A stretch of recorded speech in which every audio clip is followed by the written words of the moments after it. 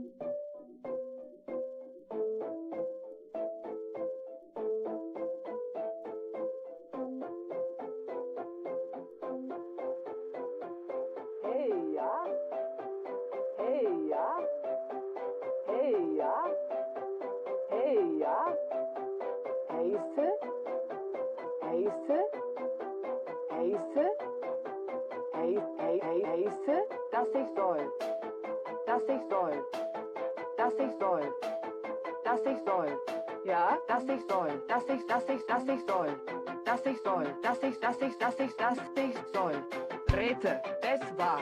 Ja, rete. Ja, es war. Berete. Du wäre.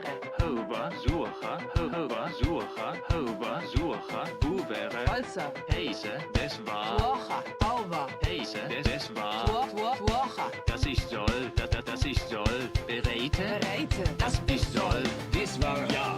Heise. Flickmann. Das ist soll. Berete. Ja. Geboren. Das war Heise. Heise. Das war Heise.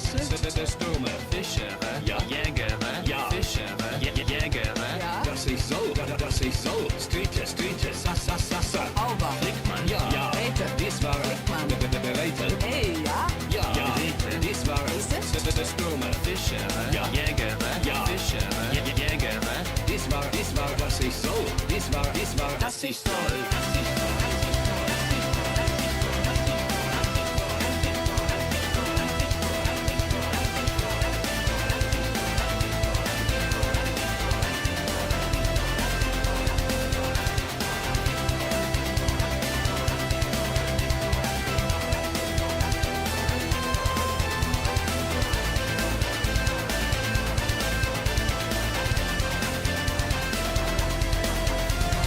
Hey ja, hey ja, hey ja, hey ja. Heiße, heiße, hey, hey, hey, heiße, dass ich soll, dass ich soll, dass ich soll, dass ich soll, dass ich soll, dass ich soll, dass ich soll. Rete, Ja. es war, ja, es war. Ja, ja, Geräte, Du wäre, es war, ja. Fischere, Ja. Jägere, Ja. Fischere, Jägere, dies war, dass ich soll. Dies war, dass ich soll.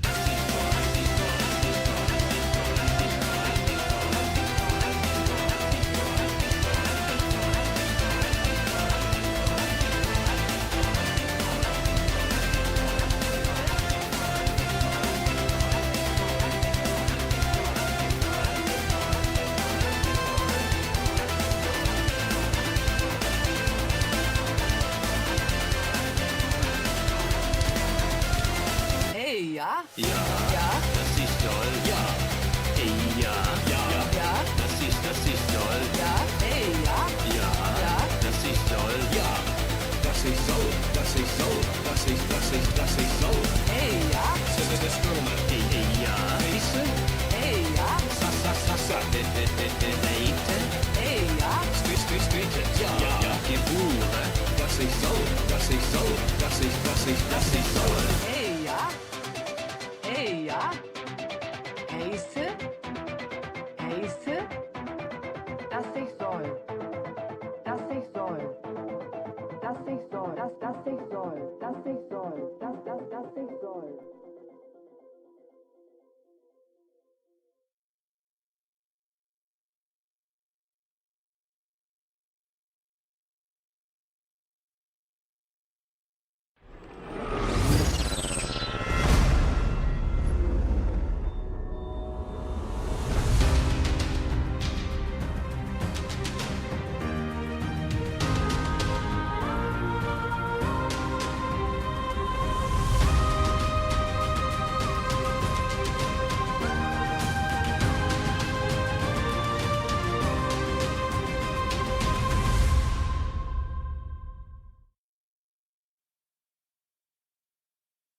Hello, everybody. Freaking scoreboard glitched out again. I hate it. Let me see if I can fix it now.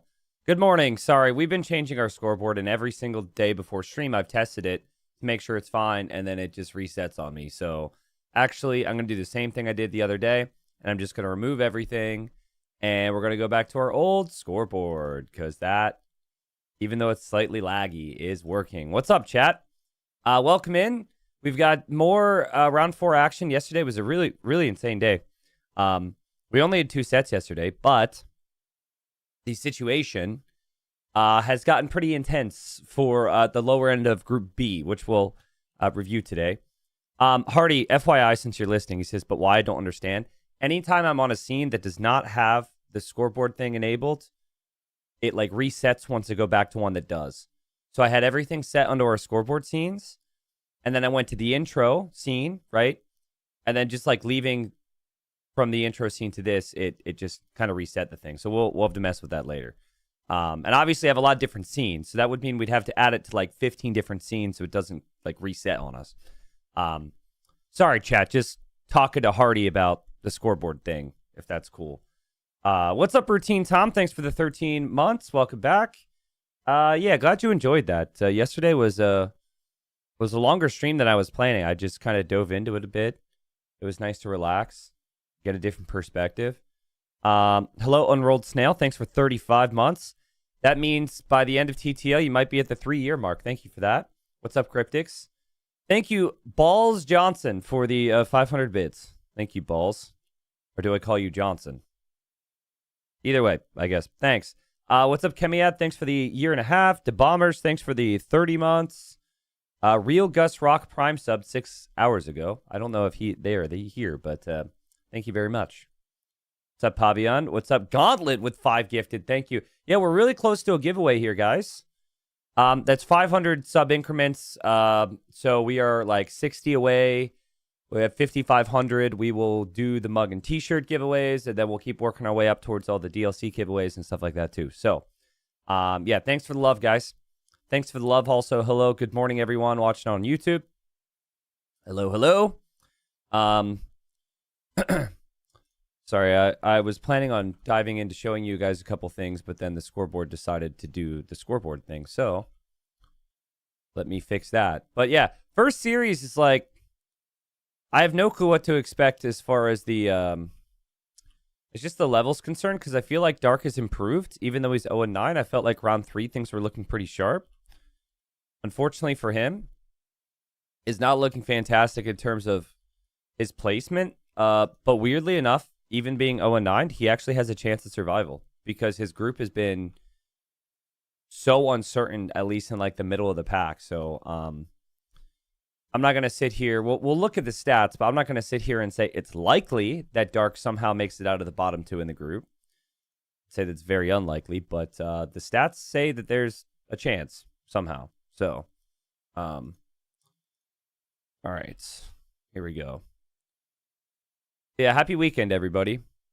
For me, it's like no day. Like, it's not a weekend for me. Every day's a TTL day. For you guys, though, I'm sure some of you are off work and all that good stuff, so maybe finding more time to relax. Hopefully. Hopefully I'll be able to help with that. T90, do you think Liereyy is going to win all of his games today? I think today, yes. I mean, I would imagine so. I think he's a really big favorite today. Lord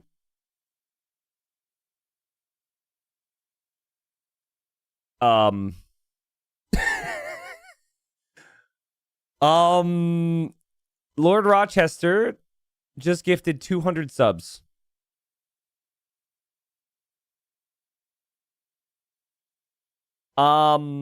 Yeah. Thank you, Lord Rochester. What in God's name? My screen's actually glitched the entire, so I have a really long monitor that's flipped upwards on its side like this, and it like blew up my screen and went to go to the bottom of the program, and now like the bottom third of the program is literally just blank. You broke it, man. Thank you. What in the world? Dude, that's crazy. That's insane. Lord Rochester, thank you. We got to do the giveaway. We'll get to the giveaway here in a second. I promise you. We'll do it soon. All right, let me try and recover from that. What in the world, man? That's crazy. We know the sub bar works, though, because that went up instantly. So, sheesh. I thought there'd be like a minute or two lag on that. Apparently not. But yeah, I think Liereyy, to answer to finish the question, what was the question? Liereyy this? Yeah, I think he'll do very well. I mean, Repard is 1 win. He's bottom of the group for a reason.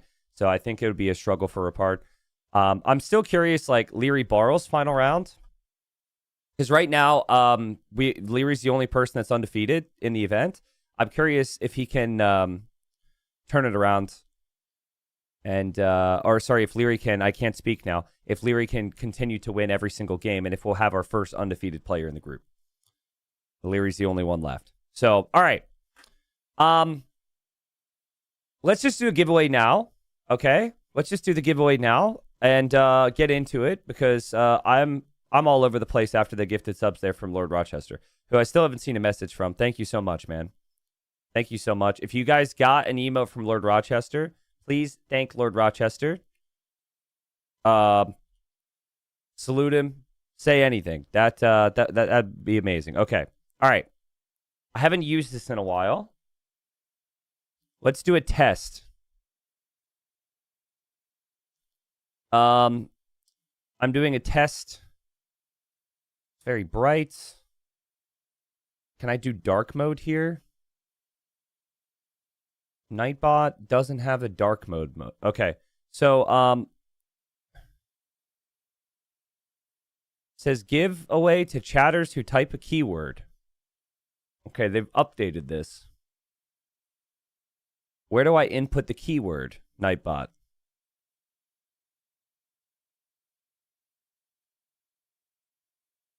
Chat is typing keyword. That's not what I meant. There's also an option, giveaway to active chatters in the chat. So then you could technically type anything. Oh, I have to click next. I'm an idiot. Okay, select who can participate in the giveaway. Viewers, regulars, VIPs, subscribers, moderators. Okay, we want everyone to be allowed. Okay, now I can add the keyword. Well, considering Lord Rochester put us over the edge here, the word is Lord, okay? The word is Lord. This is a test. Can you guys please type the word Lord for me?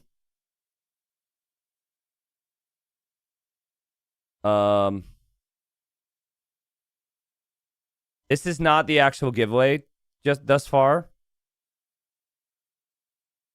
This is a test to see if people are loading up. Okay, it's populating. It's populating. It seems to be working. Okay, cool. So here's the deal. So we have the merch on the site. I've mentioned it a couple times. I haven't been too over the top with it. I don't want to be that guy, you know? But seriously, the TTL merch is solid. I've got a mug right here, a little TTL mug. And we've got it for all the different leagues as well. So anyways, I'm going to give some of this away. It's obviously been up there. We've had some people who've purchased and supported TTL by getting some of the merch. This is what we're looking at here. So for some of these giveaway items, if you guys are interested, feel a little bit of FOMO, you can always check it out, all right? So we're going to do a giveaway on that right now and potentially more things as we move our way through the sub goal. We're doing a mug and t-shirt giveaway. All right. So if you would like to enter the giveaway, YouTube, you're going to hate me for this, but it only works for Twitch because it's set up on Twitch. You need to type the word Lord in my Twitch chat, okay? Just Lord, all right? That's it. Lord. Doesn't matter if you're subscribed for the first one. I don't have any extra entries or anything. This is just like a full, straight-up giveaway to anybody out there. Technically, the merch doesn't go to all areas of the world, and we've got people watching wherever, but if that happens, we'll figure that out, okay? We'll figure it out. We're going to first do a mug giveaway here, but you got to enter by typing Lord in the chat, right? Enter by typing Lord for the giveaway. I'll give it another minute, maybe. Imagine showing up to chat right now, and everyone's typing Lord, and you have no clue why. That's kind of funny. I could make you guys say some really embarrassing stuff right now. Oh, shoot. All right, well, for the next one, I'll think of something else. Oh, I could make you guys say, like, to enter the giveaway, say T90 is the best farmer and that I know or something. I don't know. Brock, thank you for the prime. All right. It's saying we've got hundreds of entries here. I'm assuming it's working. I'm going to click choose a winner here. And let's see.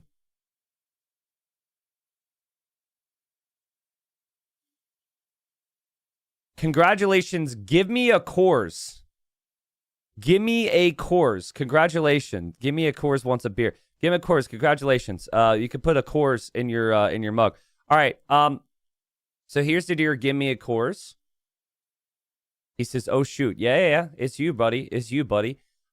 Here's the thing. I don't know if you've used Twitch Whispers before, but you will receive a Twitch Whisper from Hardy, most likely. Shoot, I didn't verify Hardy was ready for this. We talked about this the other day. We're gonna coordinate with you to make this happen. All right. So check via Twitch Whisper. You should have a DM from Hardy, and we're gonna sort out getting that mug to you. All right. Congratulations, chat. It's not rigged. Calm down. And be happy for Give Me a Course. There you go. Give me a course. So just please check your whispers. In the event you don't get any contact from us, what you can do is just go to our Discord and just be like, yo, I didn't hear anything. All right. Now we got a t-shirt giveaway. I got to redo the giveaway thing real quick.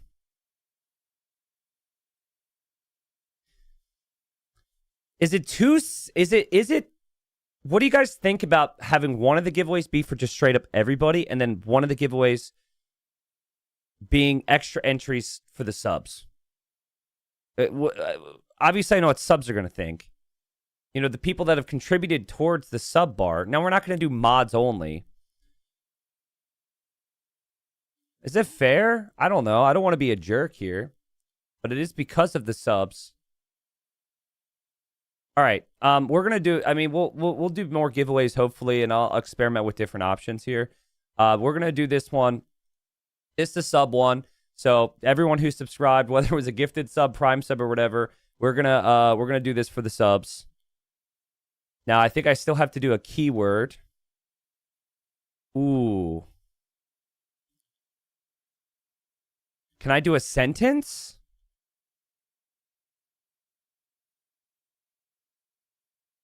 Okay.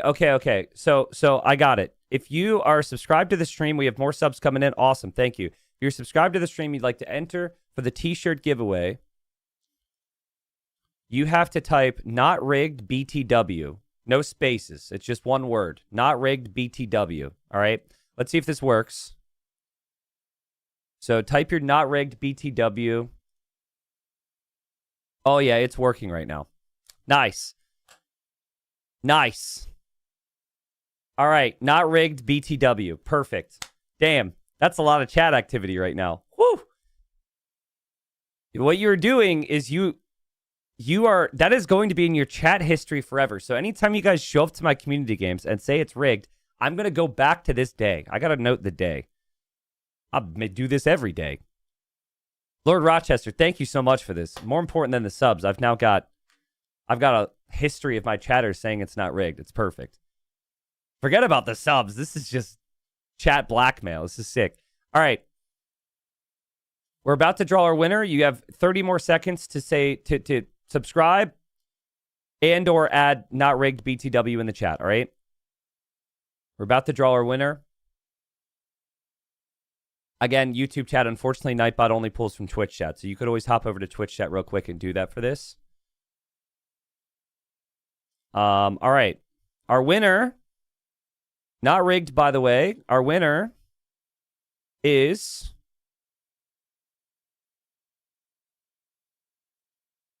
Ial Chedurgv. I don't know how to say your name, but congratulations to you. IALCHEDURGF. Congratulations. We will reach out to you. Now chat is saying rigged, which is not fair. We will reach out to you about getting you your t-shirts. All right, your TTL t-shirt. Technically, if you want something else, you can do that. I'm just verifying. It says, yo, thanks. Okay, perfect. You're in chat. Awesome. All right, so keep an eye on your DMs, please, aka your whispers. Hardy will reach out to you. We'll make that happen. You're welcome. You're welcome. Thanks for the support. Thank you, chat. And thank you, Lord Rochester, for putting us over that sub goal to start the day today. Man, chat turned on me so fast. Everything's immediately rigged, huh? That's fun, though. We will have DLC keys to give away. We also will have just game keys to give away as well. So as we work our way up there, I don't know how much support's going to come in. We can always add more goals as we go through, but that's in 500 sub increments. So I felt like that was reasonable. All right. We'll start to get into the numbers here as we're close to getting into today. And we're starting it all off with Group D, where, again, technically, 0-9 Dark has a chance to survive. I think all he would need to do is 3-0 Vivi and 3-0 Dragonstar, as well as hope that Viper and Vivi get completely clobbered. Or maybe and Dragonstar gets clobbered. Basically, it's going to be tough for Dark. He doesn't have a freaking win yet. Now, this series feels like it has a lot of value, though, to someone like Viper, for example, who isn't even confirmed to make playoffs at the moment. Like, Viper's basically a very big Dark fan right now. I don't know what to expect from Viper when Viper ends up playing Sito in a couple days. Viper's had a rough season. So, yeah, definitely for Vivi, for anybody who plays Dark at this point, they got to feel like they got to get the wins because everyone else was able to get the 3 wins there. So, and I don't know. Like, I feel like Vivi's played pretty well this season. But I also feel like Dark has played solid in the 3rd round. He was very close to getting some wins. He certainly looked better in the first 2 rounds. So that's the situation. We'll be into the first series. What's our schedule for the day? So we have Dark Vivi. Wrong scene. Hold on. We'll just go back to the starting screen. Okay, Dark Vivi, then FreakinAndy running. Yeah, so that's very similar. And then we have Liereyy Repard. So all the sets maybe have similar storylines. So in the case of FreakinAndy versus running, FreakinAndy only has 2 wins so far. Running is 0-9. FreakinAndy's going to want that sweep there. And so will running snag some victories? We'll see. I think running's played better every round. I really like the way he showed up round 3. It was really close at times. But yeah, FreakinAndy could go down if he doesn't turn it up today. And then the other series is the Liereyy series. Liereyy is pretty much already confirmed for first. We'll see. And then Repard is very likely relegated, but, you know, Repard will have descended. But that's like, you know, big favorite versus the heavy underdog. And Repard and Lix struggling. But still very curious what happens with Lix, because if Lix snags some wins against Barles tomorrow, that puts MBL under a lot of pressure. And MBL's playing Tato. So I don't know if there's guaranteed victories there for MBL. MBL and Tato are very close. Whoever loses that series, likely not in the playoffs. So that'll be fun. Now, prediction contest, not going so good for me because I've taken some risks here. I'm now tied for 10th place, so I don't think you guys necessarily care about my overall entries. But I got something wrong yesterday. I had predicted a 2-1 for Yo over Hart, which, again, at the start of the season felt likely to me, but Hart looked really good. Hart got the sweep yesterday. Also, I had predicted the 3-0 for Hera. I think most people predicted the 3-0 for Hera, and Sizcon actually played spoilers and got a win, at least one win, which makes that group super interesting with the probabilities, right? Because now look at the bottom 3 here. It's pretty much top 3 and bottom 3 in that group. Yo is pretty much confirmed not in playoffs already. And now Yo needs to fight to survive. He's just got one more round. Vinchester Lucho tomorrow is a crazy set now. Because if Lucho can snag some wins over Vinch, Lucho might be able to overtake Yo because he plays Yo in the final rounds, guys. Can you imagine? I think all Lucho needs, I think just one win against Vinch. And then it's pretty much whoever wins the Yo and Lucho series stays up. Let me just double check that. Yeah, that's what it is. So I think that's realistic for Lucho, at least when you look at that series against Vinchester. I think Lucho's a really talented player. To look for just one win there isn't too much to ask. Vinch is and Vinch as well. It's like he's gonna want victories, but of course it's like he's already playoffs. It's like unlikely he falls into 4th place. So yeah, I don't know. I find this group very interesting. The fact that Yo could actually go down is crazy. That would be unreal. Especially after the start. Because at the start, you're just thinking, all right, like the Sizcon and Lucho are going to go down. But Sizcon snagging that win was strong, and he's looked good. The same with Lucho. All right, guys, so they're doing the map draft. Toss up the maps on screen. We've got Quarry and High Tides for the home maps, and map 1 is about to be on screen. It's going to be Slopes. All right, so nothing too crazy. Fairly standard maps here. You have like the open lands map and Slopes. You have the hybrid map with High Tides. You've got the closed land map with Quarry. A T90 Sato is looking good. Yeah, Sato's had a great season. Sato and Mihai in Group D have had a great season.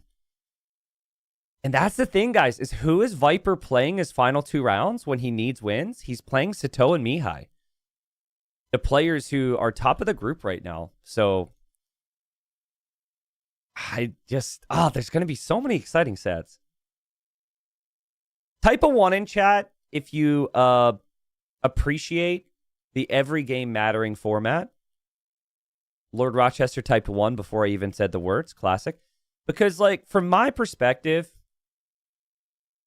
it's just so nice. It's so nice how much meaning every single win has.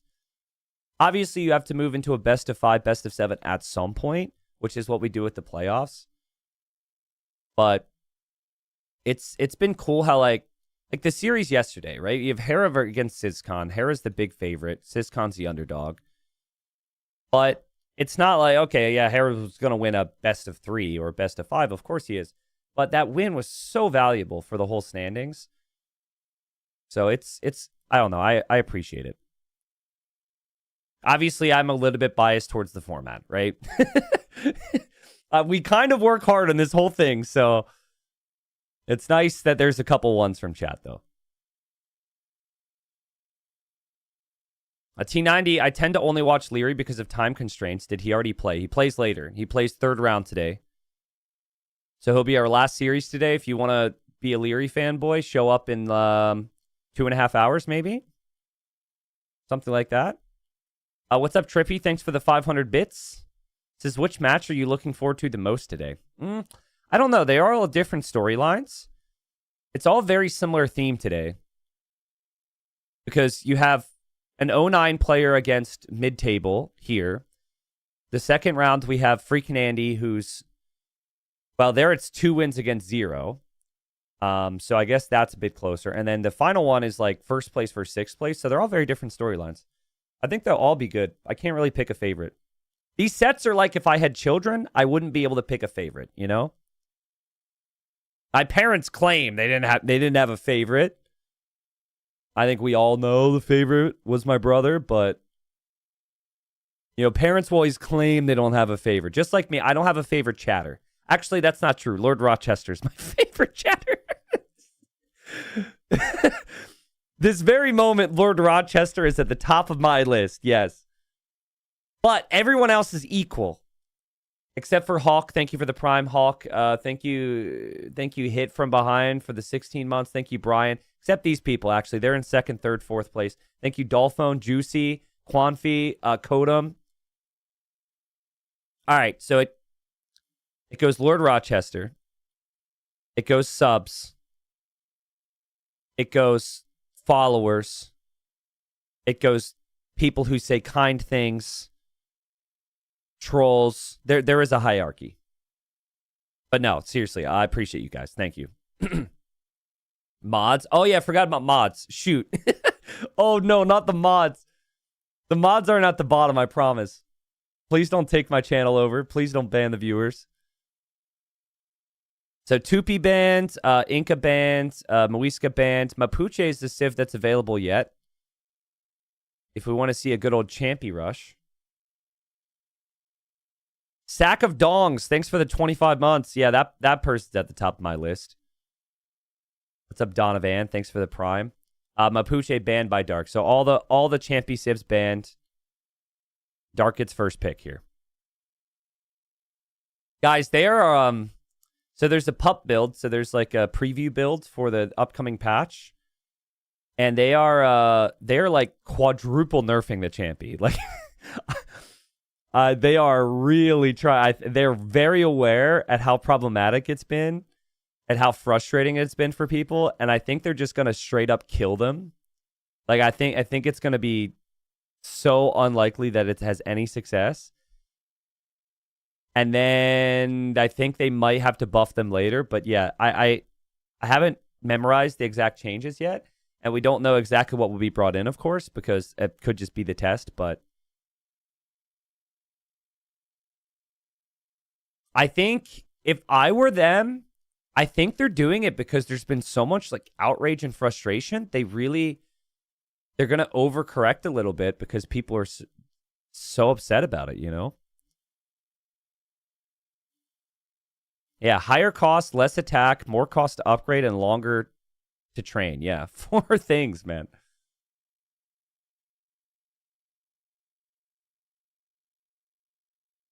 Vietnamese, Georgian, so far for Dark. Very good civs. What's up, Sergeant Mez?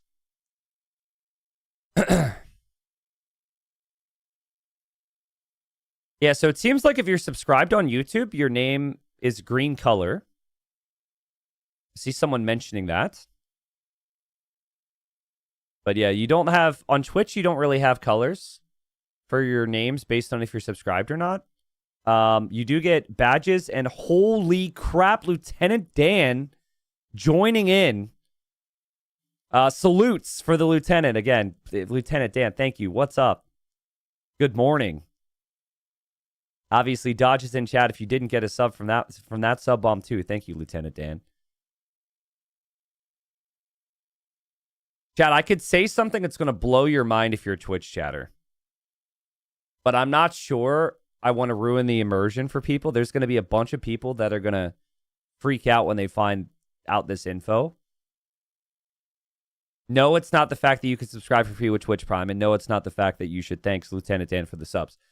So you look on screen. Look on the right side there, okay? So there's your chat messages. And you've got colors attached to each name, all right? If you didn't set your Twitch name color, you will be defaulted to one color on the day. Everybody, I think, unless this has changed, everybody will default to the same color there. Actually, you know what? I'm wrong. It seems to be different now. It used to be everyone who had never gone into their settings and set their color would all be like orange or purple or red. Now I'm looking at it, and I think I'm very wrong now. Because I'm seeing people with different colors there and different colors in my chat. Okay, never mind. Forget what I was going to say. Look at the civs. The civs are cool. Civs, wow. But no, it used to be like that. It used to be like everybody was like the same color orange if they'd never set their color or something. Must have changed the feature. All right, so what do we think of the civs? I think the civs are pretty good. Flexible overall. I think the notable ones would be Chinese, because Chinese usually banned a lot. Honestly, Vivi picking Byzantines first is such a Vivi thing to do. No one is disputing that Byzantines are strong, but hear me out. What's the Byzantine water bonus? Fire ships attack faster, right?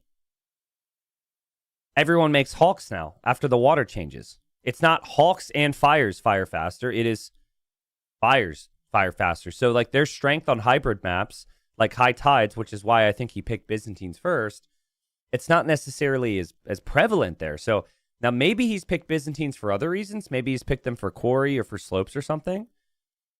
But I don't think Byzantines are actually a very good option on hybrid maps at the moment, unless they make a change. I think some people are proposing that, Byzantines are supposed to be good on hybrid maps. Their Hawks should have some benefit too. But, yeah, Byzantine's first pick, it's just to see a civilization first pick that has no eco bonuses is very rare. But that's very Vivi. Vivi picks comfort picks, civilizations that he likes, that work well for him, and might not necessarily work well for other players. So, but yeah, I would guess maybe Byzantines for quarry, Byzantines or Malay for quarry. Then he plays like Malians on high tides, maybe Romans on high tides, maybe Wei on slopes. So yeah, we'll see. They'll be into it very shortly. Reminder, we have 3 sets today. Every game matters, and every storyline's a little bit different, so I'll break it down for you. If you guys want to access the site that I'm looking at the probabilities, you can use the TTL command on Twitch. YouTube, I have that pinned for you and a comment there. All right. And I encourage you guys to use it. I mean, we added it for a reason. You could look through and say, all right, well, for Dark, you can pursue his survival chances. How does this 0.9% actually happen to not fall into the bottom 2 and go through all the possibilities? But no, the bigger story here, because I think it's safe to assume in this very moment that Dark is probably relegated. Sorry, Dark. But Vivi, sky's the freaking limit. Like Vivi's got a 12% chance for first. I mean, 50% chance for top 3. And then you've got, out of the playoffs is a sizable percentage as well. So Vivi really needs to get these wins. Anytime someone gets swept a lot, everyone else needs to sweep them then. And there's this pressure. But in this case, it's like maybe Dark has a little bit more to prove. Maybe he's more motivated to snag a couple wins here. Maybe he's in better shape because he was busy before. So you just don't know. So yeah, it'll be interesting. But yeah, I've got Vivi as my favorite. I don't think Vivi's actually going to sweep, though. I think like a Vivi 2-1 is what I would say. I don't know. I feel like Dark's going to snag a win. I feel like he played I think round 3 he was up against Sato, and Sato's top of the group right now. I think Sato's like really tough player to beat. Might be forgetting who he was up against, but yeah. I feel like a lot of it was down to the strength of his opponent. Yeah, Corey, the way that Dark played Corey was really good last time. So, yeah, we got 2 minutes till we're in. It'll be Slopes game 1. It's going to be Vietnamese against Wei. And then the home maps and the other civs are there, like we said. So, Corey for Dark. And it is High Tides for Vivi.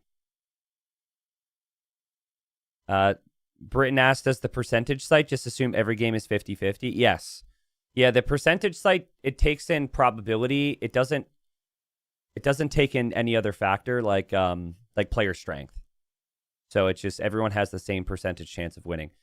Dark has titled this lobby because he's 0-9. Instead of Titans League, he has titled this lobby Titanic League because he is a ship that is sinking, likely down to Gold League. Titanic League number 5. That's funny. It's been that type of season for him. I like that. I mean, I think technically in our handbooks it says that there's supposed to be some structure to the titles, but no one ever does it. Like MBL, if he's ever hosting a lobby, he just puts the name of his opponent in the lobby. So if he's playing Dark, it'll just say Dark. Some people will have like outdated titles from like 3 weeks ago. And then there's Vinchester. Vinchester types the full structure. TTL 5, comma, round 4, comma, verse someone, comma. You know, like Vinchester's like everything's just like perfect. Yeah, or it's like the ASDF. They just type something random in there. Yeah. Someone says, okay, Dark maybe doesn't have the mental to pull this off. Nah, man. I think Dark's going to get some wins today. I think he is. It could just be me, my bias, because I teamed with Dark before in tournaments or something. It could be that, but I feel like it's that time. It's round 4 now. He's played a decent amount of the maps. He's in better position. He's got Lieutenant Dan gifting subs, which obviously he should know about, but we're going to somehow joke that somehow has some meaning. Thank you, Lieutenant Dan. I just feel like it's his day to get some wins. But maybe I'm wrong. So welcome in, everybody. We've got round 4 action, and we've got very different storylines to every set, of course. We've got Vivi with 5 wins right now. Vivi's had a really strong season so far. And then Dark, who's coming forward to potentially lame. Dark has not necessarily had the strong season. I forgot to do the thing, which allows you to see what I'm trying to show you. And I now misclicked, but don't worry, we'll get it up. Dark's stealing the pig. This is what the group looks like right now. So Dark's 0-9. Basically, there is a chance that Dark can survive. But like he would need to probably 3-0 here and 3-0 in his final round, because being bottom 2 gets you relegated.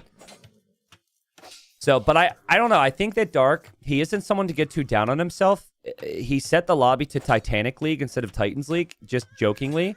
And I was impressed with his play in the 3rd round. The issue was he's up against who's currently group number 1, or spot number 1, Sato. So Dark comes forward. Dark kills the scout and gets away.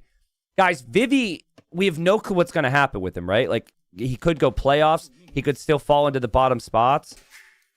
Vivi's had an interesting season, but look at that. He actually attacked this boar and attacked this boar at the same time. He's now lost some of his sheep. He did actually escape with these pigs, so maybe it's not too bad. But Vivi having no scouting intel could be pretty painful here. So Dark's aggression pays off. The score is going to be high the entire game now because that scout's out there moving. But yeah, it was only just one pig heist. So it's a bit interesting. You pick Vietnamese, you know where your opponent's TC is. Technically on slopes, you should already know where your opponent's town center is because it's one of the rare town center fixed positions maps. It's also interesting as well that like Vivi now might take the risk to come out here. We'll see if the opponent scouts it, but Vivi will come out here to take the food. Very unlikely that Dark will be able to do anything with a Dark Age attack now that the scout is weak. So, and maybe a good decision there from Vivi. Sorry, I need to tab out real quick so I can see YouTube chat again. Hello, everyone watching on YouTube. Thanks, everyone who's watching the Extras channel. Shout out to the Aussies watching on the Extras channel. I got a message from a content creator, not an age content creator, but some of you may know him, Modest Pelican. He's been a friend of mine for years. He messages me from time to time. And he said something about it. He's like, oh, man, we Aussies appreciate the Extras uploads. And he said he and his mates have been watching all the Extras content there. So, yeah, I'm not, like, super tight with Modest Pelican, but, you know, like, we talk from time to time. I tend to be friends with modest people, you know? Vivi has the way here, and you get the eco upgrades, and then this civilization gets the additional vills. I find that the way is perfect for his playstyle because Vivi can be a little sloppy from time to time, not be very sharp with his builds. And getting the additional vills could bail you out of that pretty nicely. We saw Hera play with this civ, and it just, honestly, if you play this civ perfectly on this map, it just feels impossible to stop, even against the Vietnamese. The Vietnamese have the cheaper eco upgrades, so they basically can dish out a bit more pressure. But man, like, Wei could get such a massive villager lead without even adding the town centers, just from getting the additional vills from each eco upgrade. So, Vivi just tried to click up 18 pop, which I think is a bit much for the Wei anyways. Adds the extra vill and then is on the way up. But yeah, Vivi's in the darkness right now. Vivi is in the dark, against dark. Hopefully he's not scared of the dark. Sorry, my humor is only going to get better today. But again, there's this weird positive side of things. Players these days just will not go for man-at-arm attack if their scout is weak. So I think Vivi can just safely assume that he can take the resources on the sides. Dark also never scouted that, so Dark might not end up going there. Dark just pushing in an Ibex here. Dark will be on the way up as well. Skylar says, T90, I like a man with a dark sense of humor. Yeah, I've got a dark sense of humor today. Not as many jokes I can make with Vivi, though. Vivi, that's a tough word to work with there. But no, Vivi, 5 wins. If Vivi can get the sweep here against Dark, which 3 other players have done, Vivi will be at 8 wins after 4 rounds, which would be an incredible result. So, and that's horrible for Viper. Like, Viper right now, let me pull it up again. Viper at the moment is sitting in 4th place, which means no playoffs. And, of course, if things were to change, could potentially be relegated because Dragonstar's out there doing big things. So, like, Viper right now, he is the biggest Dark fan out there. He will want Dark to get the wins.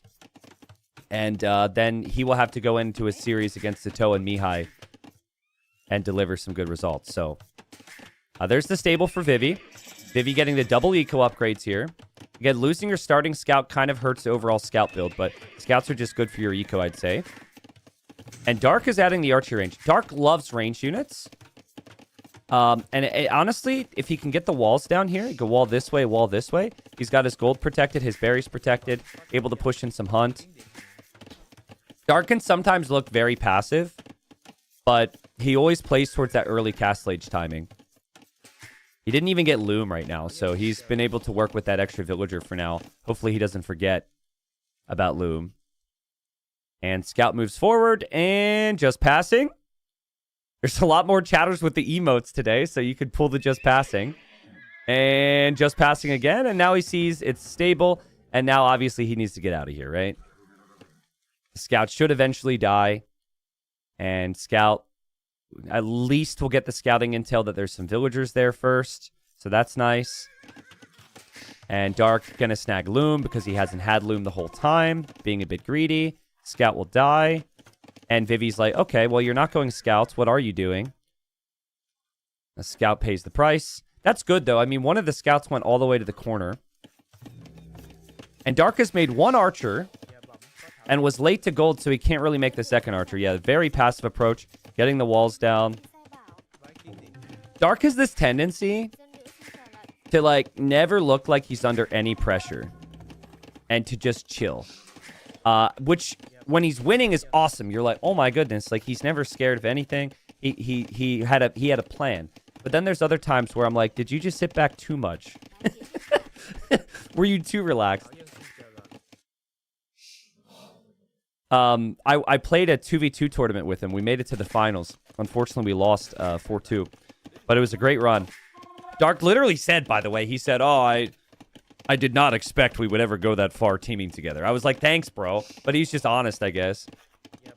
Anyways, he was just so stressful to play with at times because he would take such risks. And oh my god, Dark with the quick walls. And Dark just misses it and Vivi gets through. And that is horrible for Dark. Guys, this is something that is so common these days. If you just wall towards the town center, players are going to dive in to get value and get damage. And already 2 villager kills from Vivi. Well played from Vivi. A player who used to call himself the Fat Dragon with a beautiful start. 3 villager kills. Actually goes in. We'll go for the Spearman as well. The Scouts survive. This could be 4 villager kills. You've got a full wall in front of your town center. Otherwise, Scouts can run through. Vivi's like, please give me one more. And doesn't get the other one. But the big thing here for Vivi is he's already left the sides too. Like, that's so clutch. He abandoned the food. There was still some luscious food out here. You had some shorefish. You had ibex. You said hares. I don't know why I said luscious, but yeah, Dark's like, where are you? Where are you? I just saw you here. I thought the villagers were exposed. Nope. Vivi's fallen back into his base. So now 3 villager kills. And you also had the additional villagers from the eco upgrades. So super sharp from Vivi.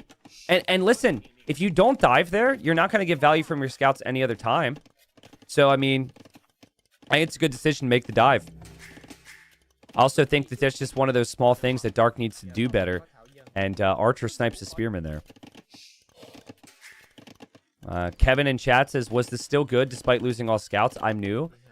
Considering the circumstances, yes. Like, if you really need the army on the field, the answer is, if you're new, is it depends, right? That's what we say, which is so unhelpful for anyone who's new. That's just the joke in this community.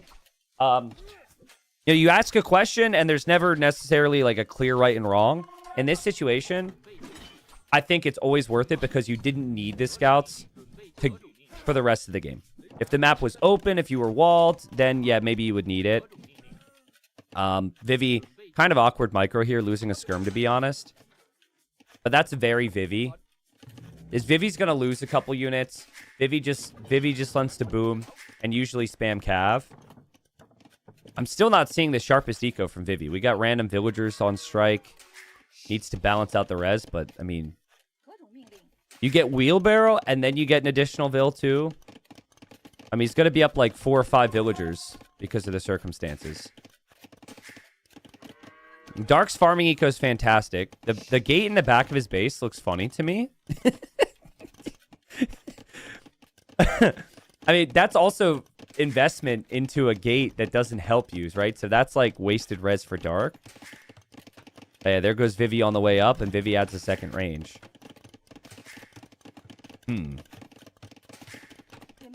I mean, Vivi, there's something about the matchups for him.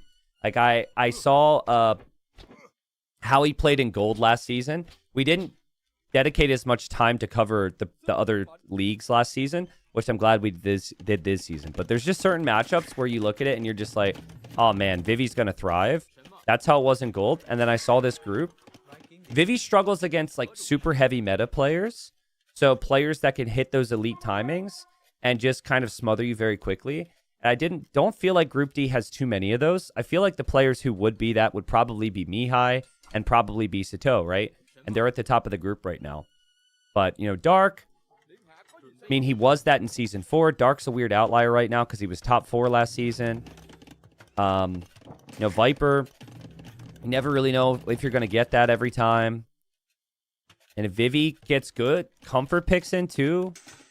Like, loves civilizations like the way, get the eco upgrades, and then can play Cav Archer style units. It can be very strong. Yeah, Platinum logo isn't up. There we go. Oh, man. Jeez. No wonder people were in his hype. Now the logo's up? Now we're talking, man. Thanks for letting me know. But yeah, Vivi's out here. He wants to assess the Archer number from Dark to get a feel. Obviously, if that's a much bigger group of archers, you might need to queue up more skirmishers. But it's not going to be a very big group of archers. I think Dark is just going to play Cav Archers now on 2 ranges. Vivi drops the second town center, and Vivi is going for Jean Bays. Jean Bays, they've been nerfed, so they take slightly longer to produce, and also I think are 5 more wood.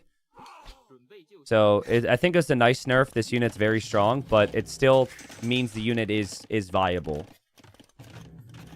And Vivi has always loved his eco cav archer civs. I remember so many games where he'd play like Persians and play cav archers. Actually playing dark civ, Vietnamese and cav archers.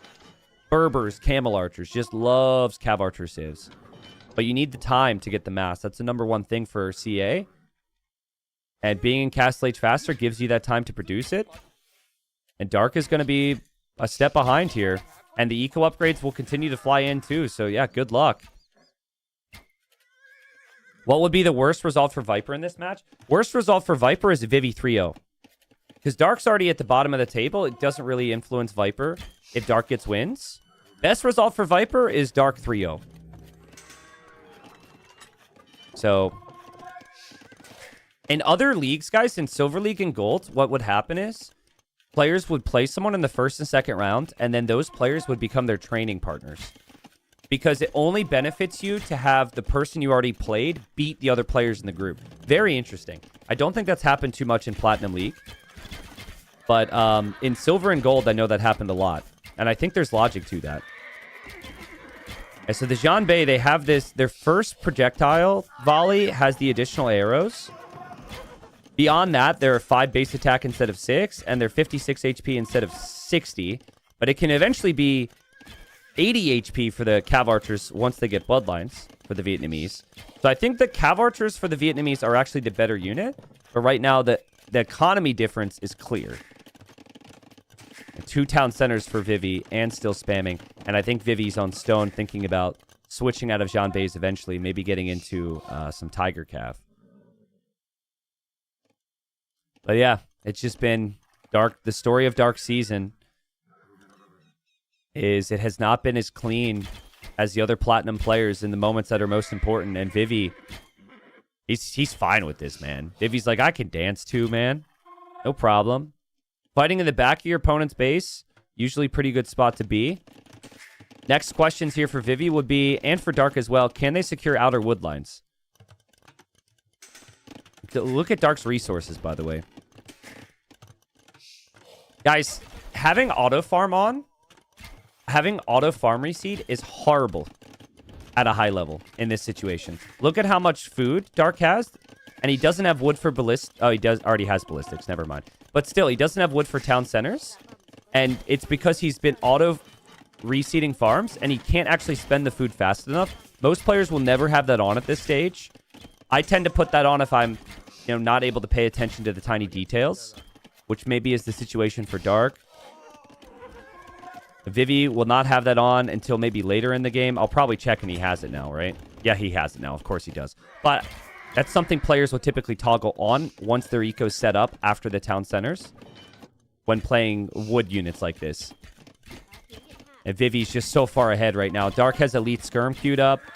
I mean, that's good, of course. But, I mean, he's just taking too many losses. The eco for Vivi is just too solid right now. Vivi still hasn't gone to the sides, but that's not a bad spot to be at. Front of your wood line and also securing the extra stone. Might need that castle soon because there will be Elite Skirm here, so. Trippy Aim says, I've never seen someone reseed farm manually. Yeah, most high-level players do. It's actually a video I was planning on making.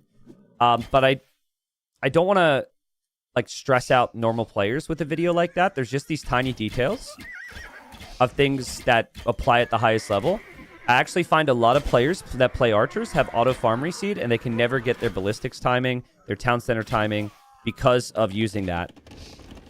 So many pros will actually have that off and turn that on in the later stages of the game.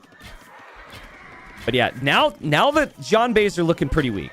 Like, the skirms for the Vietnamese are one of the best in the game. Dark is taking good trades. Dark's resources are looking good, maybe for Imp now.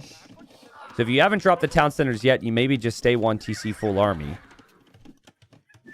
Yeah, Vivi's got to be careful here. His plan is to get into a castle, But ideally, you don't make it too obvious that you're going for that castle.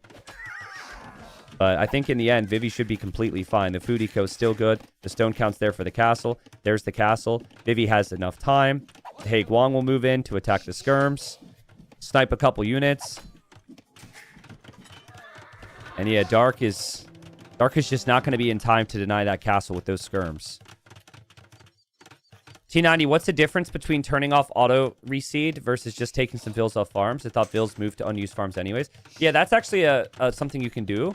I think the castle's fine. I mean, talk about calculated. That's maybe a little too close for comfort here. The castle will complete. Yeah, that's another strategy you can do. The thing about the auto reseed though is that you just don't have control as a player on when your wood is being spent. Vivi actually went for treadmill crane for the faster building speed there. So yeah, there's player preference. I remember a game where it was Viper versus Vinchester in King of the Desert semifinals. If you go back and watch my cast, I point out why Vinchester couldn't compete with the Cav Archer numbers despite having more ranges, and why Ballistics and Town Centers were late, and it was because he was auto-reseeding farms. Very similar. But maybe it's all Dark's plan here. Like, Dark maybe wanted to go fast imp. But the question now is, like, can you stop the Tiger Cav? So Tiger Cav's an anti-archer unit, and it's insanely OP in my opinion. I really think it's something the devs, they've had such a long list of things to nerf from their DLCs that I just think it's been an afterthought. They nerfed the Jean Bay already. And remember, this is attached to a civilization that gets basically a dozen villagers for free because of the eco upgrades. Yeah, this unit is insanely tough. I think you'd need to switch out of range units now. And Dark, I don't know why we're not still building the gate. I feel like he could still be building the gate there. And Vivi's going to dive underneath the town centers now. It is walled behind again. But the Tiger Cav could sit underneath town centers for a while. And Vivi's eco is still climbing here. Vivi 50 villager lead. Vivi deletes the Tiger Cav, then kills the monk. Nice. It's a nice little detail. Is tracked over here by Dark. Dark is playing Fire Lancer, which is a unit that doesn't cost food, which again means he needs to have the wood. Dark's also on stone, planning for a castle. Vivi is nowhere near imp, but Vivi has a significant eco lead and an amazing economy.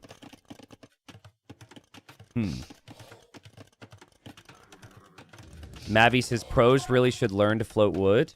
I float about 2,000 wood in Castle Age and don't have a problem with getting upgrades. Yes, Mavi, tell me more.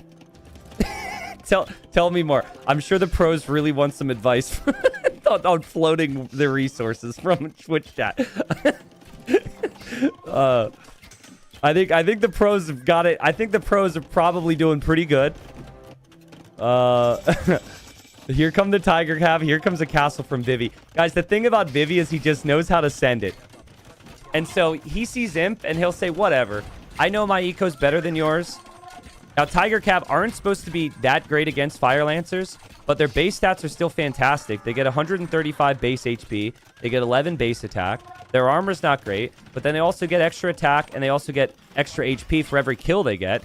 And you're going to get a lot of free kills against skirmishers here. So this is just impossible for Dark. He can't do anything, and Dark, 0-10 now. And yeah, Vivi is just on point, and Vivi snags a very important victory. So I said before the set, I was like, man, I just have a feeling that Dark's going to turn it up. That now we're in round 4. Now we're going to see a better version. I don't know. Like, I really felt as though that you should know that the player like Vivi's going to dive with the scouts. Maybe I'm wrong, but Vivi just really good play there. Vivi just played perfectly behind it. And then Dark, you know what it was? I think Dark thought he was just always going to be behind because the way are that good from that position. And so he went for a super high risk, high reward approach with the fast imp. But if Vivi's playing this well with the Civ-like way, there's just no way that you're ever going to be able to do it. And yeah, Vivi takes the first game. All right. Wham Bam, she stole the van. Welcome in. Thank you for the 6 months. What's up, Fatalica? Welcome back. Thank you for the 54. El Cool Gaming, thank you for the Prime. Thank you, Dustin, for the Prime. Anybody, if I missed you, you could just say, hey, T90, you missed me? And guess what? I'll probably miss that too because I'm busy with the games. But I'll do my best. Vivi's got to be happy with that. We've got the Way victory. That was the #1 pick for Dark, and it goes down. And now Dark will likely go to Quarry, where I'm expecting him to pick Turks or Mayans, depending on what approach he would want. What's up, Yogi? What's up, Varian? Thank you. Ilton in Twitch chat says, please give me ads. I don't want to miss the next game, smiley face. All right, ask and you shall receive. I will run the ads. But yeah, that game, even without the Tiger Cav, and this is why my opinion on Tiger Cav is what it is. Even without the Tiger Cav, the way Eco is so good after that type of opening, you could just play Hey Guangs and push back the skirmishers and still be in a really good spot. So it's like Tiger Cav are insane, but Tiger Cav are attached to an insane civilization with some of their other bonuses. So it's very good. And that's how you have to look at unit balance. You have to look at a unit strength versus what other bonuses they have. Like Byzantine Cataphract, for example. Insane unit. Byzantines have no eco upgrades. So, you look at Tiger Cav and then you're like, all right, well, Way's got one of the best economies in the game. Doesn't necessarily feel like it fits. Frosted Leaf says, T90, how many times has Dark won so far outside of this set? Yeah, let's do the updated odds because this affects everybody. The answer is not a lot. Dark was top 4 in the previous season. He beat Yo. He beat Tato in the playoffs. He beat Viper. Dark is 0-10 right now. And actually, that confirms he's relegated. As if we didn't already know, but the little chance that he had to survive is gone now. It's now 0s across the board for top 4. But for Vivi, each win changes a lot.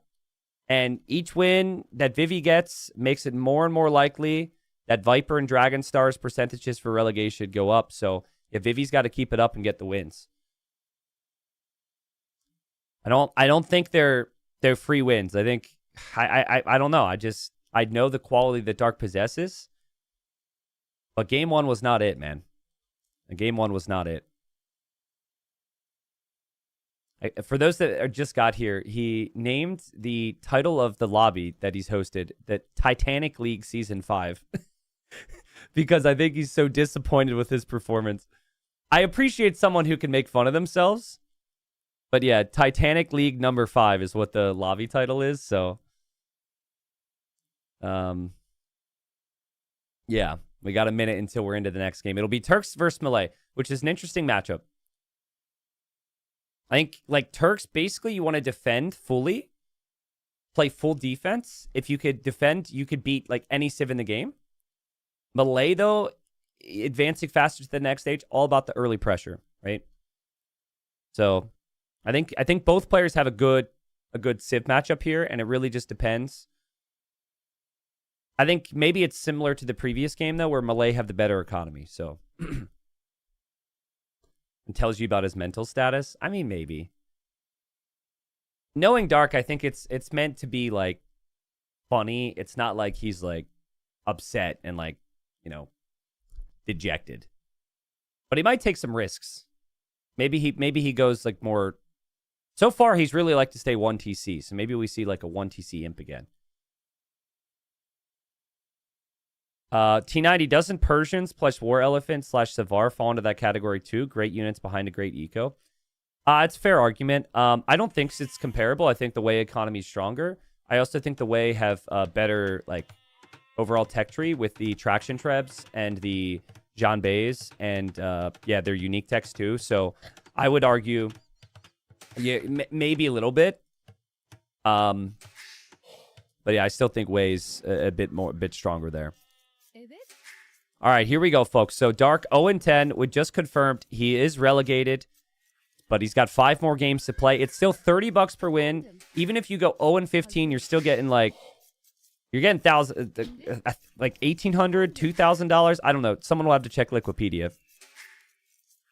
Type a 1 in chat if you would love to get completely clobbered 0-15 against the best players in the world and make big money doing so. I mean, the opportunity's there. Next time there's a season, all you have to do is you have to qualify. Well, first you have to qualify for silver, and then you have to get promoted from silver to gold, and then get promoted from gold to platinum, and then go 0-15, and there you go. There's your money. So the path is there. Everybody can do it. But yeah, still $30 per win for Dark in terms of the financial reward. And of course, there is the pride, which one should have when so many people are watching, and Dark appreciates his fans. Dark's Turks, I think the best example of Turks on this map was Andy and then Jordan as well. They both would pick that. They would essentially just play full defense on this hill. You want to get to 14 range bombard cannons, cav archers and hussars, bombard towers. If you can get to Turks late game, there's not many civs that can stop you. But the Malay have better bonuses for the early stages of the game. Advancing faster to the next stage is very nice. Lots of ways to apply pressure with man-at-arms and archers. So while it is a closed map, it's not quite that simple because you would have to full wall this.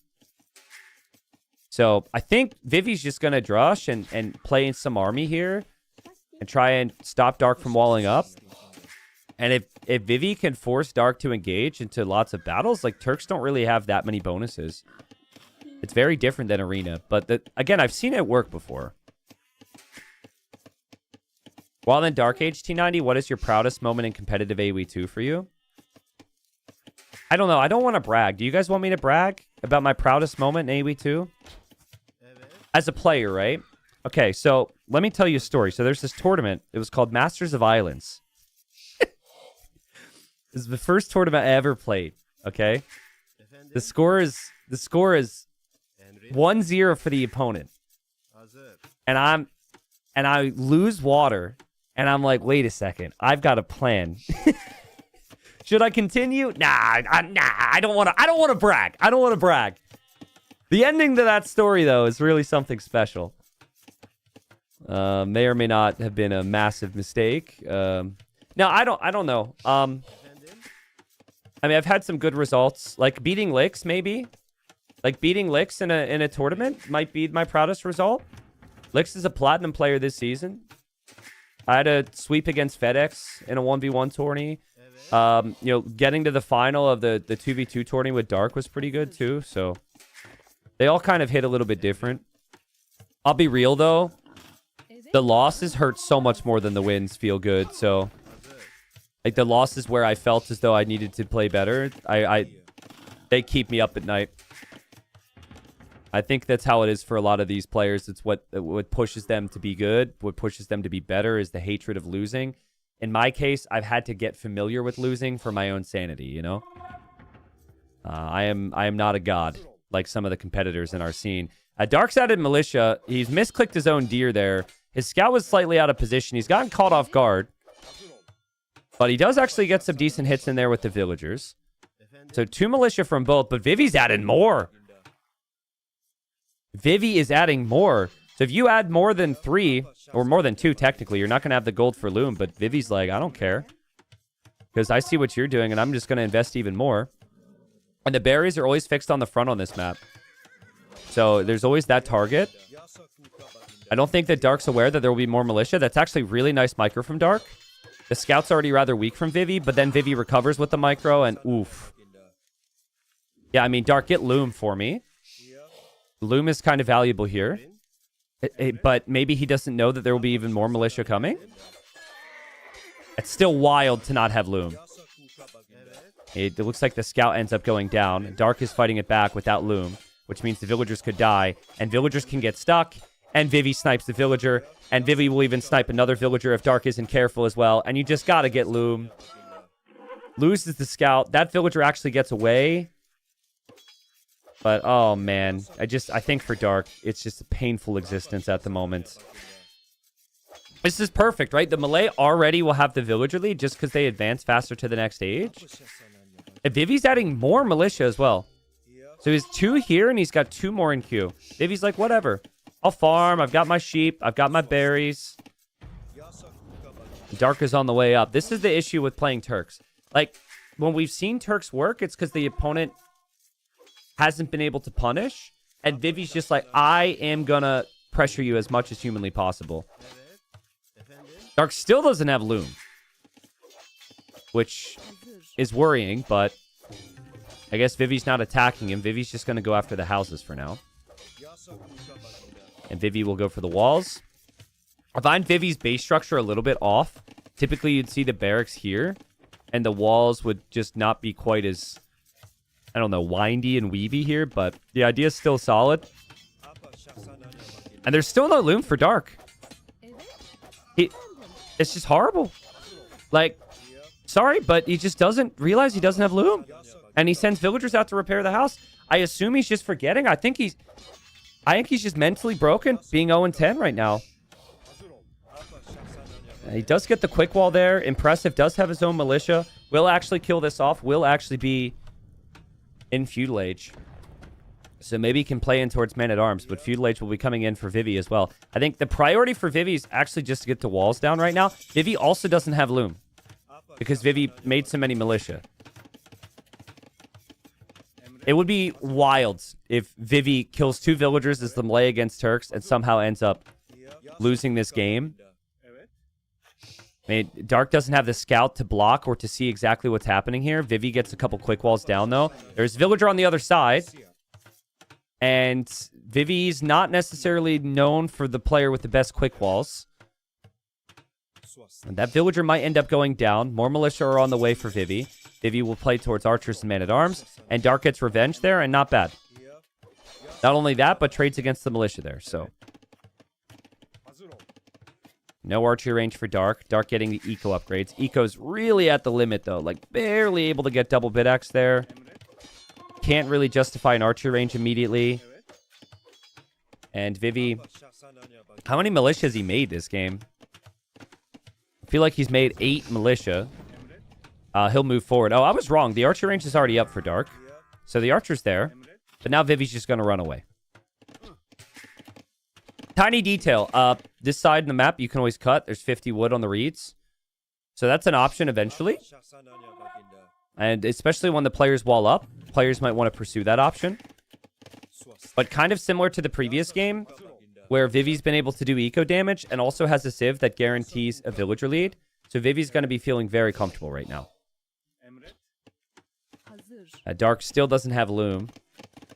Vivi just researched Loom. But players will do this. Like, Dark knows he's behind in Vills, so he won't get Loom now because that means that he basically has one more than he would if he were to research it. So in theory, it's fine for now. It obviously wasn't fine earlier. And now they're just both microing through the middle here.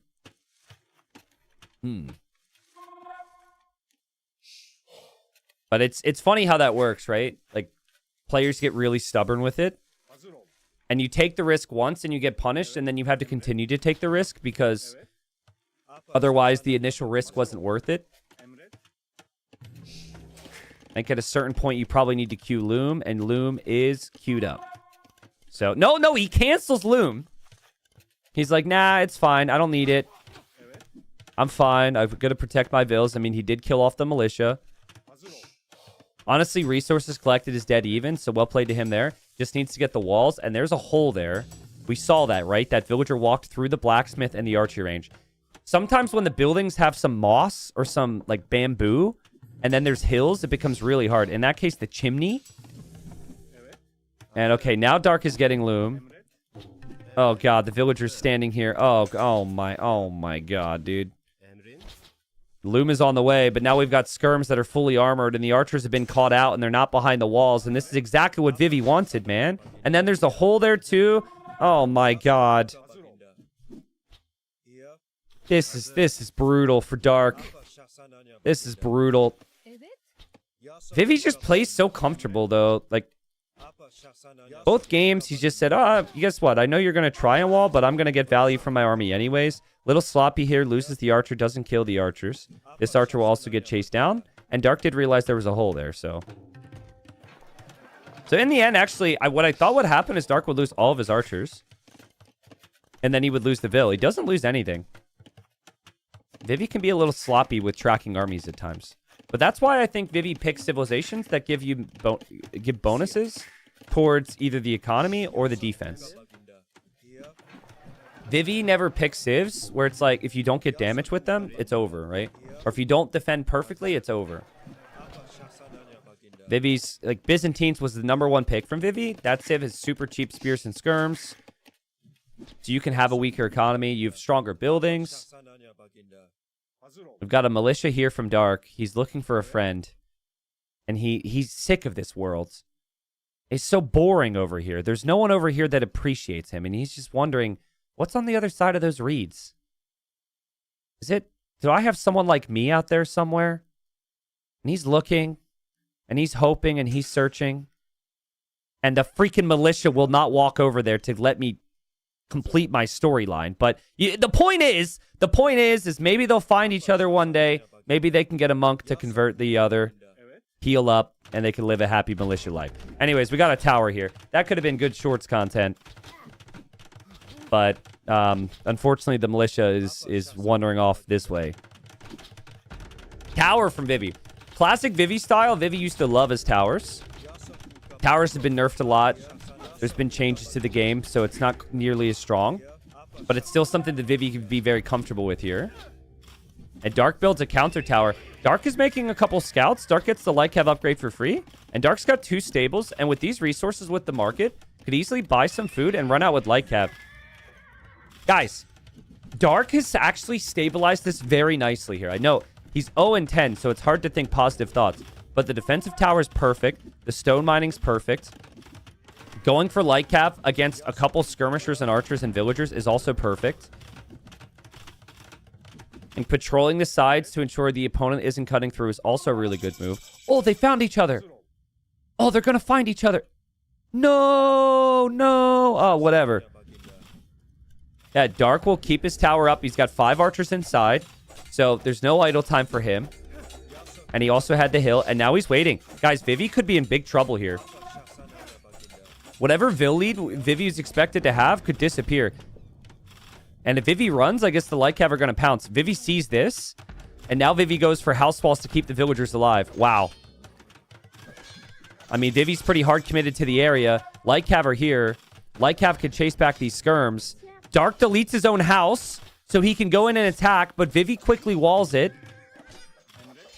It's interesting, though. We have archers inside of the tower, so the villagers can't save themselves. And so Dark is just using his archers, and Dark is killing what he can before the tower kills him. Lycav have actually made it through, guys. And again, Viper, Dragonstar, everyone else in the group is really going to be hoping that Dark can get the wins. So it pushes Vivi further down in the standings. And Dark, not too bad. Lycav make it through. I still think he's debating on if he needs a siege workshop here. But look at the micro at the Lycav there. So his archers can still kill the archers there. That's so well played. And the Lycav are still microing around. I think the eco has certainly seen better days for Dark. But it's also seen better days for Vivi. And Vivi can't keep track of this. And the Lycav, if they can just attack here, that should be multiple Vil Killagers on the go. Vil Killagers. Wow. Vil kills, excuse me. Just came up with a new term.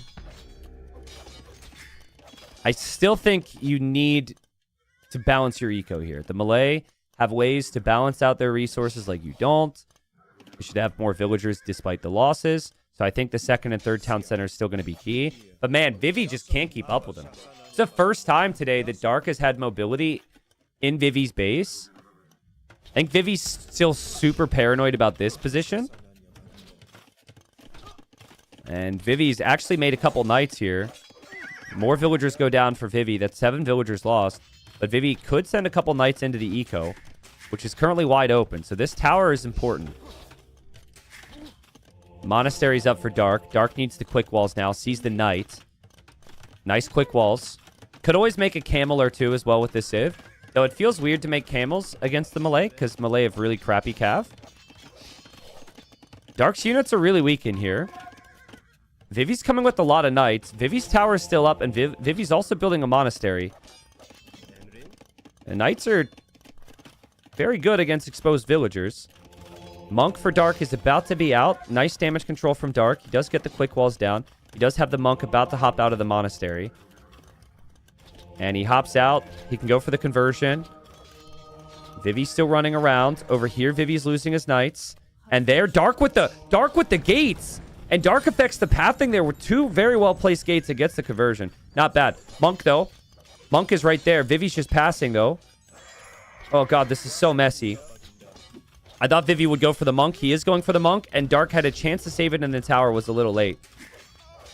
Still 1 town center from both. I think this is a combination of Dark really turned it up a little bit, but also maybe the shakiness from Vivi compared to some of the other players in Platinum. He could be very random, and it's that random that can get him wins, that can get him fans, but it's the random that sometimes just doesn't necessarily click. This town center is wild to me, but maybe it's not a bad play. You still have the tower up on the front. There's relics in here. There's lots of gold there.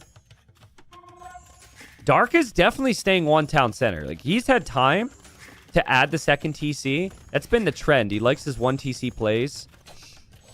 And 1 town center into a castle and fast imp can be amazing against what is coming his way. So I don't hate it.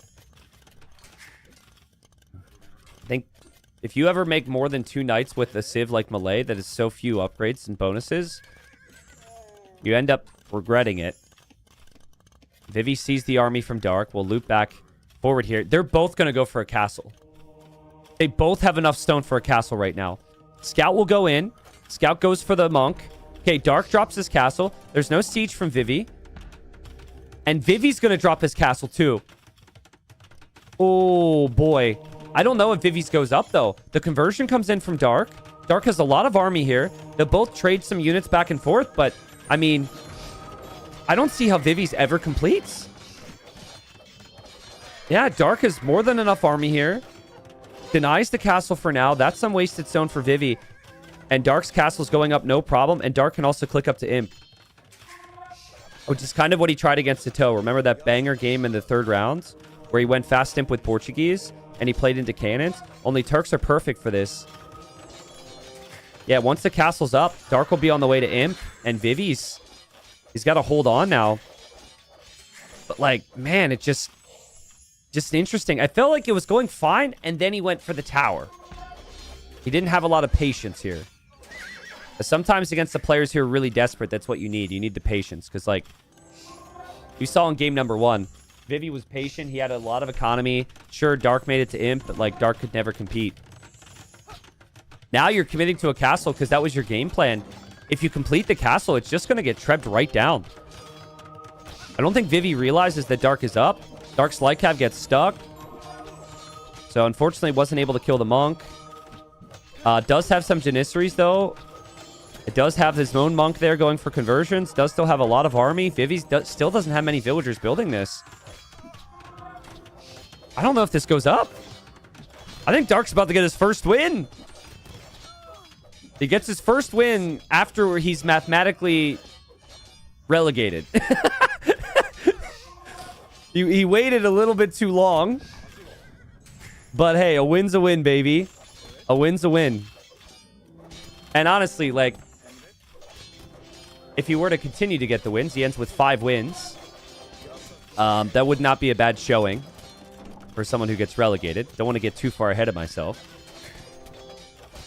I think Vivi's whole game plan is go Imp and win with the Imp timings. And he's already going to lose to the Imp timing. So it's not like he has like a 2nd and 3rd town center. He now doesn't have a castle. The castle's 64%. That's not going to complete. This is horrible for Vivi. There's no upside here. He doesn't have the military. He won't have the Imp timings. And Dark is played his Civ perfectly. I mean, not perfectly. The whole no loom situation was rough. But ever since then, he lost 2 vills and he's killed 14 and lost 0. And now he's an Imp. So Treb can be on the way. And Vivi taps out and calls the GG. And in a group where everybody has gotten 3 wins against Dark, Vivi doesn't. Next win still becomes really valuable. Well played there from Dark. Yeah, like Dark, game 1 TC looked a little bit questionable. Here with Turks on this map, it looked very solid. To beat the Malay to the Imperial Age that quickly, to have a 50 to 23 KD, to get to Trebs and Bomber Cannons like that, it's very nice. Well played. I thought it was fine for Vivi. What I expected from Vivi was for him to just wall up, play into archers, kind of pressure, maybe with some siege. But I think he felt very committed to the tower rush. He was not expecting Dark to defend the tower rush that perfectly. And then you commit to the second tower, and you commit your whole strategy to keeping the tower up and holding the middle position. That also is why he ended up going for the town center, why he was on stone in the first place to eventually go for the castle as well. Well played there from Dark. And like I said, you know, you are relegated. You're getting whatever the minimum prize pool is, which is still a lot of money. But then you get the $30 per win, which is still something to play for. Clearly very quick, good micro. I just didn't have a lot of Dark belief after the whole no loom situation at the start. T90, someone said the militia eventually met. It's the love story we need. Can we find the moment? Do you really need it, though? All that matters is they didn't end up together. Oh, wait. Militia was over here. Oh, Militia chose a skirm instead. Damn. Oh, well, they both had 1 kill, so I guess it makes sense. They can relate. Oh, this guy had 2 kills. Ooh.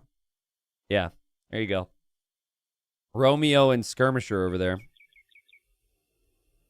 So yeah, that should make Viper very happy. Viper's you know, should be genuinely happy about that. Here's the situation now. So Dark's already out because he's bottom 2. But now, yeah, the chances for Viper just go up a little bit more. Just a little bit more for some of these positions. Because essentially Viper's got to leapfrog Vivi. He's got to leapfrog Mihai and Sato if he wants first place. Viper is playing Sato, so that's nice. It's like direct competition for the top spot. So if he wins there, he can easily have a big swing. But yeah, this next one's big for Vivi. If Vivi ends up losing this, he then has 1 round remaining. That round is against Sato. I would say Sato's the favorite there. So there might not be any easier games coming. Like this might be the easiest game you've got left in the group stage. T90, Dark isn't officially relegated. The chance is just below 0.1%. Wait, really? Or are you just joking? Have you done the math? That's true. We don't have that many zeros. Maybe there's some slight chance. I kind of doubt it. But yeah, finally got a win at least. They're going to be high tides next, which I'm expecting Vivi to play Byzantines. Vivi's so weird. So weird. Like, look at his draft real quick. Look at his draft. Byzantines first pick. Final game. What do we have? Byzantines? No. It goes for Malians. Man, guys, I have seen... the amount of times over the years that I have seen Vivi pick a civilization first and then never play it is way too damn high. I'm not saying Malians is a bad civ here. I just think it's very interesting how consistently he will pick a civilization and never play it. Both civs are solid. We've got Vivi playing as the Malians. Very flexible civilization with their wood economy, which is amazing on a hybrid map like High Tides. You've got the water in the north where you can dock, where Dark is already going to dock. And then you've got the... hold on. Dark is docking 2 minutes? Excuse me? That's notable. And yeah, and then you've got the water and the things down here in the south. So lots of different areas to go. Typically, you're going to have some villagers on wood. And Dark is like, he ate a sheep. He's now gone to Straggler Tree. He's now getting a rhino because he needs the food. Oh, sorry, the colors were swapped. We'll put Dark back in the blue. This build is really rough. But technically, it's workable because you will get the villager on the shore fish. You also get the fishing ship.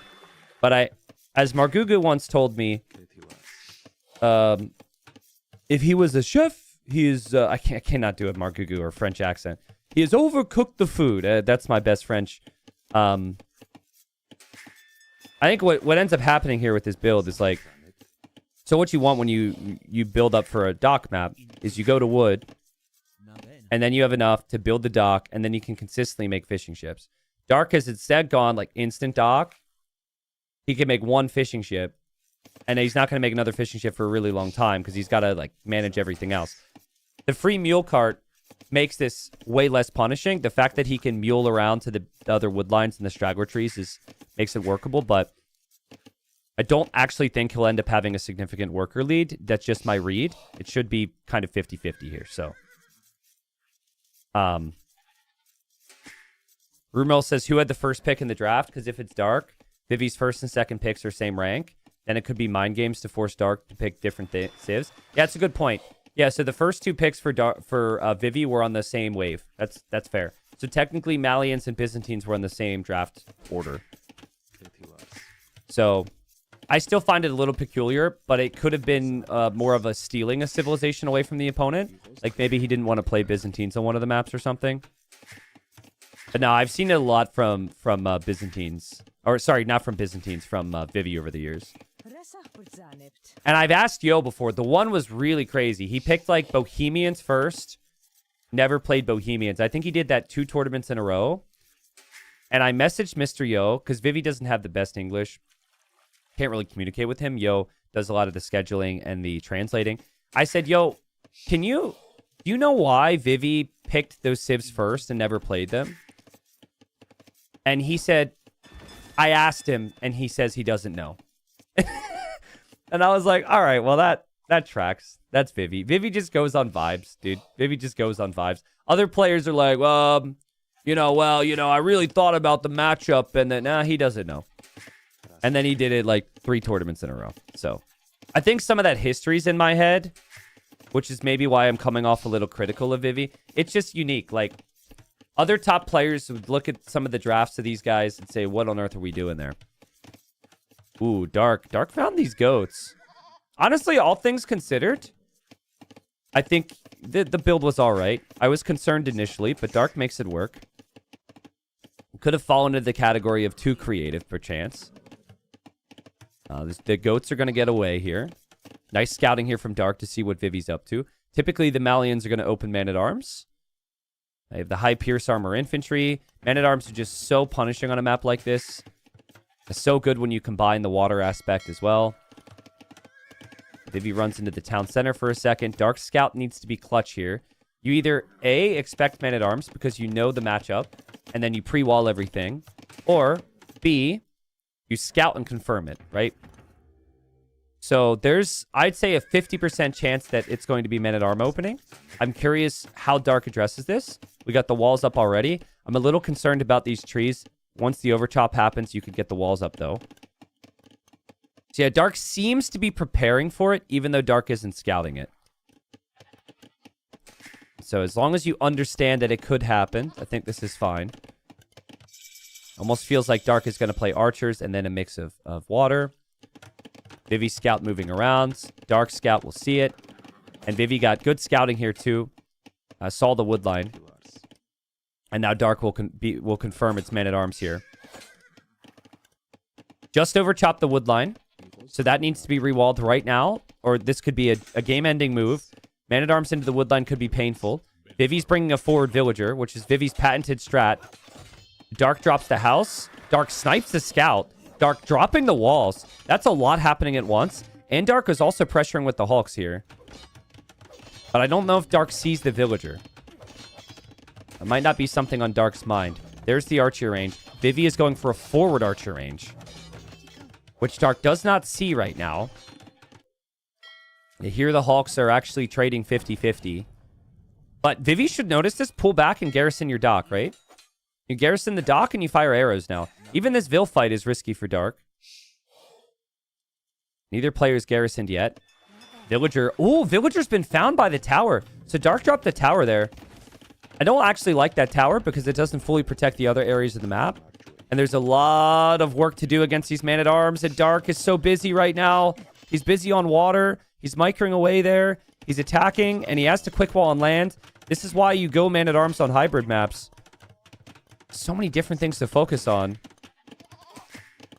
The villagers on gold are still exposed as well.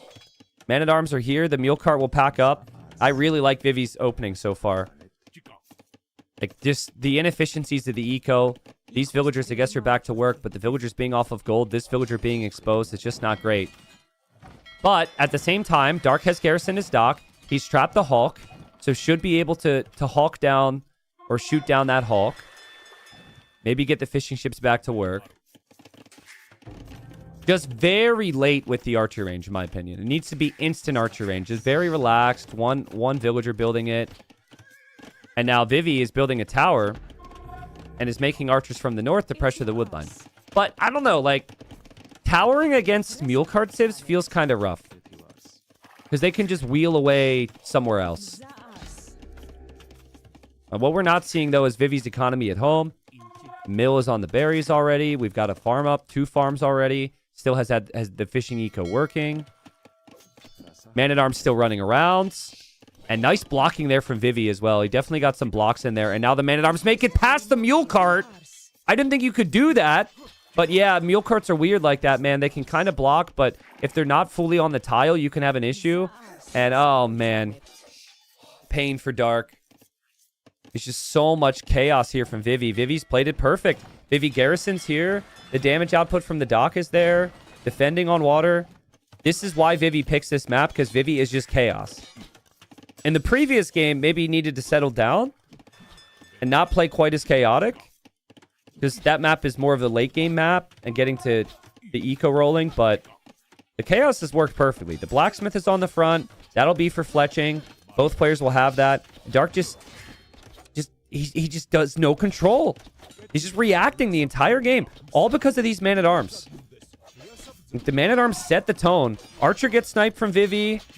All the skirms are going down for Dark. Oh, this is brutal. This is brutal. Another villager goes down as well. 6-1 eco KD for Vivi. And really nice eco transitions. Like the wood upgrades in. The farms are going up. Like basically healthy investment into military and economy at the same time. Dark is going to finish these goats. And Dark needs a mill in this position. The only way I would consider this doable for Dark is if he was winning water and could use all that extra wood to fish. He does have 5 fishing ships, but he's got no defense on water right now. Vivi does lose the Man-at-Arm to the town center, but kills another villager with the archers. And Dark Scout will finally go down. Scout has been very active, but 10 eco losses here for Dark. This is classic Vivi behavior. Forwardville, forward tower. But old school Vivi used to go Man-at-Arm tower and archers and skirms, and then he'd keep your base open with all the aggression to go knights. This feels very old school Fat Dragon style. At one point, Vivi was like top 10 in the world, at least on Arabia. And it was all because that was very, very strong. I'd be curious if they reverted all the changes they made with the towers, if Vivi would be top 10 on Arabia again, because he was so good at it. The towers are a lot weaker now, but this is just perfect. It's not so much about the tower, it's just... The tower is just one more thing that he's pressured his opponent with. And yeah, Dark... I mean, I'd probably be happy with the win today. He knows he's relegated, though. It's been, as he put it, a titanic season. There's the stable for Vivi. And Vivi could even add scouts now, but Vivi's just playing so patient under pressure. Yeah, Rooster Chuck. I remember. Great times thinking back. It's also really, for someone who's watched Vivi play for 10 plus years, it's really cool to see Vivi have a really nice season in the top league. Because he was in Platinum one other time, and he went like 1-14. So I don't know what changed for Vivi, but more recently, I feel like Vivi, like over the last 12 months, he's been playing much better. And obviously a bit of a confidence boost here for him, maybe going into the rest of the year. But yeah, Dark has not been able to put together the same form he did the previous season, man. And they will see another villager go down for Dark. It'll be 14 eco losses if he loses that vill, and he does. Yeah, I agree. Vivi's been super solid. But the storyline for Vivi is he basically dropped the game. That's how you should view it. If everyone else has beat Dark 3-0, only getting 2 wins, as brutal as it sounds for Dark, it doesn't feel so good, but I just don't see how Dark could do anything at this point. He did some awkward things with the build initially, which I think was just completely unnecessary. Like, I do not think he needed all the shenanigans in the Dark Age. I just think he is trying to be too creative because he's lost a lot of faith that he can accomplish too much here. Lemon says the Vivi of 1 year ago would take a 2-1 versus Dark every day. Yeah, I agree with that. And also, Vivi of 1 year ago would take, what is it going to be? 7 wins after 4 rounds in a group that has Sito, Mihai, Viper, Dark, and Dragonstar. So, I mean, this is going to be a really interesting fight for the top 3 and also the relegation spots in this group. Especially if Dragonstar continues to get some good wins. Because Dragonstar's at 4 wins with 2 rounds to go. And Dragonstar, we know he's got the strats after that series win against Viper. So, but yeah, I think first series, it's going to be 2-1 for Vivi. And Vivi's going to be on the Cav now. And just fine for Dark. Just maybe lost some hope. And he's playing it like it's not his map, right? which simply is the case. This is Vivi's map. A couple vills go to stone for Vivi, so I could plan on future town centers. Double stables ready to go. Archers are still running around, hoping to get a little bit of value.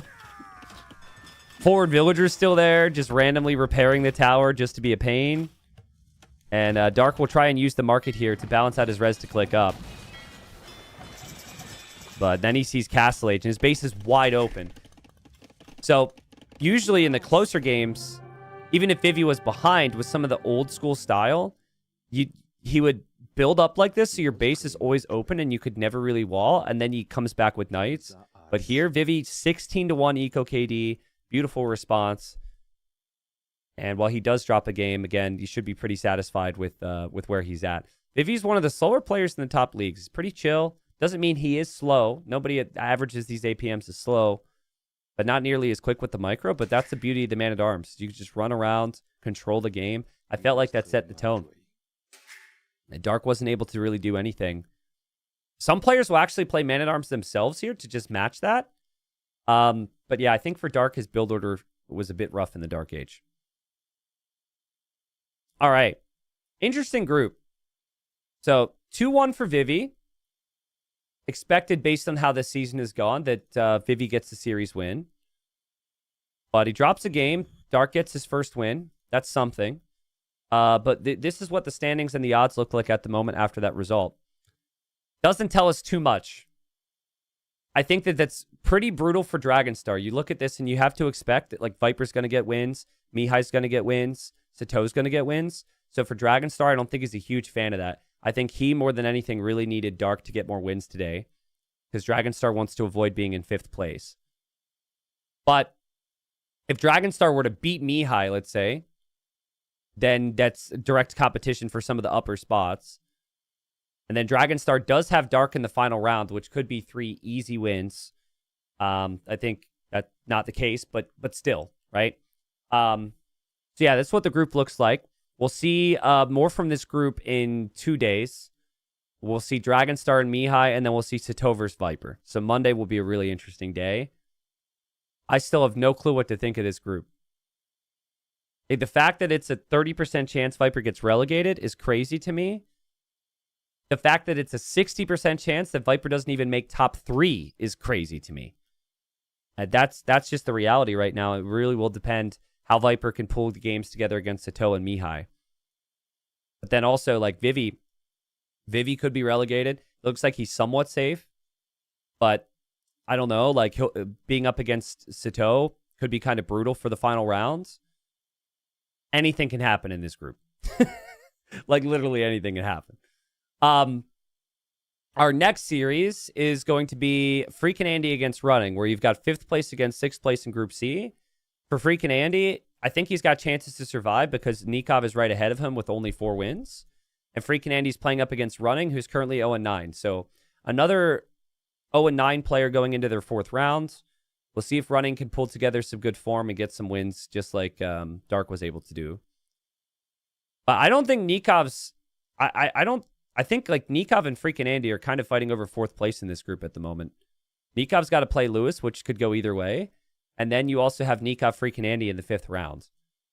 And then also in this group this week, we've got Sebastian ACCM, which might be the fight for first in the group. Winner there probably has pretty good odds for first. Yeah, and then our final set today is from Group A. We're going to take a short break and be back. But yeah, in Group A, we've got first place in the group, Liereyy, who's the only undefeated player left. Lierey's been 9-0, and he'll be up against Repard, who's 1-8. I mean, Liereyy just looks unbeatable right now. We'll see. But Lierey's big favorite there. I think he could almost lock up first place today with a couple wins because Barros, Tato, and MBL are all pretty close. So that's the schedule for the day, guys. Short break. I see some questions from chat. I have some people to thank for the support. But yeah, quick break. We'll be back. And next series, FreakinAndy versus Running.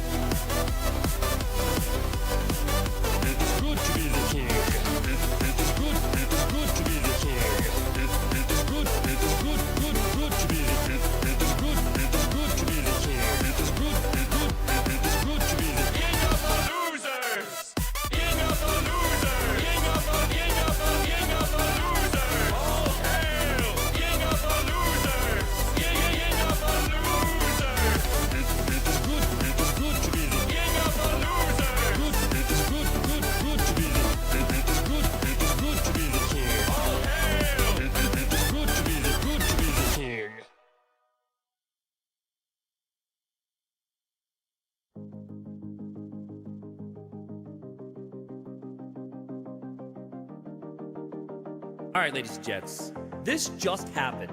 Just now here, playing a 1v1 on Mega Random. You'll notice 0 on wood, 0 on gold, 0 on stone. We both start with a Victoria. We don't need wood. Super strong. And he's like, wait a second.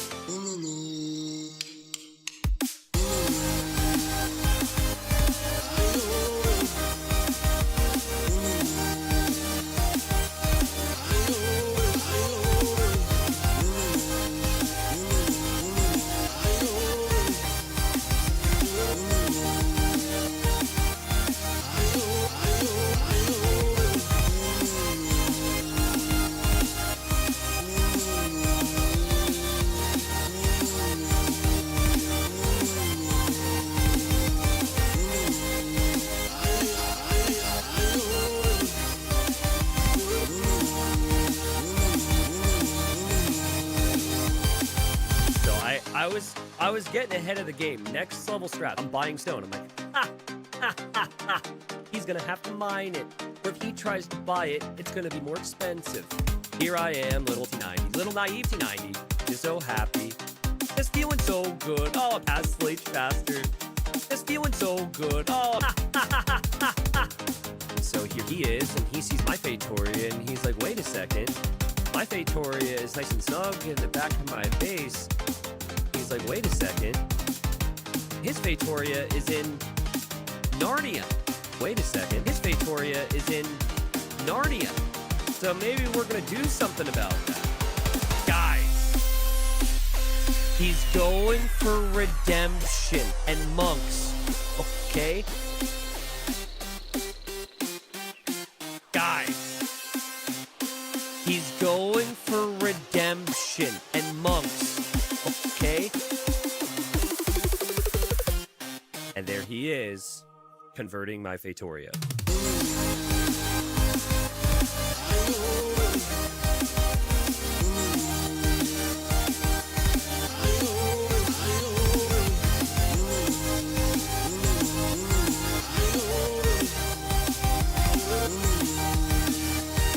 And there he is, converting my Fatoria.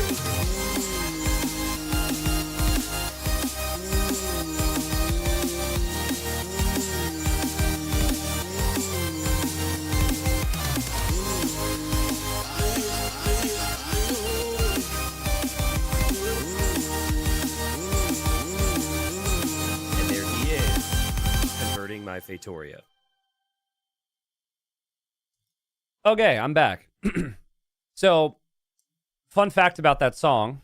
I don't know how many people actually know the context of it. I play a song all the time, so I think people probably have heard it. But so that is from a cast I did. And somebody converted my Fatoria. It was a real game. It was years ago. And the person who converted my Fatoria is the player we're about to cast, FreakinAndy. But yeah, basically just to overview what happened, just to look back at it. We started with a Fatoria and a Mega Random game. And so his Fatoria is in the back, right? And then my Fatoria, as you'll see, is in Narnia, as I explained. Yeah, so there's his monasteries. Look how far my freaking Fatoria spawned. It's like out in the middle of nowhere. I never thought that anyone could convert the Fatoria, though. Like, I had no clue. And yeah, you heard the song. He gets redemption. And then I'm just going to relive this trauma real quick. He waits till he has the monks. And then he's converting my Fatoria. And I'm like, oh, this is my point of view when I reacted. You'll have to watch the video. Anyways, I like freak out. And I'm like, what? And I tried tower, and I'm like, please don't lose it. Please don't lose it. And yeah, then he converts my Fatoria. So yeah, if you want that video, just literally search for converted my Fatoria. Should have deleted it. Yeah, but then it's one Fatoria versus 0, which is still really bad. I felt like even if there was a 2% chance that it could still be 1 versus 1, that it would be worth the risk. But yeah, I probably should have deleted it. It's funny, though. Anyways, game 1, Coast Arena. Woo, hype, baby. Let's go. Coast Arena's game 1. Stranded for Running's home map and Northern Crossings for FreakinAndy's home map. I love me some Coast Arena, though. Let's go. Let's go. Did he delete the Fatoria? No. He ended up with 2 Fatorias and I had 0. Actually, don't remember. Did I delete it? I don't think I did. Thankfully, I didn't because now we have the song, so... Iron Spark, thanks for the 61 months. Hello. Hello, Crime Master. Let me get some hellos to people watching on YouTube. Hello, Mafio. What's up, Jack? What's up, Evan? What's up, Dark Sky in Winter? Sometimes when I'm saying hi to people, I want to say hi. I want to just use first names. And just, I feel like the odds are good that I could just randomly guess somebody's first name and they think I'm saying hi to them. So I could be like, what's up, Jeffrey? Yo, Jeffrey. Thanks for watching, Jeffrey. Even though there's, you know, no Jeffrey in my chat. I don't do that, though. Daniel on YouTube, though. Hello. What's up, Xander? Japanese, Wu, and Malian so far for Andy. Armenians, Burgundians for Running.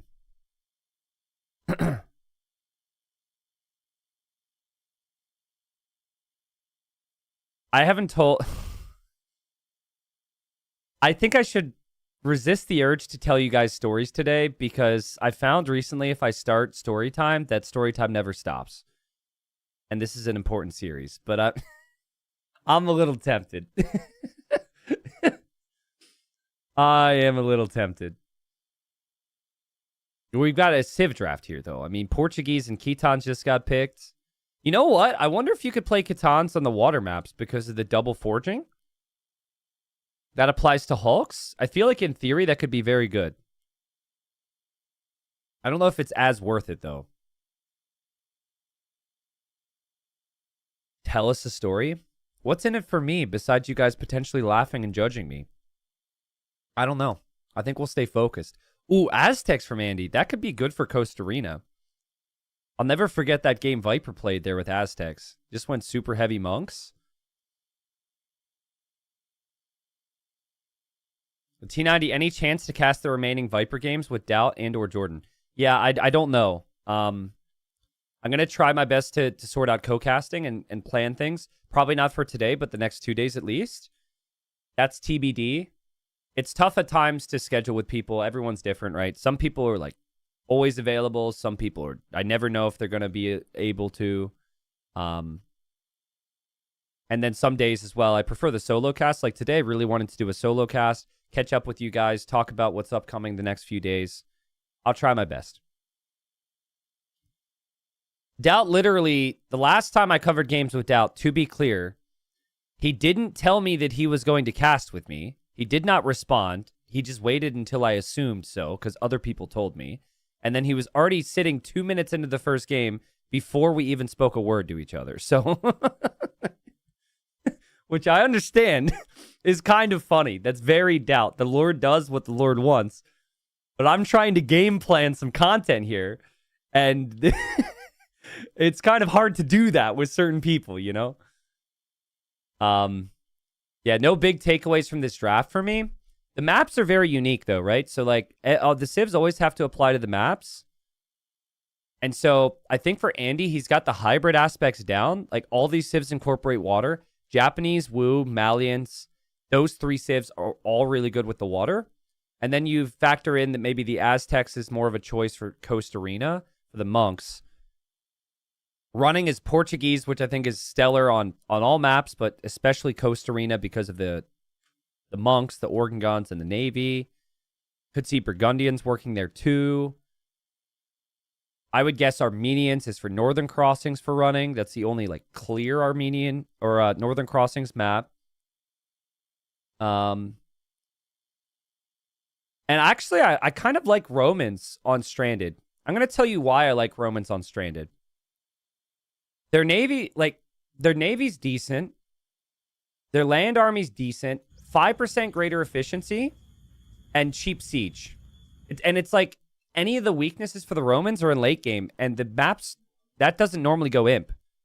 It's incredibly rare we see imp on that map. So I like Romans for that reason. Just because I wouldn't like it first pick. I think it's good strategy to have it last pick because it's, it's not heavy priority for you. And you can draft heavily for other maps. So, that's just my take on it. But yeah, running, does he have chances now? What's it looking like here? Has running run out of time? No, he's got chances. Mom always told me to look at the bright side of life. And the bright side of life for running is there is a 1.1% chance. I don't know if that's necessarily a bright side. That still might kind of be, pretty negative if you really think about it. But, don't think about it. The fact is you've got a chance if you're running to survive. All right? Now, he would obviously probably need a sweep today. Let's say if he loses one game, okay, if he loses one game, he still has a chance to survive with 0.1% chance. If he loses 2 games, he's out. But basically running, the goal should be 6 wins if you want to survive. And running has 0 right now, so that's not looking good. Now, for Andy, he's only at 2. Other people have gotten the 3-0 over running. Andy's under a lot of pressure to get a 3-0 right now. And when I talk to players, they really hate being in the position in the 4th and 5th round where they're versus someone who's 0-9 or like 0-12 because it's like so much more pressure. And remember, these are still really good players. And especially players who, I mean, after a while, you're probably just like, damn, like, I don't want these random Twitch chatters thinking I suck, Because, like, type a 1 in chat if it's the first time you've watched Titans League before. Completely fine. You're making your assessment of players' abilities based on the rest of the competition, and you maybe have never seen another season of TTL to know, like, what some of these players did. Yeah, there's a bunch of 1s. So, like, if I were running, I'd be like, all right, let's get some wins in here. Let's at least go out swinging. That's the way to do it. And that's kind of what Dark did, in the previous set. Finally, he ended up snagging a victory. So, Bobby Tables, thank you for the prime. Man, we have this matchups feature, and I have consistently forgotten to show you. I'm glad I remembered. Because for many of these players, they played against each other in ranked. They played against each other in tournaments. Here's what the outlook is for FreakinAndy and running. So in Titans League, they've actually played against each other 3 times prior, where Andy's gone 2-1 in the sets. In tournaments, Andy's won 6-2 in tournament sets. And the ranked ladder, Andy 21-18.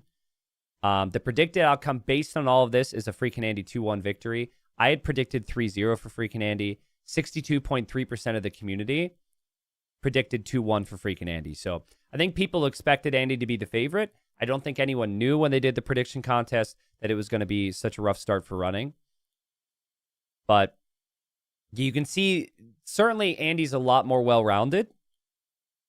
He could kind of do it all, and there's a lot more extremes in terms of certain preferences for the maps, especially when it comes to running. Like for running, it's very much the closed maps, very much the water maps, everything else not so much. Andy can go different directions. So of the 3 maps that we have, I'd say like one is hybrid, one is closed hybrid, and then one is like water hybrid. So they don't necessarily fit these categories per se. Technically, the one is nomad, so that should be good for Andy.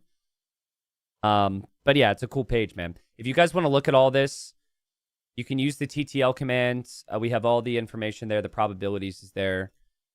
Of course, we've got the TTL merch if you want to get something in return for your support there too. Yeah, it's been cool.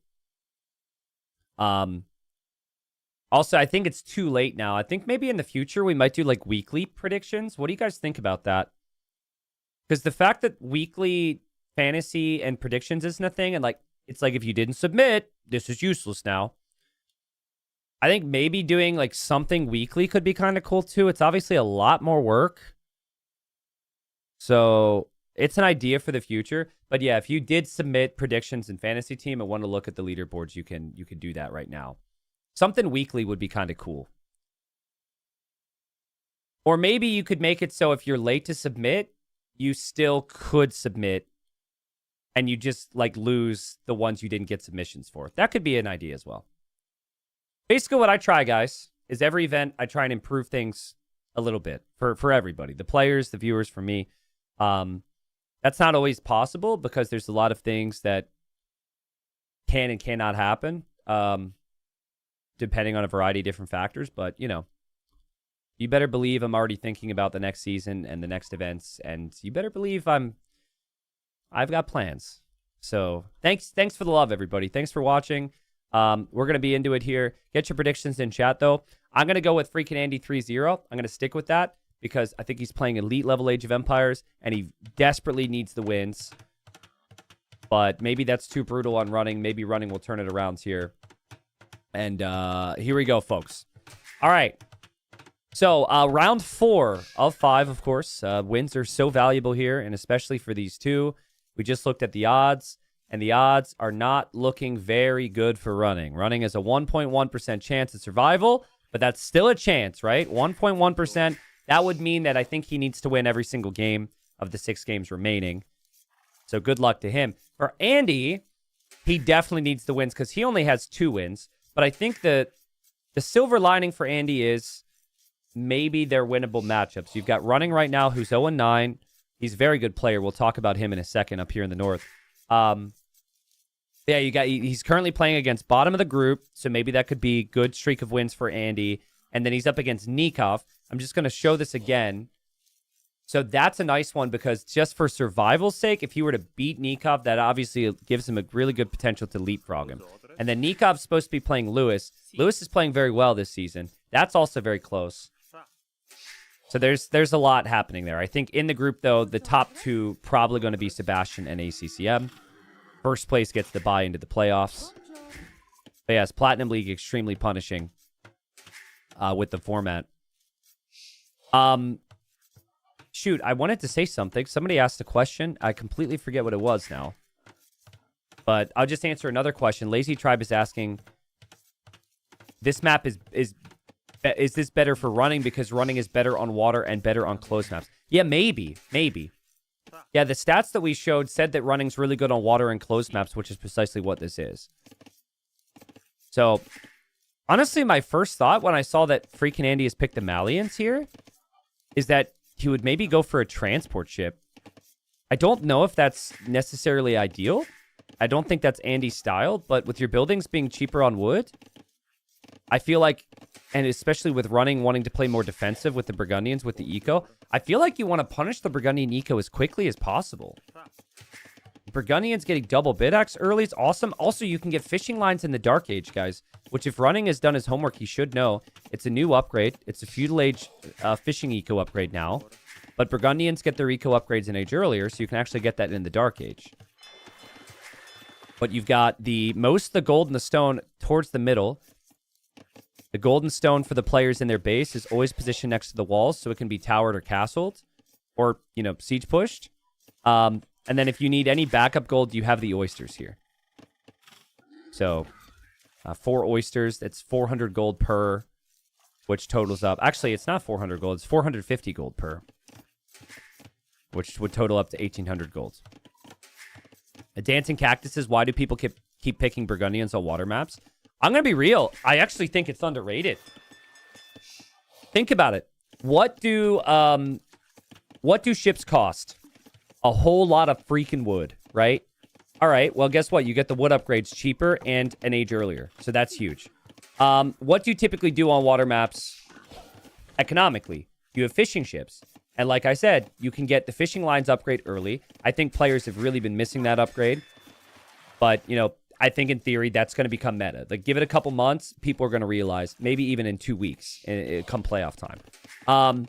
And then you look at the Burgundian water tech tree. You look at what their options are. Burgundians are sneaky good on water. They've fully upgraded galleons. They've fully upgraded hulks, which are a big part of the meta now. You have fast fire. You have elite cannon galleon. I mean, you don't get shipwright. And yeah, sure, maybe you don't get like the second careening upgrade. But like, this is all very capable. And then you combine it with the other factors of this map where you want to play like light cav maybe because they're good on the closed map or arena. You have good monks. I think Burgundians are a very solid pick here. And I would actually play Burgundians on a hybrid map like Northern Crossings potentially because you could play Flemish Militia too to kind of annoy the opponent as you make ships. So I like it. That's just my take. All right. But for Malians, I think there's bigger question marks. You do have the discount of all the wood buildings, so that's nice to take advantage of. And we've got fishing ships coming out of 2 docks right now for FreakinAndy. And I guess that's him utilizing that bonus. I think for Andy, he'll be happy with any civilization that has very good monks. Monks are pretty solid. They don't get illumination for the Malians, but beyond that, they get big upgrades. Yeah, Andy just happily adding the fish for now and does have the slight fishing ship lead, so that's not bad. T90, do we have whales on any TTL maps? No, we don't have any whales. Whales were technically not in the game when TTL started, but also I'm getting married to a marine biologist in 7 months. So I think I'm going to save my my whale additions to the map where we are eating whales till after the marriage. Not before. Yeah, whales were added to the game. You could like take gold from whales now. But yeah, I'm gonna hold off on that one. So. Oh shoot, we do have dolphins on one of the maps. True. Yeah, just don't tell her, guys. Just don't tell her. Don't let her know. Knowing chat, you guys are totally gonna snitch. I'm joking, by the way. She doesn't care. I'm just making a dumb joke. She knows that dolphins exist. When we first started dating, she kind of found out what I did, and she was perusing my channel, and she was like, what is dolphin nothing? Can you explain what dolphin nothing is? I was like, oh. Let me explain. So basically, the only resource on the map is dolphins, and they just eat all the dolphins. And it's funny because that's not normal. That's not how Age of Empires works. And she didn't run away then, so, 7 years later, here we are. Is it 7 years or 6 years we've been together? I should know this. I should know this. I'll figure it out. I think it's been long enough now where the exact amount of time isn't necessarily that important. So, Market and Blacksmith here from running, who's been on stone this whole time. And so that's definitely, seems like castle drop territory from running. Makes me sad they didn't get fishing lines, man. I'm telling you, it's definitely something people need to do. At least while you're on the way to Castle Age, get it. Like, Hera having Italians, cheaper dock techs, never got fishing lines the entire time with the fishing lead, never even got to guild nets. These are really good players, but there's ways that players can improve and play better with some of these tiny details, and it's the tiny details that matter. Are those fish traps there for Andy? No, he's just taking the oysters. Okay. Interesting that you can take the oyster from a tile away.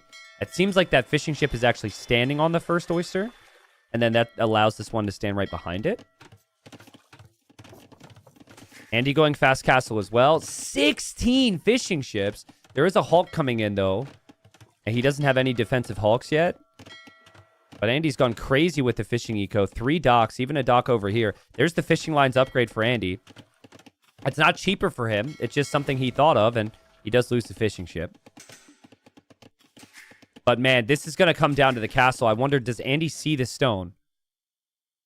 Well, he does, but he can't see the stones being mined. If he moves a little bit closer... There, right there. Does Andy notice that villager? Bonjour. I can't tell. Looks like running almost pulled the villagers.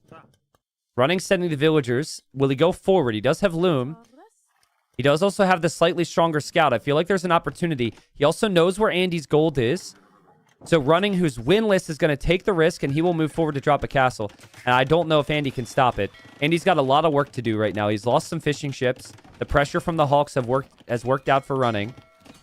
Thing about having 16 fish with fishing lines is you can get away with losing some fish because you have so many of them. And yeah, there's the castle. Oh boy. Oh boy. All right. So Andy's getting castle dropped. He definitely sees that. But pull back to save the scout towards a spearman. That's such a nice save. That is such an important save. Because I think it's actually less important he's saved his scout. It's more important that his opponent doesn't have a scout.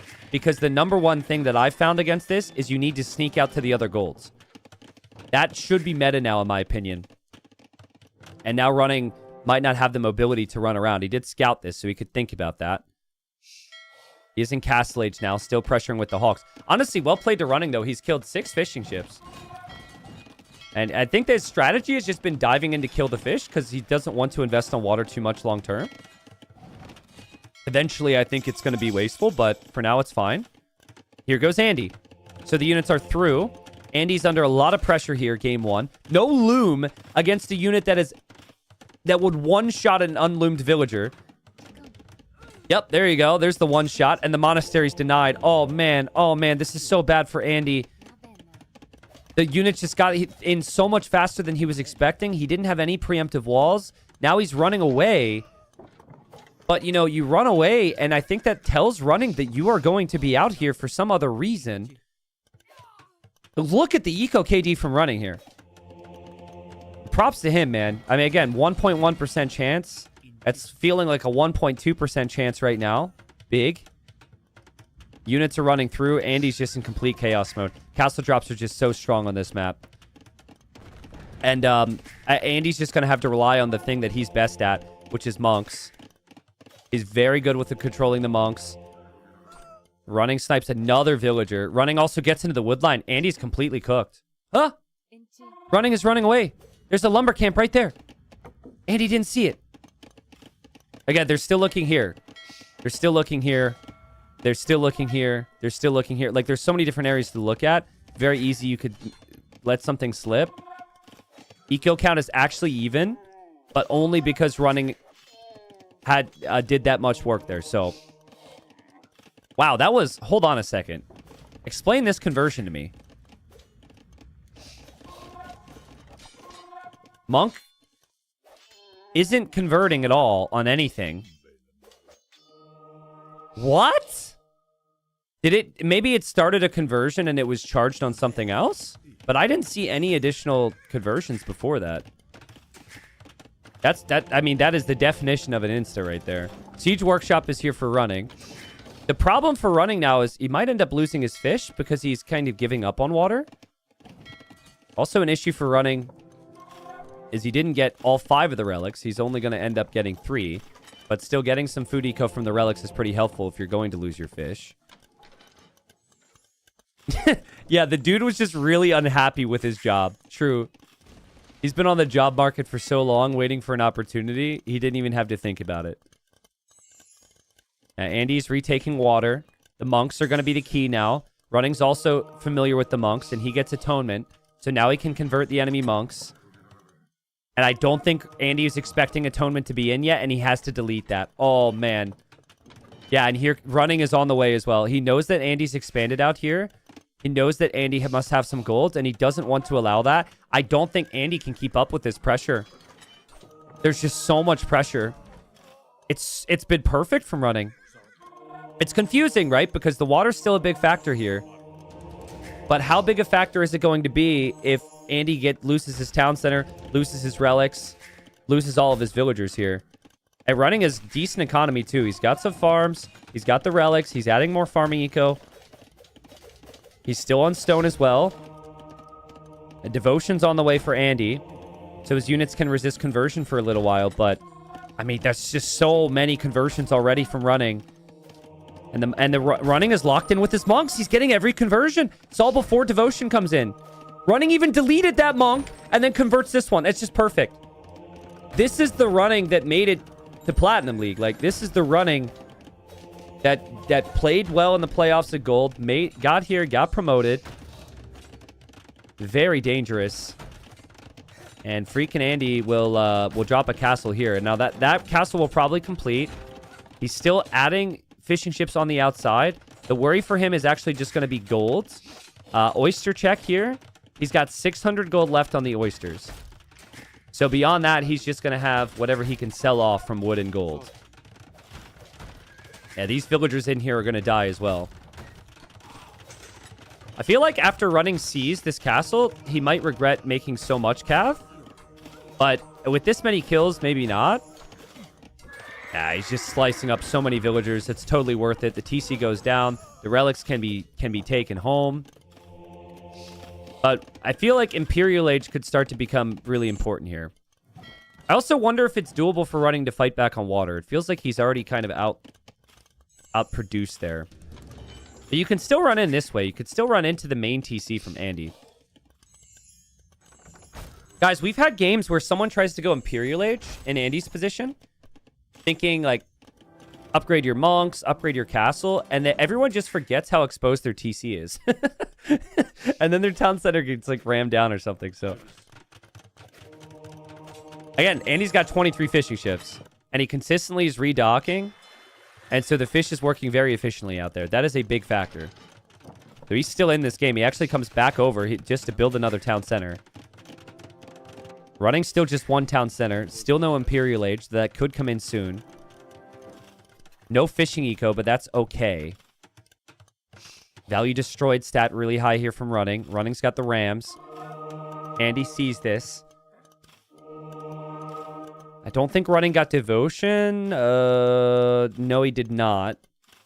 And Andy has devotion, so it should be better in a monk v monk situation. But there's 7 monks.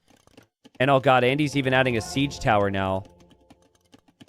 Andy's going to put the Geppetto in the siege tower and try and roll into the monks, which is a play that we've seen, but the siege tower was recently nerfed. It's not nearly as quick now.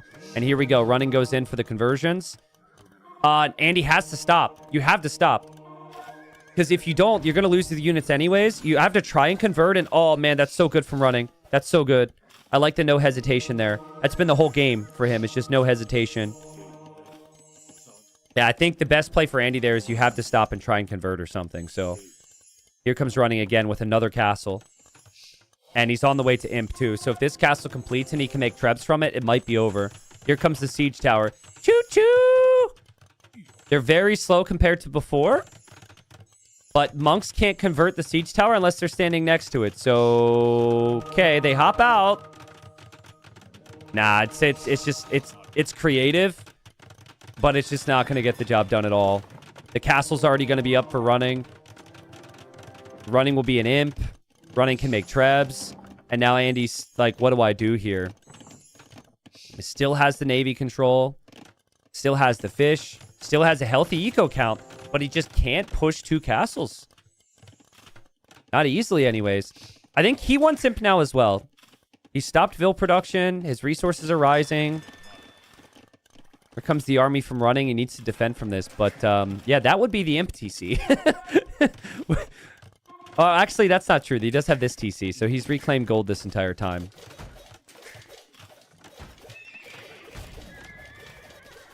Wow, this is... Everyone else in the group who is above FreakinAndy right now is loving this result. If running is going to get 1 win. I mean, maybe even more. Maybe he wins the whole thing. Maybe he survives. Like, Nikov sitting at 4 wins at the moment and having to play Andy in the 5th round and having yet to play Lewis, like, he would love for him to have a little less pressure in terms of survival. And Nikov's already played running, got the 3-0. That was round 1. And Imp is in for running now, and running can make trebs. I mean, I'm not sure any of these TCs can take Andy to Imp. Does Andy make it to the Imperial Age here? Yes or no, viewers? Oh, wait! Okay, wait, no, that's not the... No, he didn't wait.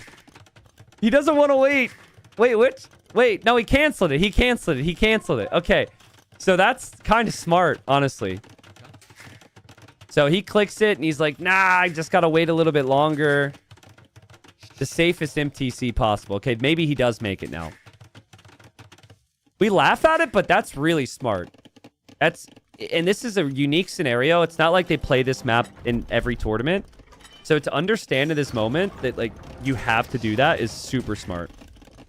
Because he definitely wouldn't have made it to Imp with these other 2 town centers. His castle's going to fall, so... I just don't really know, like, what you do here, man. I don't know what you do. Sorry, units came back here. I think Andy had some pressure of some kind in here. I'm just watching his base get crumbled down. Yeah, obviously you make monks. Okay, Gebettos are running around into the base. Did he transport them?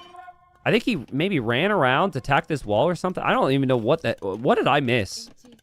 Gebettos have made it through. And running misclicked. Running is not tracking that properly. That's nice from FreakinAndy. He's still mining gold for now. But he has no protection for all this. He's just going to lose everything here. And the Gebetto will eventually die. Andy will go to the shoreline to hope to hold. But yeah. I mean, there's 15 vills in the TC, and all the villagers outside of the TC are just getting completely slaughtered. Not to mention the monks as well, which you're going to want. Here they go, both going for conversions. Andy's got his conversions targeted nicely.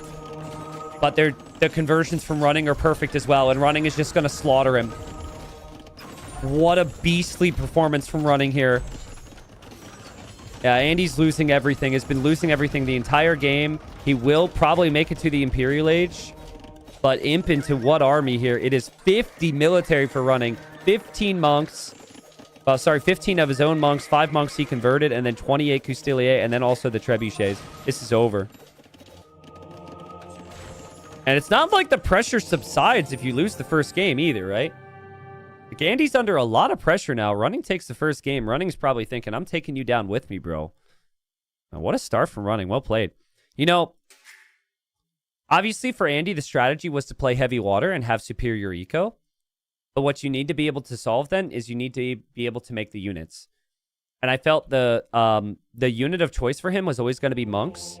But running actually out-monked him. Like, running matched the monks, was faster to some of the upgrades there. That was just really well done. You have 14-6 on the conversions. And then, of course, the Custilier just completely slaughtered. Like, anything that they touched, they killed. It was so nice from running to immediately pressure the outside. I also think part of that from Andy was he wasn't expecting the castle to break down his wall as fast. And early Castle Age, he took way too much damage. Like, this whole situation, Andy needs to defend a bit better here. And I think when he escapes outside of his walls, running sees him. And that's like light bulb going off in running's mind on he's escaping, right? So I think you need a little bit of sneakiness. When I've seen FreakinAndy's approach work, it's when the outside villagers aren't found, and they were found immediately. But yeah, well played to running there. And he gets $30 for the win. chances go up a little bit. We'll see what the numbers say. Food count for running was also stellar. He didn't have fishing eco, and he still collected that much food. I think a lot of that is the Burgundian relics. So it would be, what, if he got 2,000 gold from relics, it would be the same amount of food he got from the relics too? Yeah, that's just so good. All right, some people who bet their channel points on FreakinAndy. I think some people cleared out of their life savings here on Twitch. Frowns in chat if you no longer have any salmon to bet because you thought that running was 0-9 and he was just going to get crushed today. Sorry, guys. I saw the odds there. The odds were really, really good for anyone who bet on running and took the risk. This is what the probabilities look like right now after that result. 2 more games, obviously. What group are we looking at? Group C. So, yeah, running, 2.1% chance now at survival. Looking pretty good. Odds are going down for FreakinAndy's survival, though. So he needs 2 wins here at least. Nikov and Lewis is supposed to be round 4. They're not playing over the next couple days because Nikov's getting over like a serious. He had to have a surgery or something. And so from Nikov's perspective, him coming back healthy is going to be our priority. We want him to be able to be as healthy as possible. But if he pushed it back a week, depending on what his recovery is looking like and whatnot, he might not be at 100%. So running, getting wins here puts him in a better position with all that in mind. Nikov, if you're watching out there, by the way, I hope you get better soon, dude. It's his business. I don't know how much has been shared, so we'll leave it at that. I'll talk to Nikov and see what I can talk about. But yeah, basically Nikov's been pretty ill. So, all right. So put running back in the red, FreakinAndy back in the blue, and we've got FreakinAndy playing as the Japanese, and we have running playing as the Armenians. So when we saw the draft, we thought that running would prioritize Armenians here. I think it's a very nice choice. I'm not sure if the Civ is quite as good on water as it was before the recent water changes. Because before they added the Hulks, they could just play like full Galleons, and full Galleons could kind of kill everything. But now Fast Fireship is better than it was against Galleons. I think Japanese actually go up a notch or 2 in my mind on water. They get Shipwright, they get Fast Fire, they get upgraded Hawks and Galleons. And then, of course, we see a lot of Koreans on this map.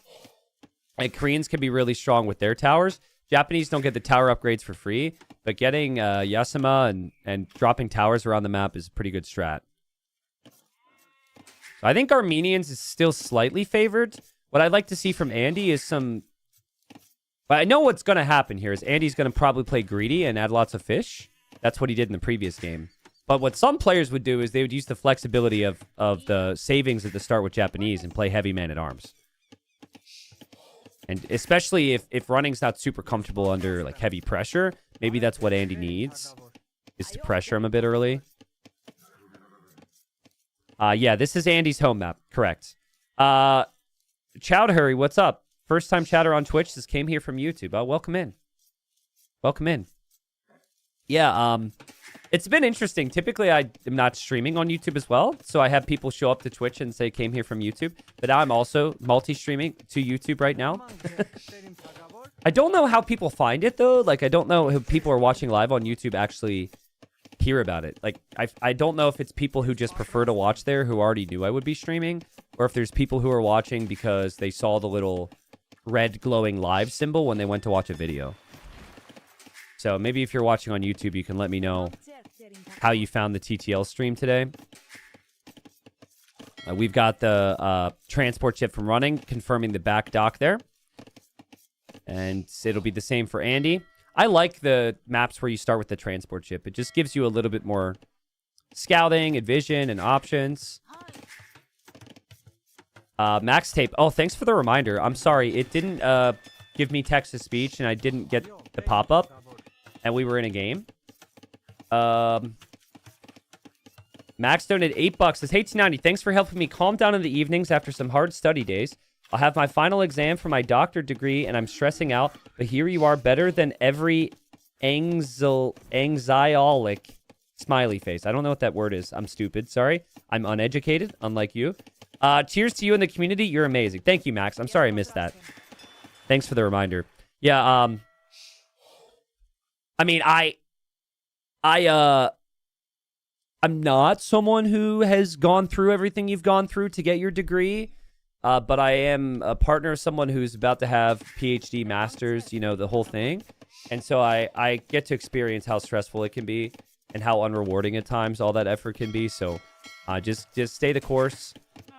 Happy to help out. Happy to be here. So, but just know, if you credit me to some degree for the things you accomplish in your life, guys, I get 1%. Those are the rules that you signed up for. You at one point you clicked accept to the terms, and you probably just didn't read it. But 1%, and I'm not talking financially. You can keep the money. I just want the education because I have 0 degrees. So that's what I'm hoping for. I want to be like a super omega doctor as a streamer, you know? So that's my goal. Because I told my fiance, I said when we get married, because she'll have what, like 4 degrees. I'm like, that means I have 2 degrees, right? Because half of everything you have is mine now. And she doesn't think that's funny. I think it's hilarious. And she goes, okay, well, I get half of your Age of Empires elo. And then I was like, all right, you know what? I don't like this game. I don't like this game. So running is making militia. And running's walling up nicely. This is, if you're expecting the pressure, you actually choose your starting wood line based on where the gold is. So you can wall in a little bubble towards the TC. The first thing I noticed from FreakinAndy was his setup. His wood line was not directly next to the gold. But he is doing that now with the second lumber camp. And he is also walling up. And here come the militia here, so. Oh, God, we have someone else. I didn't think about this. Major Murph says, thanks to T90, I failed my PhD courses. Oh, my God. Just passing. They both go right past each other with infantry in their transport ship. That is so funny, dude. They bump into each other on the way. It's like, hey, what are you doing? What are you doing? 2 militia and a villager for Andy. 3 militia and just the scout from running. And Andy still isn't completely walled here. 1 tile difference could be the difference between getting damage or not. Running is just attacking, or sorry, Andy is just attacking the hut there. And Andy gets the walls down. And it's man-at-arms, and now Armenians can get longsword as well. And it's a forward archery range from Andy. Yeah, this is going to be all about adaptations now. Man-at-arm upgrades coming in for Andy. I don't know where his 3rd man-at-arm is. I don't know where his 3rd unit is. Does anyone see it? Oh, he was left behind. Oh, there he is. Okay, he's coming back. Better late than never. So yeah, Japanese infantry attacks faster, so that's insanely strong against buildings here. And then just having longsword and arson as well, insanely strong against buildings for running. But running doesn't know there's going to be an archery range here too. Both players just hoping to dish out damage into the houses to get some control here. Wild to me that Andy's out here with his dock villager, but he's just assuming he won't be spotted. They both essentially gone for the same type of builds. They both have 6 fishing ships on the back as well, which is getting slightly less efficient. But I don't think running... Ooh, he saw the house in the range there. Now running should know there's a forward archer range. It's kind of tricky for Andy, though, because you can't get any archers home to defend from this. And you don't want to tower here, because then you don't protect your gold for later on. So I think I prefer running's position just ever so slightly. But in theory, it is more pressure against him, right? Because he's got the opponent's archer range on his side of the base. And I think that pressure is starting to add up here. I consider Andy a little bit better with multitasking. As scout for Andy's out there, we'll see the dock. Andy might choose to go for a forward dock. And Andy forcing running into a tower here. And when you have this forward range, you kind of box your opponent off from ever taking this area comfortably. Oh, man. Running's going to transport forward with the archers. Again, no range at home for Andy. It's funny how the transports are constantly right next to each other like that.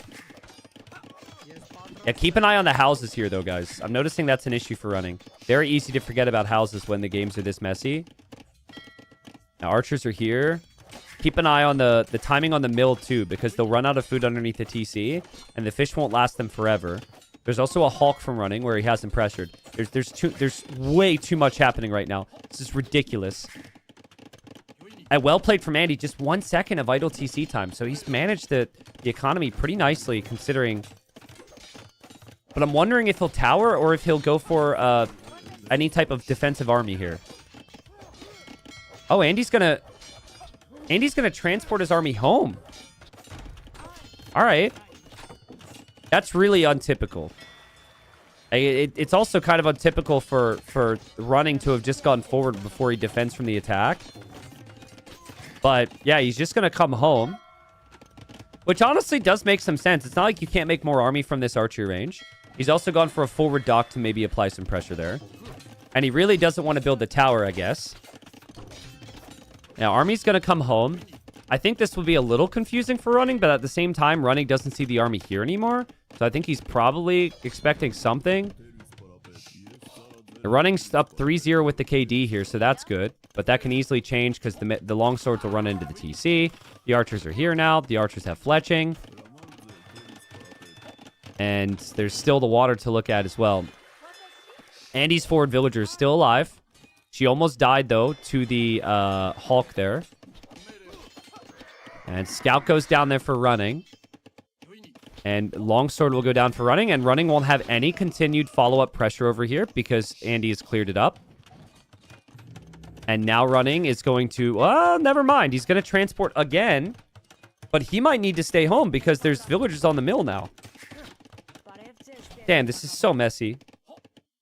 It's very rare you see both players go for the man-at-arm archer opening. Typically, it's like one player does it, the other player's gone for water. They both have gone really aggressive here. I feel like we should name this villager. We'll see. But she's probably going to be a big part of the story now.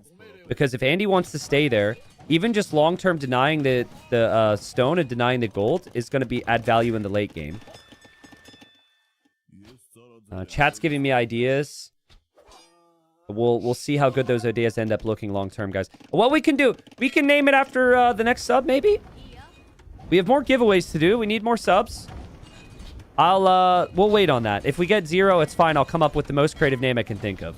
Warning, that won't be very creative, but maybe there's a primer out there. I mean, hold on a second. Archers are actually insane against the Hawks.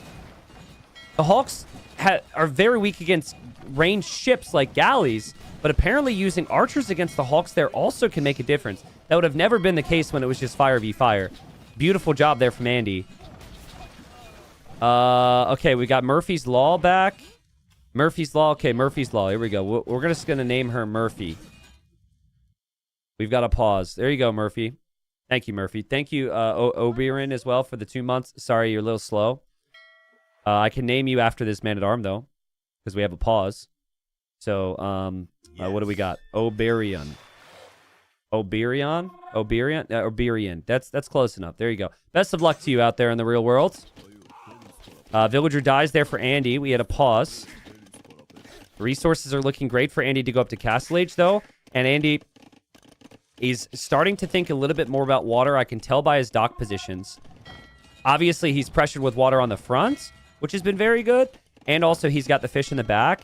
Andy's still got a very big land army here. My God, how's he keep arriving with so much army? Viewers are still alive over here, guys, in case you're worried. Chat saying justice for mushroom? What do you mean justice for mushroom?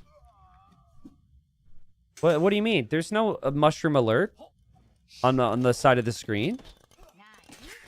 What do you mean? He was first? There's no pop-up. If there's something in chat, was it like converting from a prime to a paid? Was that it? Is that what it said? That doesn't show up on my alerts, so it only shows up in chat. Because it's not like the same as a resub, I guess, on the alerts. Alright, you guys want me to name Mushroom after something? Like, Mushroom needs a name? Is this what we're doing? Are we 12? We've got archers running around. We'll see. Mushroom, I got your back here. All right, I'm gonna name you after that archer. I don't think I can keep track though.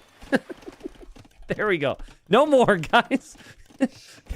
There's 120 population on the screen. We've got to cast the game. Thank you, Mushroom. If I missed something there. J Cube says, when is Red Bull London? Does anyone know? Yeah, that's the first week of April. And I'm getting pumped for that, man.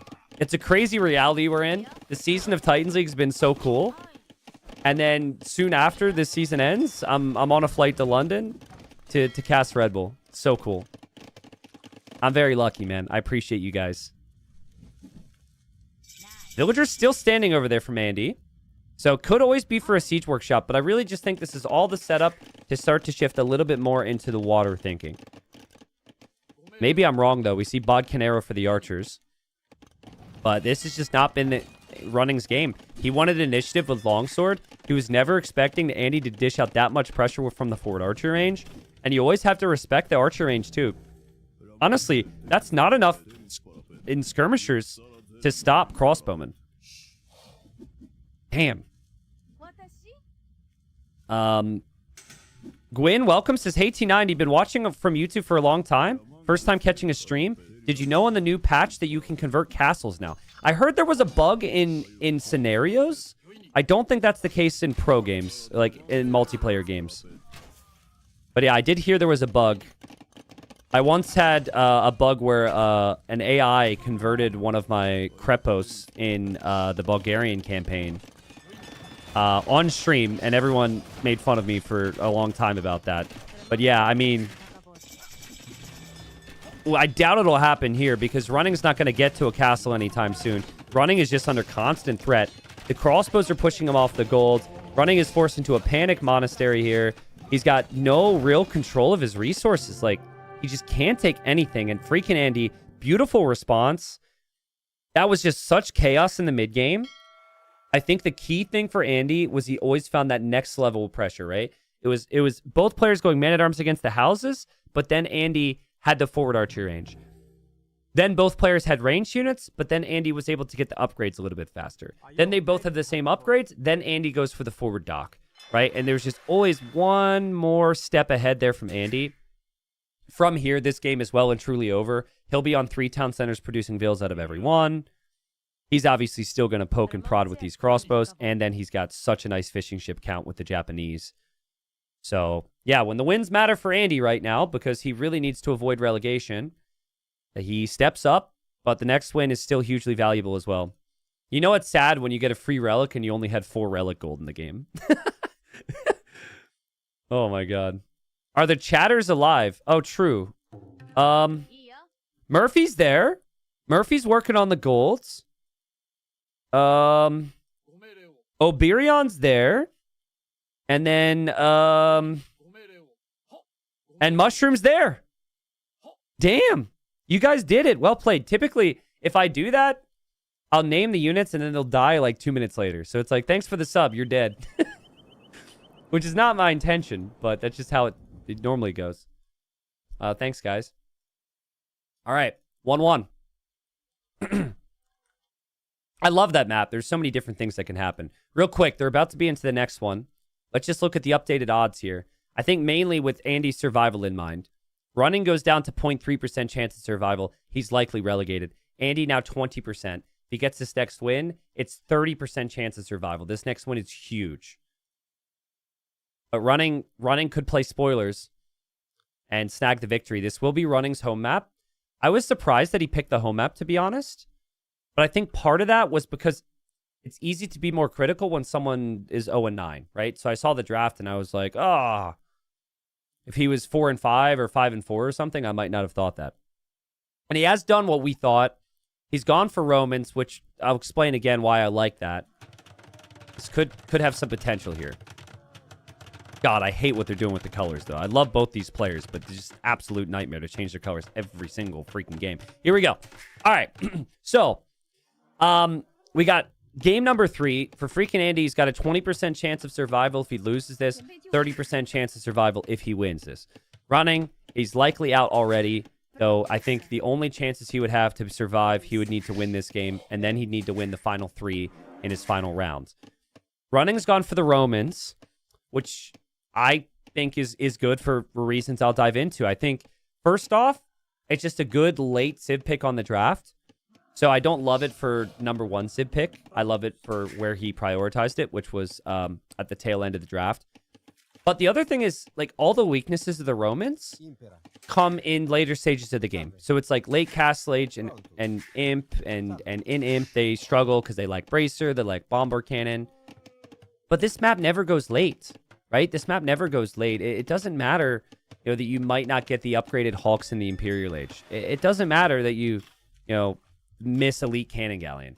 What matters is that 5% greater efficiency, which helps you so much on an awkward map. And you also get cheap Siege as well, and Siege can be really valuable. So, we've got FreakinAndy here. FreakinAndy's playing as the Woo. And, yeah, the Woo are the more traditional pick, just based on the bonuses. You get extra food when you build your docks and your infantry, your military buildings. Your infantry then regenerates. So going for Man-at-Arms with this Civ can make a lot of sense. Especially the Jean Swordsman can be really strong against archers. I think that would be my worry right now if I'm running, is I wouldn't want to make too many archers against the Civ. Both Civs are really good, but I consider it pretty even. So, yeah, Mavi, I'll keep player colors if it's player colors that don't ruin a certain percentage of viewers' viewing experience. So, like, orange is traditionally one of the toughest colors to ever see because a lot of terrain in AoE is orange. So I feel for Andy. He likes to pick orange. I know there's a bunch of people who are like, keep the colors for Andy. But it's really hard to see. And also, combined with that, orange is one of the worst colors for people with color blindness. So again, to anyone who wants me to keep certain player colors, like pink and green and stuff, and you don't have color blindness, just imagine this is what the game was. You know, here we've got FreakinAndy. FreakinAndy. Oh, wow. You know, what a nice base for FreakinAndy. Over here, we've got running. Wow, we've got running. Running's here. For some people, that's the experience. And so, yeah, there are some exceptions, of course, because, like, players are known for certain colors. But, like, there's certain colors I can just never show because I don't want to ruin even 1% of viewers' viewing experiences, so... But the water buffalo is scouting around the backside here for running. And so running will find the dock location. And usually you're on the far side of the map, so that's not the biggest surprise. I think it's worth it to still try and confirm that information because it's a nomad start. So you don't really know what the lay of the land looks like in the middle. You don't know exactly where the dock's going to be. Sometimes they aren't directly apart from each other. The running's going for the barracks, which would indicate Man-at-Arms. Andy typically likes to add a lot more fish. So my guess would be this would be very similar to the Hera Syscon game, where we see Andy play super heavy fish and super greed and try and retake the map control on land. And then we're going to have running go for the super heavy land approach. And I think either can work. As I've explained, that's what's so cool about Stranded. There's pros and cons to everything, but it truly does depend on this map. You just run out of wood, and if you don't have the middle hill on this map, it gets so brutal to play, even if you have the fishing ship lead. But, I mean, if Andy can go fast castle, he's got a lot of water buffaloes. If he can play fast castle Jean Swordsman, I could see it being really strong here. The trend is changing, guys. I think platinum players would never admit it. But silver and gold players, they were playing, they played some of the rounds before platinum. And then we had the playoff portion where we focused on that. And I think a lot of those games were witnessed. You get to probably look at a player who's slightly lesser than you and see their build and say, ooh, could I do that? Could I not? And there are so many fast castles in silver and in golds. And the trend is growing. We're seeing a lot more fast castling on this map now. It could be that maybe they didn't watch a single game from the other leagues. Maybe they just ended up getting a feel for the maps because they played the maps more at this stage coming into round 4. But yeah, running, going crazy pressure here. 3 villagers are forward. Plus there's the 3 Men-at-Arms. Andy doesn't see any of this, obviously. And Andy's definitely attempting a fast castle here. Whether that's achievable, I'm not sure. He doesn't have loom right now. But running... Yeah, that's horrible. You cannot do that. That's also why I think fast castle can work. Because people could kind of position their base in a way where they don't take early damage from the man-at-arms. Here's the thing, though. The towers, the archers, all this is a problem. And Andy doesn't have loom yet. So he has gone villager after feudal age and then loom. And that tower is about to be up. He doesn't see it either. So if this is an immediate garrison, this could be really painful for a villager or two. And you need wood for everything. Yeah, you need wood. So now your wood line's kind of awkward here and compromised. Now you're pushed off of this wood line. Now you want wood for a market. You're probably going to want wood for a couple boats to protect your fish. Like, there's so much wood spend required on this map, it gets extremely difficult. I like the pressure from running here. Oh, and he's also gone to stone. Wow. Nobody does that. There's not a lot of stone on the map. It's in these one-tile tiles around. So now we can build 2 towers and deny both the wood lines. That's the first time I've seen that. Usually you place the one and then the other guy could stay on the other wood line and get just enough. Now Andy's got to go over here. The running will go that way. He's wondering where Andy's going. He sees an archer, though. I don't think he was expecting the archers. He's probably thinking John Swordsman. So nice job from Andy. Andy will clear that. And Andy will have 2 archers once he produces the next archer. So maybe just enough. But he still doesn't have the wood for the blacksmith. Oh, man. But running didn't wall in this tower because he moved over this way to tower here. So now Andy could move out that way. Now Andy's going for the quick walls. Impressive. Running will come over here. But he has to realize that he's probably going to lose this tower because that's a lot of villagers. And now he's running through and, oh, God, the one villager's gone the wrong way. Meanwhile, he's killed a fishing ship or 2 with the hawks, or 3, actually, with that hawk. There's so much pressure. Meanwhile, clock's ticking. Like, Andy's had the resources to go Castle Age, but now the resources are disappearing because he's deeper and deeper in Feudal Age. His eco's getting inefficient. Andy could build a tower. Here comes running with another tower. I love the energy from running. I mean, what better way to play when you've only have 1 win? Just go full send, right? The castle drop in the first game. He did go very aggressive in the previous game. But there is a risk with going this aggressive against a good defensive player. You could just overextend. And, the villagers going down is not good. And he's not seeing his fish go down. And he's so focused. He's lost so many fishing ships out there. These hulks killed 6 fishing ships. So now the fishing ship count is even. Behind this, I'm wondering if running has food eco. He does have the water buffalo. What a game, though. He still has this villager. This villager's going to build a tower as well. He also has fletching, which Andy doesn't have yet. So it's tough for Andy to compete with the range units. Yeah, Andy's cooked. I think Andy's cooked. This is really bad for FreakinAndy. Let's see if running can keep the focus here. Like, yes, Andy will probably take down this tower. Maybe that's a little wasteful from running. But running's still going to have good map control and good economy here. He's dropping the mill and thinking ahead about adding some farms. I think for Andy, he can't click up to Castle Age at all now, and he'll need the market. And he's completely forgetting that he doesn't have a mill. Because this was never part of his plans. And if you don't have a mill, then you need to add the mill. Then you need to add the market. And it just delays. Running will wall in this tower. Villagers are actually trapped in there. Oh, man. Oh, man. Oh, okay. Deletes the lumber camp. But still, that's kind of brutal to have to delete the lumber camp. There is still Navy to think about. Another dock for running. So maybe he'll end up going for more focus there. Ooh, I don't know. Running's eco. It's more like standing, not running. What would have really helped running's approach is if he found these water buffalo. That's an extra 300 food, but he never found it. Might end up needing a market, but man, it just for Andy, he's just super late to some of the military to match running here. Fletching's still late. Fletching's about to be in, though. He is dropping the mill finally. Still could swing back his direction.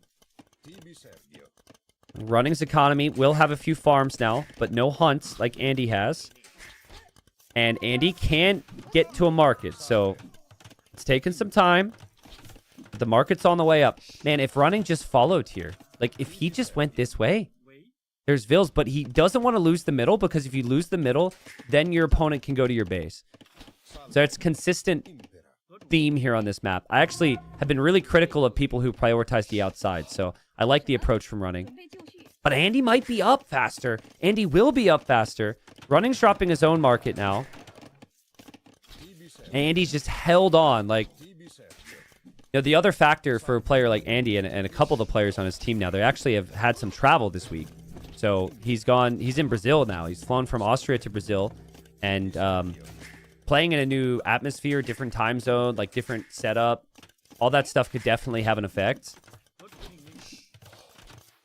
Someone in chat says, chat, what does minus 7k mean? No one knows. No one knows the meaning behind that. Not important. Not important. We definitely don't need to explain that.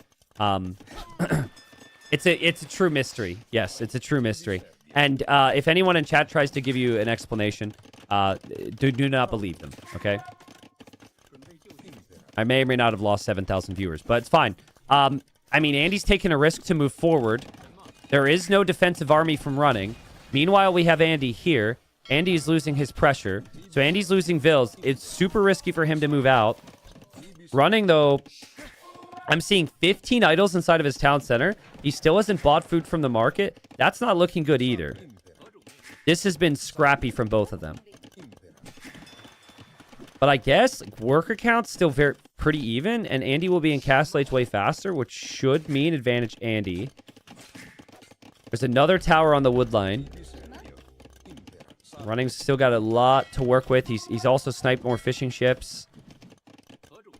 But Running needs Castle Age. He needs Castle Age, and Andy needs food. Andy is no working food eco right now.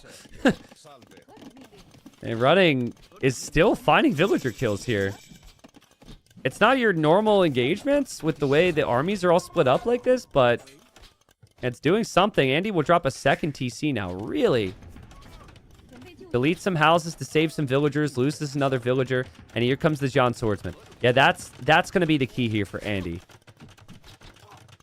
Honestly, if you have the market and that much gold, you can buy food for now.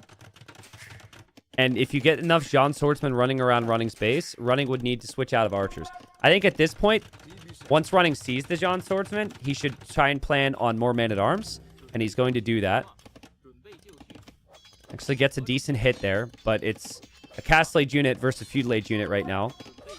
And the unit also regens 15 HP per minute now, so the John Swordsman can be really strong. Andy also is going to go into monks. He's found a couple water buffalo.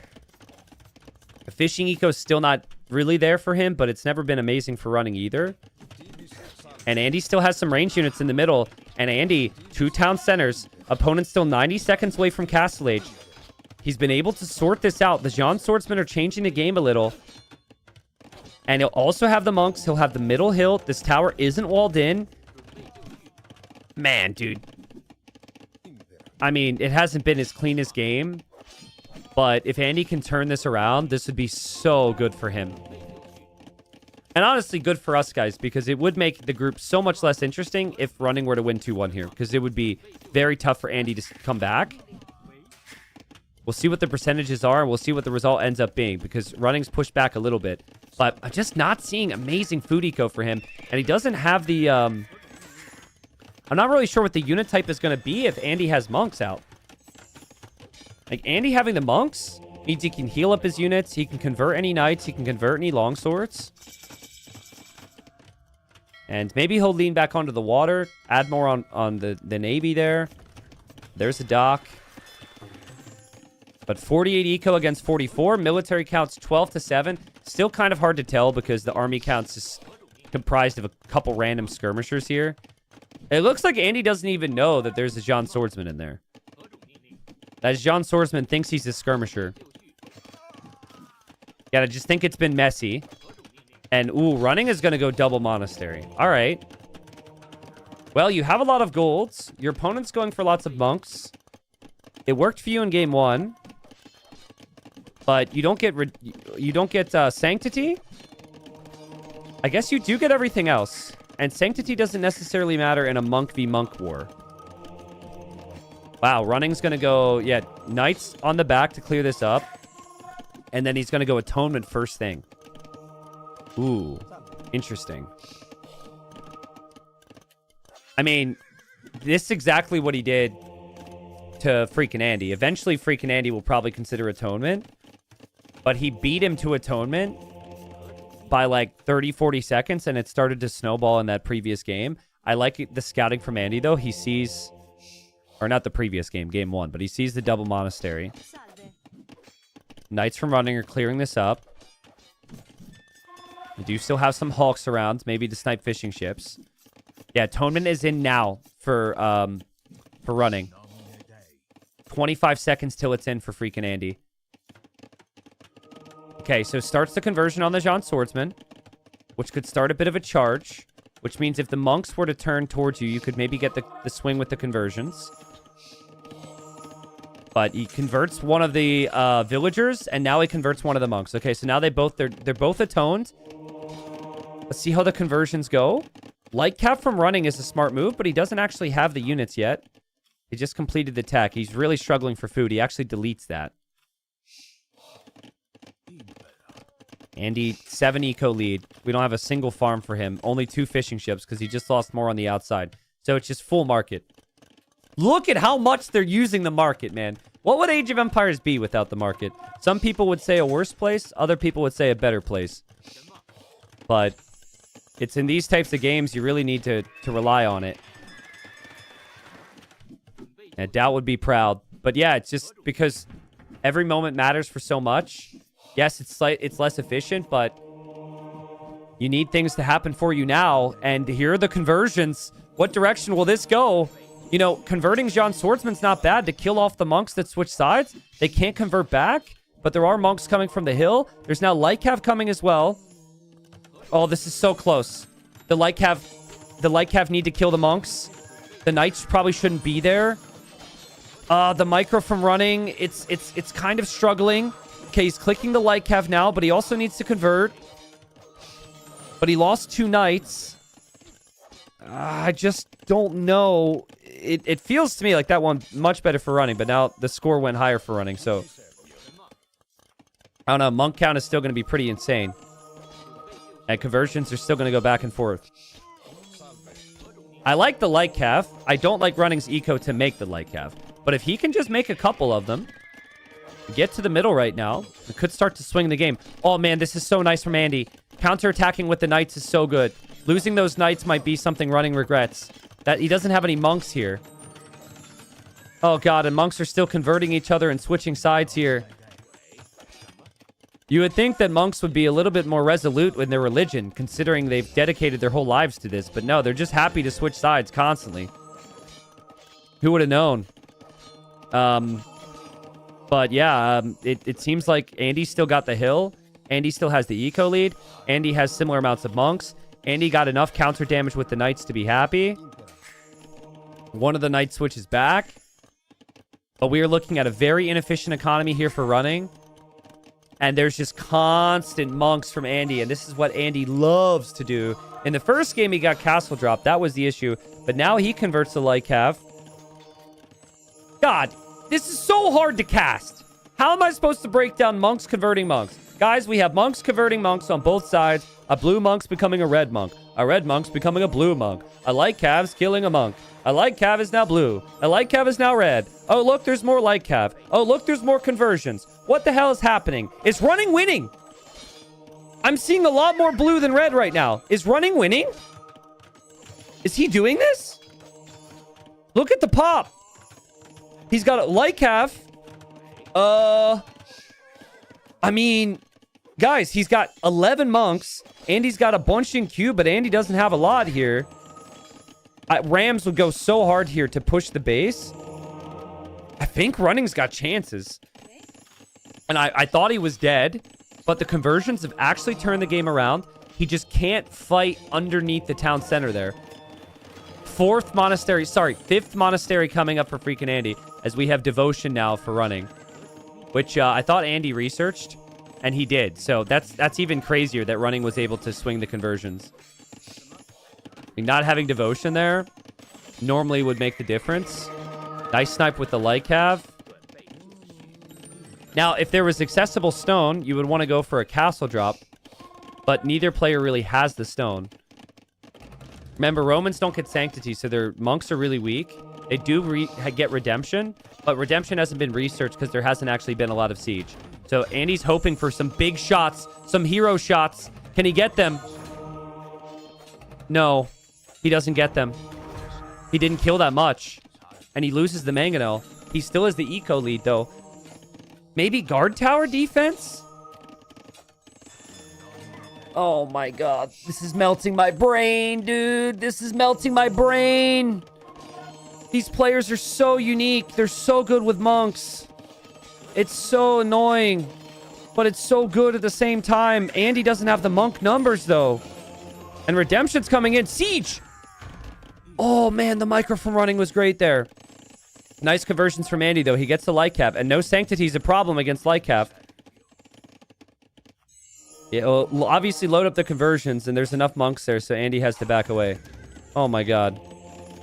No real counter damage from running. It looks like this knight got some, maybe like 4 villager kills. Could click to the gold, though. Andy's just dropping another TC. Like, Andy's being more consistent. He's got 4 town centers here, and oh, he landed the shot. He landed the shot. He landed another shot. Oh, he landed another shot as well, and the siege workshop stays up. That might be the key. Is go mangonels, because the opponent's monks are just so weak, you can kill them off. As technically redemption means you can convert them. It doesn't make it... doesn't mean it's not risky anymore. Yeah, Andy's gonna try exactly that. The monks are still following in. Oh, God. Oh, God, that's so good for Andy. Can he get the conversions on the light cav and turn around? He's losing monks. The siege gets converted. The siege trades against more siege. Army count's kind of even, though.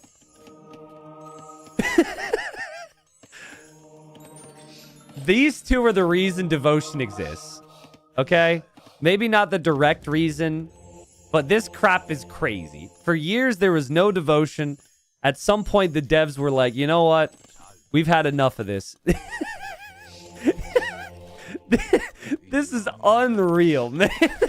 This is unreal. But while our brains are melting and we can't really fully understand how people can consistently convert like this, because it's extremely difficult, Andy has the eco lead.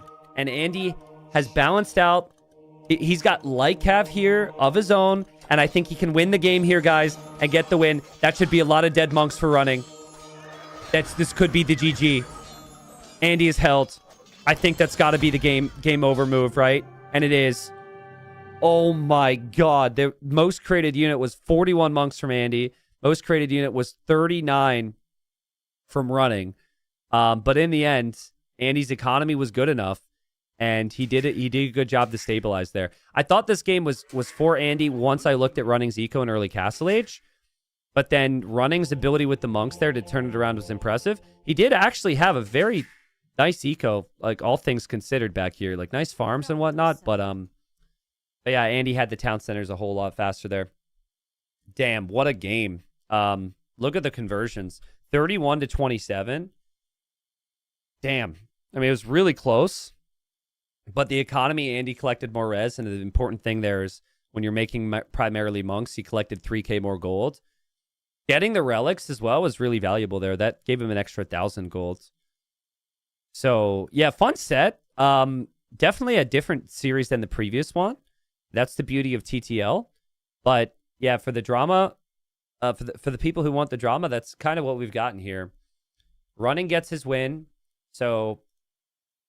a bit more to feel proud of, I guess, if you're running. It's obviously been a rough season. It's likely he's relegated. But at the same time, Andy gets 2 wins, which makes the situation interesting here. So live standings, we still have Sebastian, ACCM, Nikov, and Lewis with 2 sets remaining. We have Andy with 4. We have Running with 1. So, I mean, odds are good that Andy still goes down. But it just depends. It's because Nikov, who is tied with him, has 2 rounds. Who do you guys think is the favorite between Nikov and Lewis? I would say it's maybe 50-50. I think some people, Lewis maybe had the better season so far. You could say Lewis is maybe the favorite, like a 2-1 for Lewis. So let's play that game for a second. Let's say Lewis wins 2-1 over Nikov, okay? So that puts Nikov 1 win ahead of Andy, but then look who plays the final rounds. Final round, it's Nikov versus Andy, which would mean that if Andy wins 2-1 there, he would get 4th place and Nikov would go down. So yeah, Nikov, if he doesn't beat Lewis, it's basically Nikov, FreakinAndy, winner survives, loser goes down in round 5. And then if Nikov were to beat Lewis, it's a bit different than that. It's Andy probably needs like a sweep or something like that. So we'll see when that series rolls around. Again, unfortunately, we will not have Nikov and Lewis this round. It'll be next week. We'll have to do the 2 rounds because Nikov is still recovering from an illness. But yeah, the interesting stuff. Tomorrow, we're going to see Sebastian and ACM at the top of this group. Winner there is likely in a very good position for 1st place. I would say, I don't know. It's not even that close because like Lewis could still come into 1st place if he were to smash Nikov and beat Sebastian. So yeah. We do have one more set. We're going to take a short break before we're into it. But just a review of the groups. This is what the next series is going to be. It's Liereyy against Repard. Liereyy is 1st place. Repard is last place. Liereyy is undefeated. Repard is 1 win. So I think Liereyy is a big favorite for the next set.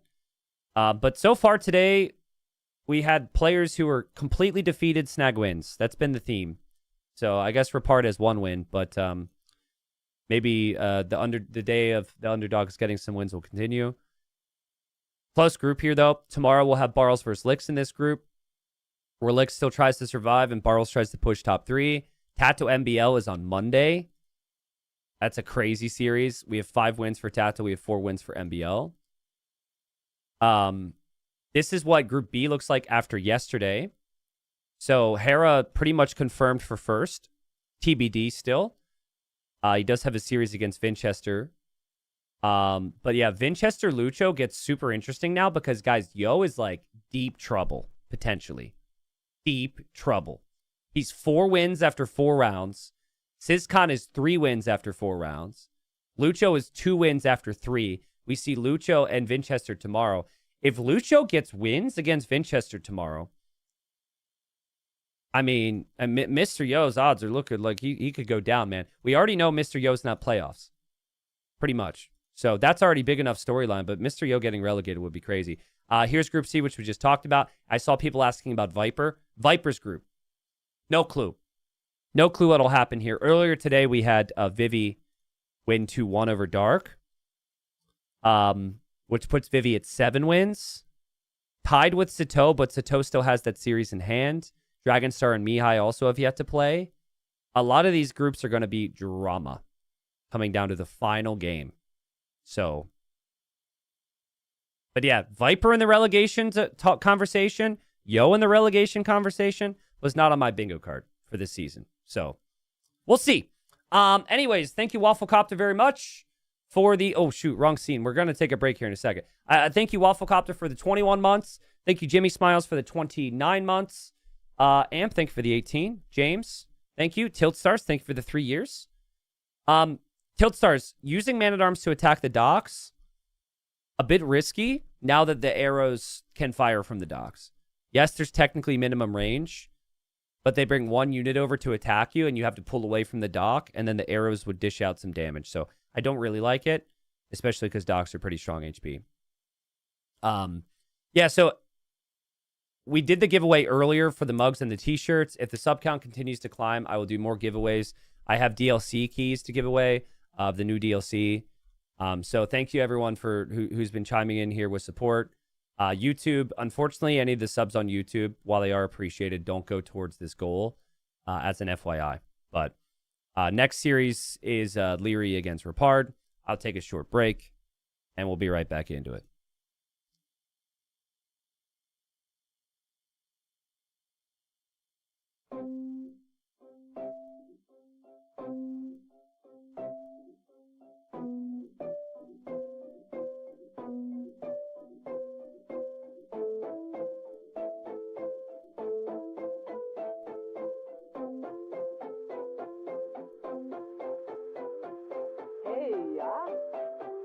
Hey ja. Hey ja. Hey ja. Heise. Heise. Heise.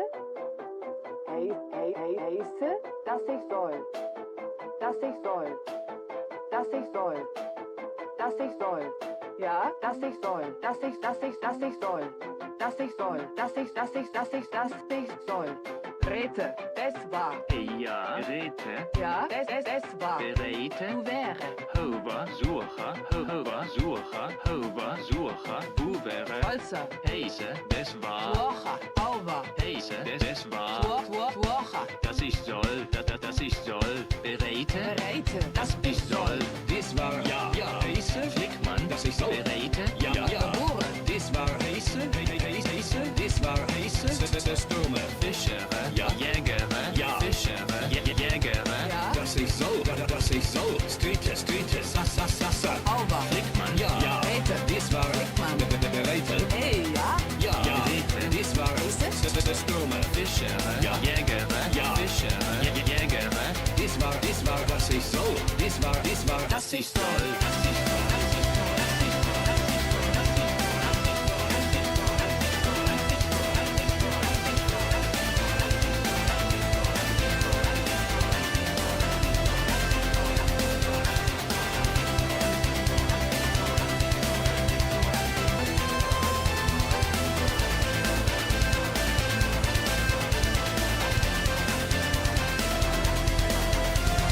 Hey ja. Hey ja. Hey ja. Hey ja. Heise. Heise. Heise. Dass ich soll. Dass ich soll. Dass ich soll. Dass ich soll. Dass ich soll. Dass ich soll. Dass ich soll. Rete. Ja. Es war. Ja. Es war. Ja. Berete. Du wäre. Es war. Ja. Fischere. Ja. Jägere. Ja. Fischere. Jägere. Das war das ich soll. Das war Das ich soll.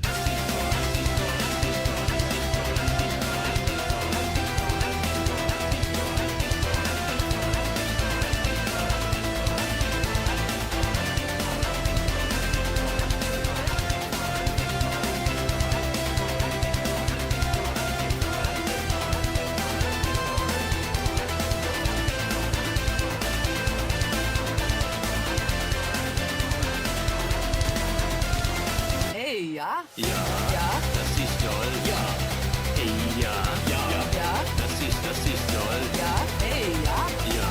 Ja. Das ich soll. Ja. Das ich soll. Das ich soll. Hey ja. Stürme. Hey, ja. Heise. Hey ja. Sassa. Berete. Hey ja. Streete. Ja. Gebure. Das ich soll. Das ich soll. Hey ja. Hey ja. Heise. Dass ich soll. Dass ich soll. Dass ich soll. Dass ich soll. Dass ich soll. Dass ich soll.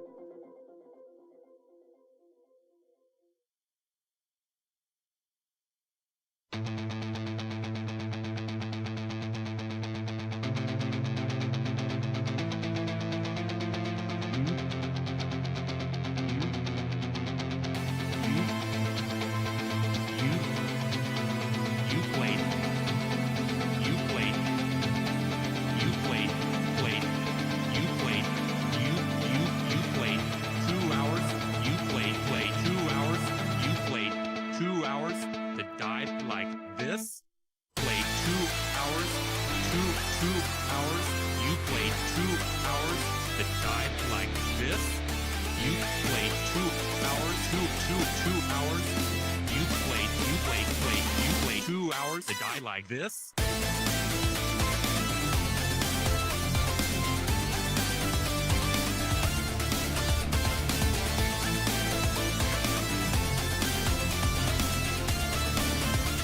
You played like this.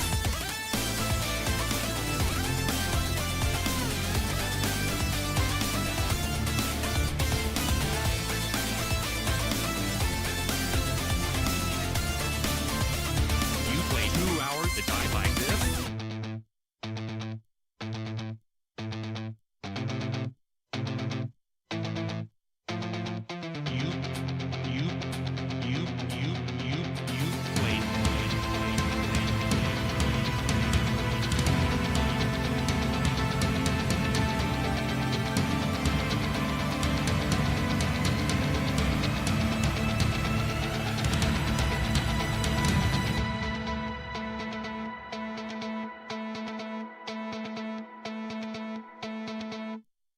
You played 2 hours.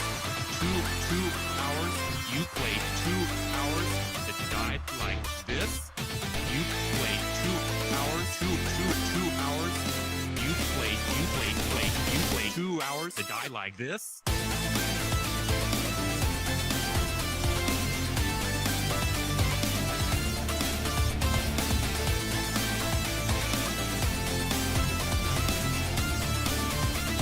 You played like this.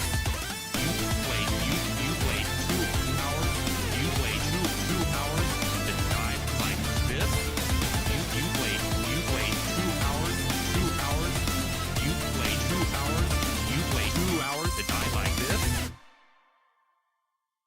All right, guys. Story time. Story time. Before we get into this next series. So, the other day, I had one of the rare days off from TTL. All right, this was on Wednesday. Okay, and I started to play some ranked games because I hadn't been able to play as much, especially while being like, not completely exhausted because of this event. And this one particular game, my opponent has Portuguese, and they go fast castle Orkin guns, and they kill me, and I was sitting there like, I was not expecting that individual to go fast castle Orkin guns. You'd expect that from Phosphorou or some other players who go all in. This is a meta player. And this player was Repard. And at the conclusion of me dying to Repard, who went fast castle Orkin guns, I said, GG, comma, please schedule for Titans League. Because he had not yet scheduled for TTL. And he scheduled with Liereyy to play the very next day. And look at Repard's draft. And look what Civ he has. He has Portuguese. I'm just saying. I tell this story because he very recently, when Fast Castle Orkin Guns, was very good with it. He knows the build, and he's picked it against Liereyy. And if I were against Liereyy, I would probably think, like, let's do something crazy here. So, yeah, we'll see. He's got Vietnamese on the draft, Portuguese, Koreans, Mayans, Turks. Lierey's got Italians, Hindustanis, Wei, Romans, and Japanese. Game 1 is going to be Reverse Acropolis. Repard's home map is Coast Arena. Yes! Yes! Let's go! That makes me happy. And then Lierey's home map is Slopes. Which is perfect for Liereyy. I mean, Lierey's been perfect so far. He's 9-0. He's made every game look easy. Liereyy just speed runs tournaments, man. He shows up, he smashes people, and he goes back to live his life. He's just that good. The thing is, if Liereyy is going to go down, you need to do one of two things, or two of two things. You need to, A, put him on a map he's not comfortable with, which I think Coast Arena is actually a really nice shout, because I don't think we've seen Liereyy play that map yet. And then B, try something that's not meta. So for Repard right now, you're like, you got a 4% chance to survive. You have to get wins here today, and you got to send it. You just got to try something. It might look really bad if he loses, but I imagine he's going to take some risks today. Nobody expects him to be able to survive. Technically, it's doable, though, because MBL hasn't had a great season compared to expectations. It's been really close in the middle of this group. So if Repard were to get, I mean, he's got 6 wins on the table. It's against Liereyy. It seems unlikely, but, if you could get some wins, you could potentially climb up in the middle. So this doesn't take into the account the strength of opponents, of course. So, like, the stats do not factor in the fact, like, this is Liereyy. It's just the possibilities that are there. So game 1's going to be in Reverse Acrop. I think Lierey's going to lose the game. Stupid statement. First place for 6th place. I just think it has all the makings of it. I think Portuguese, Coast Arena, weird fast castle plays. I don't know. I remember I did make a bet that if someone goes undefeated in this season, that I would gift subs. And if someone does not go undefeated this season, one of the chatters is going to gift subs. So either way, you guys are going to win. But yeah, Lierey's the only undefeated player left. He is to play Repard now. And then he would next week plays... next week he plays Barles, yeah. And Barles is in second place in the group right now, so... But yeah, realistically, it's probably a Liereyy 3-0. If you're predicting, I think in my prediction contest, I also predicted Liereyy 3-0, so... But yeah, let's hop in. Let's dive into game number 1. Again, though, they played this series yesterday. We're covering it as Rex, unspoilered Rex. It's going to be Koreans game number 1 for Repard. So if it was going to be Fast Castle Organ Guns, I thought it would maybe be on Reverse Acropolis, and it's not. Let's go. All right, folks. So this might not matter for people watching later on YouTube, but I feel like it's relevant. Today, coming into today, we had 2 players who had never won a game. They were 0-9, and they featured in 2 separate sets to start the day, and both those players were able to get wins. And so that's been a nice theme for the day, to see the players who hadn't had any wins get some. In Repard's case, he does have 1 win, but Repard doesn't have much beyond that. So the hope for Repard is that he's going to be able to turn that around and get some wins together. Technically is in striking distance of MBL if he wants to get to 4th place, because MBL's only at 4 wins. But obviously now he's up against the undefeated player Liereyy, and it's going to be extremely tough for Repard. I said it before, but like Repard making it here, there was his best tournament result ever. And I listened to various players and chatters. I'm reading threads, and people like to claim, certain players just don't belong there. Go back and look at what was accomplished in Titans League Gold Season 4 from Repard. Look at the players that he beat. Look at him at the top of his group. It wasn't like he had a fluky win coming through the playoffs or something. The dude went off, but now, it's like, congratulations. Can you do that again a year later in a group with very experienced players? People have been saying Group B is the group of death, but like Group A, Liereyy, Barles, Tato, those players have always been platinum. They've never been relegated. MBL was relegated once, but that was a shock. Like, all those players are insane too. And that's before you don't even talk about licks. So we'll see what Repard does. Repard does still have chances to survive, but it seems unlikely.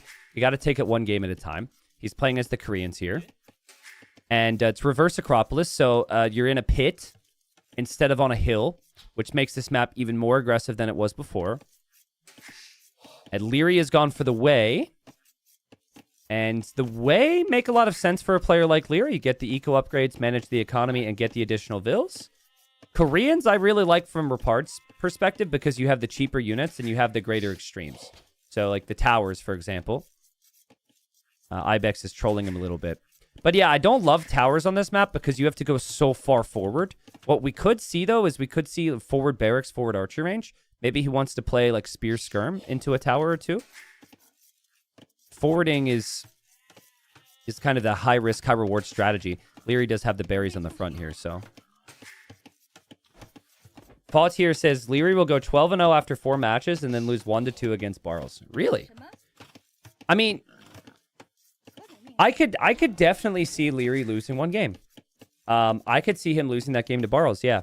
Because I think Barles is really underrated, and I think Barles will be prepped. And at that point, if Liereyy already has 1st place locked up, it's not like any of the preparation that Liereyy might put in for the playoffs will have happened, right? I think if Liereyy gets the 3-0 here, it might be confirmed he's 1st. So that final series is $30 per win. You're playing for the pride and stuff, but like if you have any unique strategies, you're not going to show them. But yeah, another series where the Way has made it through. Way is undefeated, at least over the last, at least this round. I'm sure they lost a game or 2. I know they lost a game in Gold League at least, so. But yeah, we're chilling. Yeah, if you have any questions, chat, let me know. Everyone want to say what's up. This is the last series today, so I'll take the time to do so now in the relatively chill Dark Age. We're back with 3 sets tomorrow, 3 sets on Monday. We are missing one of our sets this week because of Nikov needing to recover. So that just means we get like additional series for the final round before we move into the playoffs and everything. So how is it determined who gets 1st pick when drafting? So every tournament's a little bit different, but typically the higher seed is going to get the 1st pick. And I actually don't know. Maybe an admin can clarify. It might even be that the player whose first seed gets to choose who's the host and who's the guest. Yeah, higher seed picks host and guest. Yeah, okay. I wasn't sure if that was set or not. Because the majority of the time, we've always had the higher seed choosing that, so. And scouts are going to meet in the middle. All right. There we go. Lierey's ahead in the scout fight there. And both players going to click up very late. Hold up, what? What are these up times? 23 villagers for Liereyy? Huh? Liereyy? Liereyy is going fast castle? No way, dude. Lierey's going fast castle. On an open land map. He's not going scouts and archers, huh? He's going to try fast castle tiger calf. Meanwhile, Repard is going fast castle war wagons? Is that what we're witnessing? Is this fast castle v fast castle? What is it? Phosphor, what have you done? What have you done, bro? I think that's what this is. And maybe Lierey's correctly guessed that it is going to be fast castle. He feels like, going fast castle to match it works. Tiger Cav should be good against war wagons, but Tiger Cav costs food. That's so odd. Both their scouts are weak.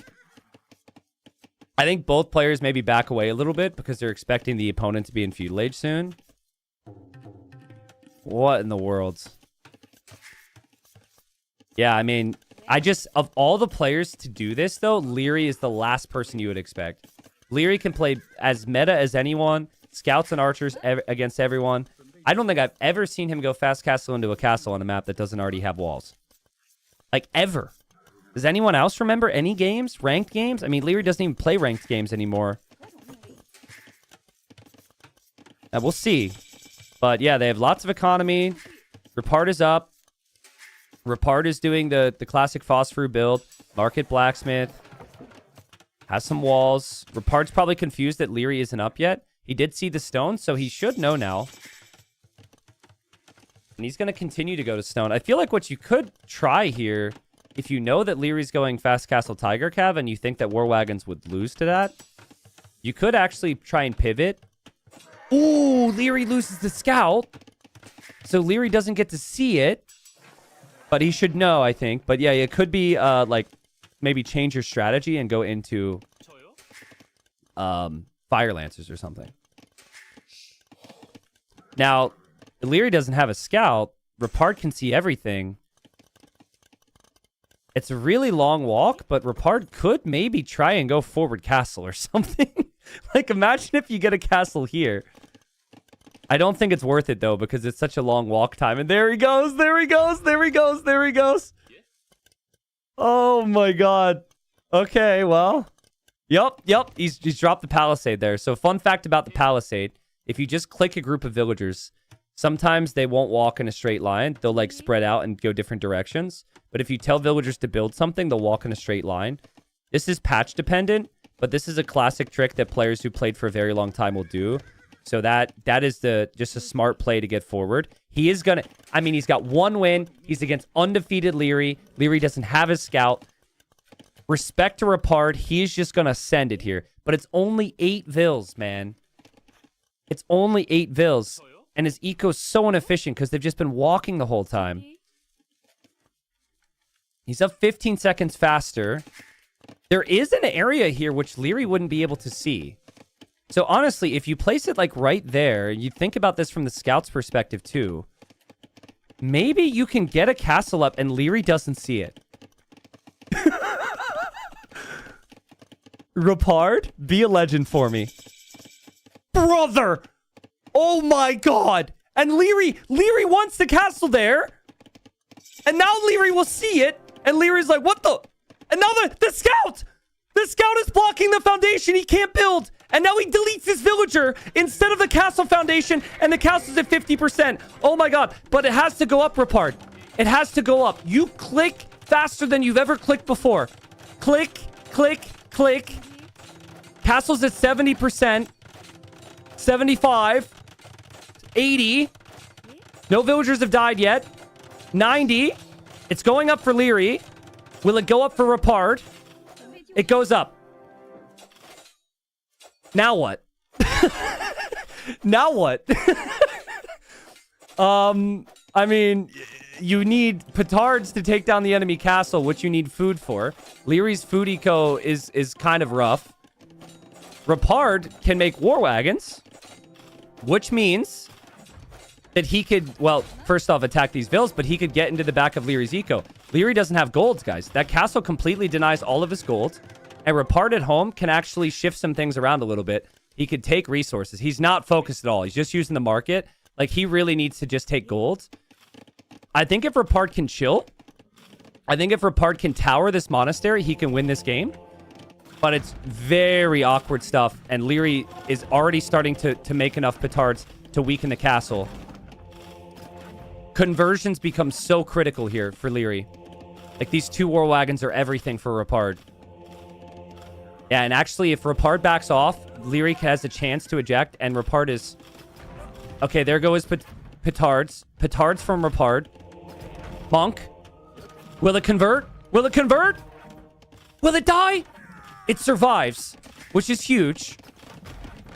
Villager is in the minimum range repairing, and the town center was ranging him. And now the villager goes to the minimum range on the other side to repair. That's actually so big. That's so clutch. And we have a siege workshop from Repard. Repard cannot relax. He needs to... Brother. Dude, you got to get to a gold, man. You got to get to a gold. Okay, the monks are out. Oh, this is insane. This is insane. Still staying up for Repard. Okay, he looks back at his base for half a second. No food eco. Not a single farm. Liereyy has farms, but they're not really working. Liereyy does have 2 monks. And my stream is dropping, which is really bad. I think we're back, though. And the conversion happens on the war wagons. And oh, no! Repard! Repard! F's in chat for the wagons. The monks get the conversions. We're back, right, guys? I think we're good. YouTube, tell me if we're back. Twitch chat, tell me if we're back. And now he's counterattacking with the wagons. Oh, no. Liereyy is taking a page out of Repard's book. He's also repairing with what little resources he has. And he's coming out with the petards one by one, which is smart because pathing can get weird. He's back on the gold. He's got monks waiting. If the war wagons get into Repard's eco, that might be it, guys. It might be it. Oh, man. What a game. I think if he keeps those wagons alive, it's such a game changer. Like, everything else is fine. The tower here is good. The ram is good. But you just can never give up those wagons. And Liereyy just instantly went for the counterattack the second he got the conversion, which is so smart. And, you know, the ram's there. Liereyy will attack the ram and try and get back in his castle. I mean, it's just the wagons. He's got no defense from the wagons. He's not looking at his base as he's being obliterated. And Leary's probably like, I've got this now. This is game-ending damage. He's not even looking back. And, oh, man. Oh, what an attempt, man. Liereyy doesn't have a town center. Liereyy is no TC. But Repard is 13 vills, so... make it 12 villagers. 12 villagers and a ram. That's his situation now. Against 25 vills. Yeah, Liereyy was actually micring amazing there. It's not easy to micro villagers next to a castle. And yeah, he takes it down. The wagons are running around. The Repard is running forward. Go! Go, my son! And oh... what a game, dude. What a game. Liereyy stays undefeated. Wow. Well, that's why you can't look away from these games, right? Like, I really like it how Repard opened up here. I think it's crazy that Liereyy decided to try and fast castle. Like, maybe underestimated his opponent a little bit. Repard's castle spot was sick. Repard's castle spot was unreal. But losing the wagons lost him the game. I think if those wagons just continue to roam around. Two things. I think you get the castle up, and then you just shift your vills off stone to gold. If you have wood and gold and can make more wagons and just camp the monastery, Liereyy can't do anything. He can never leave the monastery. His monks can't contribute easily. But those clowny games, it's just tiny little decisions. And the KD matters for so much more there, right? Like, those 4 conversions were so valuable. The kills and the losses are just insanely strong. Liereyy wins the first game. But guys, Repard's coming. There's his APM. There's his APM. That was him clicking to build the castle right there. That might be the only time we see Repard significantly faster than Liereyy this series. Inwood says, how was he surprised at home after losing the wagons? Well, it was game over regardless. Whether he's surprised or not, it doesn't matter. He does nothing at home. He can't take resources. And he could never make another wagon. So he's looking on the front because, like, the front's all that matter. You're thinking kill, kill, kill, kill, kill. Like, 95% of the time, he was always looking in Lierey's base, which suits the situation. But the eco is so bad that those wagons actually decide the game there, unfortunately, because you don't have anything to change into. So I don't blame him for... I don't think it's a mistake to not be looking at home because, like, it was all about the front, but the wagons... You try and do too much there, right? Like, smart players, experienced players with those types of castle drops, they just camp the monastery. They do not move. But players who want to be active in, like, high-pressure situations, they're moving around a lot, and that gave the monks opportunities. That one monk from Liereyy getting into the TC on 1 HP was huge, man. Anyways, it's going to continue to get crazy, so that just sets the tone. We got game 2. And, I don't know. I'm just feeling like there's going to be that type of energy for every single game. So, we got Coast Arena now, which I was surprised that Liereyy didn't ban. Maybe chat could double check, but I don't think we've seen Liereyy play this at all this season. So, game 1, there was a castle v castle drop. Entertaining. Now we've got a map that incorporates water and land. Liereyy has gone for Italians, which is a great pick here. I think this is perfect for his skill set as well. It's a civilization that's good on both water and land, and you obviously have both those things here. For Turks, you don't necessarily have any direct water bonuses. You do mine gold faster, which can help you on water. You do have a very good navy, but usually with Turks, you're thinking about like fast Imperial Age and free chemistry upgrade and lots of gunpowder, and also I think a castle drop. And Repard just castle dropped with 8 villagers in Lierey's base. So that's the number one thing on my mind if I'm Liereyy is I can't let him castle drop my golds and get the front of my base. So here's what comes to my mind, guys. There was a strategy in the first rounds of Gold League I think Dogal went for. And what he did was he went feudal age for water. So he made a couple hawks or galleys, right? And then he went archers for the map control. So he waited for the castle. He moved out. He denied the castle. I think, isn't that kind of how Viper played it against Dragonstar as well? Because, like, a castle here denies all your stone and gold. You only then have a couple oysters in the back. I think play archers for map and play water, and I think that's the safe approach here. Yeah, a couple different people tried it. But you know what that dies to? It's mind games, because that would die if Repard just plays... What if Repard just plays Lightcav and water control?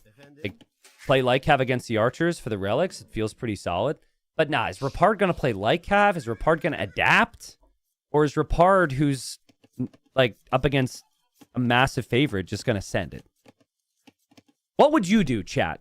Would you adapt? Pretend you're, 2K3, 2K4, 2K5, whatever. Would you adapt? Would you play to the Turk late game? Or would you just send it? You'd send it and die. Okay, well... But at least you'd send it. I don't know. And part of it, too, is I feel like... I honestly, I don't think Repard gives a crap. But, like, I think for some people, hopefully for many, they get to look at this as a way to show their skills and their entertainment value to viewers, right? So... Repard's been very fun to watch all season. I think even if he gets swept here and gets relegated, I think it's good for him if people recognize he knows how to go for it. Here's another game where their scouts are fighting. But again, I don't know if Repard necessarily cares to the same level. But chat, I called it. I just like to point out that I called it, okay? A couple days ago, Repard fast castle drop unique unit me. And that was my intro when I came back from break. I told the story, and I was just like, look at the draft. I think it could happen. Now, Lierey's scout has gone too far. That is a big no-no. You should never do that. Repard, do not take this fight. Repard, if you lose your scout, I'm going to scream. Genuinely. Do not do... What are you doing? What are you doing? Why do that? Why? I do not understand that. That bothers me so much. You could just walk to your town center. Liereyy can never chase you. And then you can leave to the middle of the map. Oh, but he took the risk because he wanted to kill. But dude, now Liereyy... Oh my God. I hate it. I hate it. Maybe it's next level. I think it's just, as I always say, the underdogs always take the coin flip. It was a coin flip. But it wasn't a coin flip anymore. This is a clear advantage for you. If your opponent walks into your base, they can't chase you further. And then you can just always be in the middle of the map scouting. It's a coin flip if you're fighting in the middle. I don't know what you would call that. Call it a triangle flip, or I'll come up with a word for it, but that's just, that's rough. It's just the tiny details that matter so much. Like, information is key. Now Liereyy, maybe Liereyy didn't make the mistake to run in here. Maybe Liereyy likes the fact that he's in here so he can see if the opponent's on stone. But you know what you could do? If you still want to go to stone, just literally go right here. Just wait till Lierey's out of position and then just leave your base. Liereyy will never go there. So maybe there's mind games. Maybe. Obviously, if he kills Lierey's scout there, it's huge. And is he just going to go to stone anyways, like a Chad? You're not going to go to this stone where he can see it. You're just not. Oh, my. All right, well, he's like, I don't give a crap if the scout's in here and can see everything. I'm going to go to stone anyways. I really like the detail of going to the stone in the middle, but obviously against the archer play, which we know is a possibility, it could be very risky. Watch Liereyy never scout it either. There's no way. He's going to scout it. It's just not going to scout it right now. He's adding fishing ships. He's balancing out his eco. Weird game. Weird game. T90, if you weren't a caster, would you have been a top 10/20 player? What about this? What is this past tense, Llama Toast? Would you have been? If you said, would you be, then, you know, that would be a bit better for my ego. This, would you have been, makes me feel like I'm past my best. Whether or not that's true. No, I mean, casting has helped me become a good player. I wouldn't say that it's, like, held me back. So both playing at a high level and casting kind of play both directions. I'm a better player because I cast. I'm a better caster because I play. The reality is, I don't think I'm, like, supernaturally talented. I think if I were to give up casting right now and play tournaments, would I be better? Yes. Would I be, like, maybe in Gold League or something? Yeah, but, like, I wouldn't be this prodigy top 10, top 20 guy. Look at TTL this season, right? We've got, like, 19 and 20-year-olds. Freaking Blue goes from Silver to Gold League, has been playing the game for 2 years. Kambito's been playing the game for 2.5 years. I've been playing the game for 15. Like, if there was a time for me, that time probably has already passed. So, but yes, I don't know. I'm very torn. I wish I could play. I have to choose though, and obviously I love the content. I love the channel too much to fully give that up. So yeah, Liereyy sees the stone. And I mean, Repard just doesn't care. He's showing him he's on stone. And I think Repard wants to go... I guess he'll add a scout to kill Lierey's scout. And Liereyy is going for an outpost. Lierey's going to find out about the stable, though, in a second. And... I think Lierey's just changed his plan. I think he wanted to siege push the stone or something. But now he's like, ooh, he could add the light cav. And I don't want to do that anymore. And Lierey's on the way to cast late significantly faster. And Liereyy has all the information he could want on what his opponent's build is going to be. Which, again, I think is really, really bad. But Repard took the risk, and it hasn't paid off. Repard is producing a couple Hawks here. But the villagers can't garrison inside the docks. And Hawks take down villagers very quickly. So I think he's forgotten about that. You can garrison the fish, but not the vills. And one villager down. So far, just kind of perfect for Liereyy. Even getting the fishing lines upgrade. I've been very critical about that upgrade with people today and yesterday. It's a feudal age one now, which you should get, and he's doing it. So far, you can tell why Liereyy wasn't scared enough to ban this map first in the draft. It's a good approach from him. And, okay, but he now lost a scout. And Repard... Here comes Repard. He did it with 8 villagers in the first game. He's going to do it with 7 villagers in the second game. I mean, here we go. He's sticking to the strat. It doesn't matter that his opponent could see it coming the whole way. He doesn't give a single shit. Here he comes. And he can see the gold and he can see the stone. And you should know there's only 1 golden stone in the base. Meanwhile, like, Liereyy won't have any army in the middle. But Repard, just castle always has to go up. Always has to go up in a position to deny both these resources. You can't place it anywhere else. It's got to... Okay, well, hold on. I don't love it, but if you break through, you can still easily access it. But yeah, he places it there. Here's the thing. So, we have some ... daughters in chat. Here's the thing, ... daughters. While I would never place this castle here, he needs gold with these vills, and the gold is right there. Whereas if you place the castle here, you got to walk further back. So maybe that's it. I don't know, though. He's losing water. Let's see how Liereyy defends. Lierey's already house walling behind, so Lierey's expecting the pressure. Liereyy will have a great food economy. But we have seen forward castles end games here. So castle's up. Immediately, the castle will start to shoot on the wall, which means Repard will be through. Repard has, like, no food eco, though. And he has no resistance on water, so Liereyy will be able to add fishing ships with gill nets non-stop. There are 2 hawks coming this way. These hawks are the MVPs now. They need to snipe fish.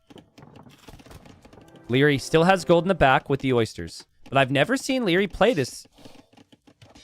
And I don't know how much Liereyy has watched. And one of the key things that I found on this map is you want to escape. And you want to be out on the other golds. And Liereyy has not done that. And Liereyy only has 700 gold remaining in his base. And he has no relics. I don't know, man. Like, Lierey's economy isn't that good. And he's going to go imp in this TC. He's trying to play monk defense. This could get kind of interesting. Basically, if Liereyy defends perfectly with the monks, balances out his resources, you would expect him to reach imp, and then he makes it to imp, and then he has some answers. But imp with what golds? He'll have to sell his res, and he's selling a stone. Repard is adding farms. Repard has the gold mining bonus from the Turks. I don't know if like how much Repard is going to commit to army, but it looks like he's really committed to the Janissaries here. I would want to see a siege workshop from Repard now, so you could start to break down the market. And I would actually go ram. I think you ram down the market, put the Janissaries inside, which is protection. Yeah, when you see the monks, you definitely need protection so you can get in close to the monks. People were going siege towers for a long time, but I just think go ram. There's the market. The hawks here for Repard didn't get any kills. Lierey's looking for them. They're still hiding there. And that is about to be Lierey's imp TC, guys. Does Liereyy make it to imp? Yes or no's in chat. I mean, it's Liereyy, so the safe guess is say yes. But what if Repard adds siege? Man, he's been so late to the addition of siege. He's actually just adding a lot of farms with his wood. I mean, he's getting close to the monks. And Lierey's saving the monks. That is so good. Did you see that? Like, the second individual monks would take damage, they would hop into the TC. That's actually insane. And just sits out of range as well. Town center still needs to be repaired, maybe. And yeah, it looks like he's going to make it to imp. Because we don't have any siege from Repard. Repard is actually shooting the TC, though, which is funny. And there's the siege workshop. It's all about the timings, man. I think if he forces Liereyy into redemption, which is 500 gold, Liereyy has bigger gold problems. And here goes Liereyy again. And, I mean, again, he gets conversions. He saves the monks inside the town center. Well done. And he's making more monks. How much gold does he have? He's got 15 gold left. So he's about to run out of gold completely. The town center is still being repaired. The monks can get more range, but you need gold for that upgrade. And honestly, you could still just stay in Castle Age and play Light Cav if you're Repard. I like Repard's energy here. I like how he just continues to make Liereyy work. He continues to make army. Why not? There's the Siege Workshop. I would still like a Ram. Yeah, Ram is really nice here. Liereyy make it to Imp. He'll be selling wood and gold at increasingly poor rates to get gold. Sorry, wood and food. He is getting redemption now because he saw the Siege Workshop. But you still have to stand next to a Ram to convert it, so... Repard's got food eco. Repard knows it's monks. He's a million years away from Imp. So I would say playing Light Cav and Castle Age makes a lot of sense. Liereyy using patience. Liereyy getting block printing now. And Liereyy just so good at saving his units. Like, that villager's still alive. You can only fit 6 units in the Ram, but 6 units might be enough to roll in deep here and make things interesting. Get in the Ram, Repard. Get in the Ram. Inside. Inside the Ram. Don't... Dude, you could roll right up. You could roll right up to those monks and just shoot them. And now you can't... Oh, my God. Oh, my... Now his opponent has a Ram. And now the Ram will tank as well. If you patrol in, the Ram is going to tank your shots. Ah, Repard had an opportunity there. Now he's going to go Siege Tower. Okay, I mean... Again, Siege Tower is a play. I like the Ram, though, for the same purpose. But it's just not a normal thinking. At least you can fit 10 units inside. Uh-oh, here we go. This is open. Choo-choo! Lierey's Ram. Look at the firing delay in the Janissaries when they come out of the Siege Tower. Choo-choo! Choo-choo! High level AoE, by the way. Undefeated player terrified, by the way. Ram is chasing a Siege Tower, by the way. Monks can't hop out of the town center, by the way.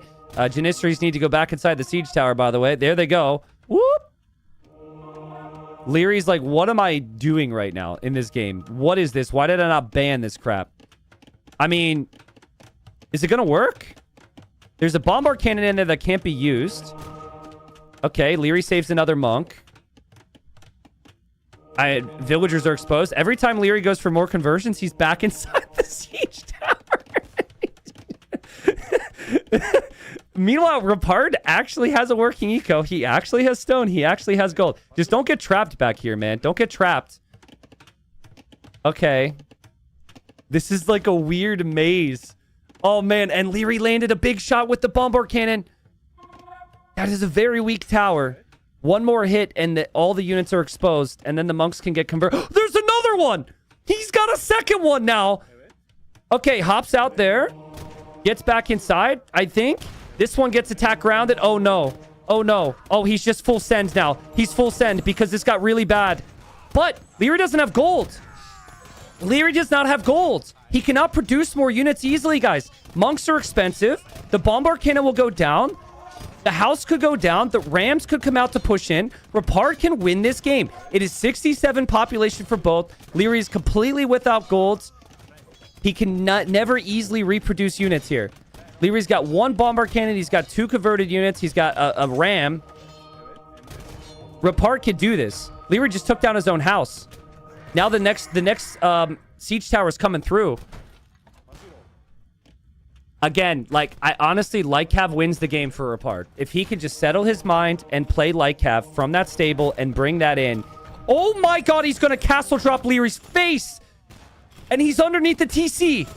He takes down the monks. He takes down the bombard cannon. The siege tower keeps rolling through. Here he comes. What is happening, dude? Repard, the Ram is back. There's the castle. Liereyy doesn't have any siege for it. And Liereyy will send his random AI army to try and deny the castle. Siege tower still running around.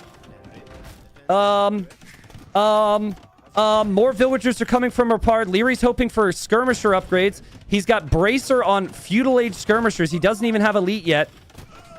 The skirms are going to go down. The siege tower is being repaired. The castle is on the way up. The ram that Liereyy converted is still here.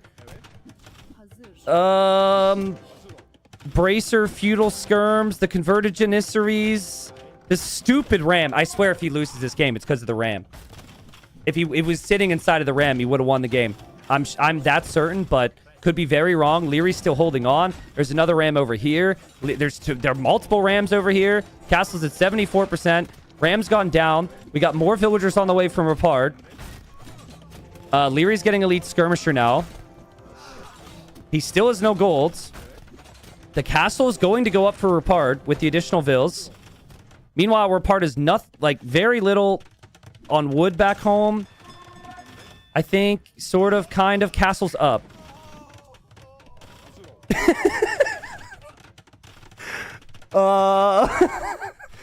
What is happening? Lierey's about to be without a town center.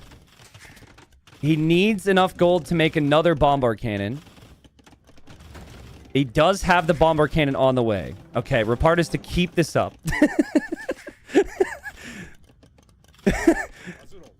This is insane. But yeah, look, repairing the siege towers, it feels kind of silly, but it's actually so valuable now.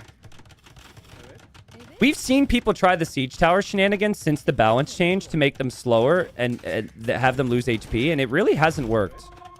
So this is not like something that everyone's been able to get away with. The score is really deceiving right now just because Liereyy has fish. I hope Repard continues to fight here because he's given himself a shot. Unfortunately, he's nuked his own eco with how some of this is played out. Please don't kill your own tower. Just passing. But yeah, like, Liereyy is waiting for the critical mass of skirmishers and bomber cannons to push this back. He is at the limit. If Liereyy loses the skirms and bomber cannons one more time, I think it's over. And that's why he's waiting. He knows how bad this is. His fishing is not getting any more efficient either. Like, this is going to get brutal. And we will have another siege tower from Repard. He just keeps coming. And more janissaries. But again, his food eco is like kind of slipping a little bit. He's got a lot on stone for another castle. I think he will take a big fight and try and castle drop the siege workshop. That is the energy that Repard used in Gold League. Ooh, Lierey's also escaping to find some gold. Here we go. Oh my god, dude. I don't know about that. Lierey's walled out the siege towers and he kills it. And now there's another castle from Repard, which doesn't exactly change the situation. That was such good micro from Liereyy, though. That's what Lierey's going to do. He's playing wall builder.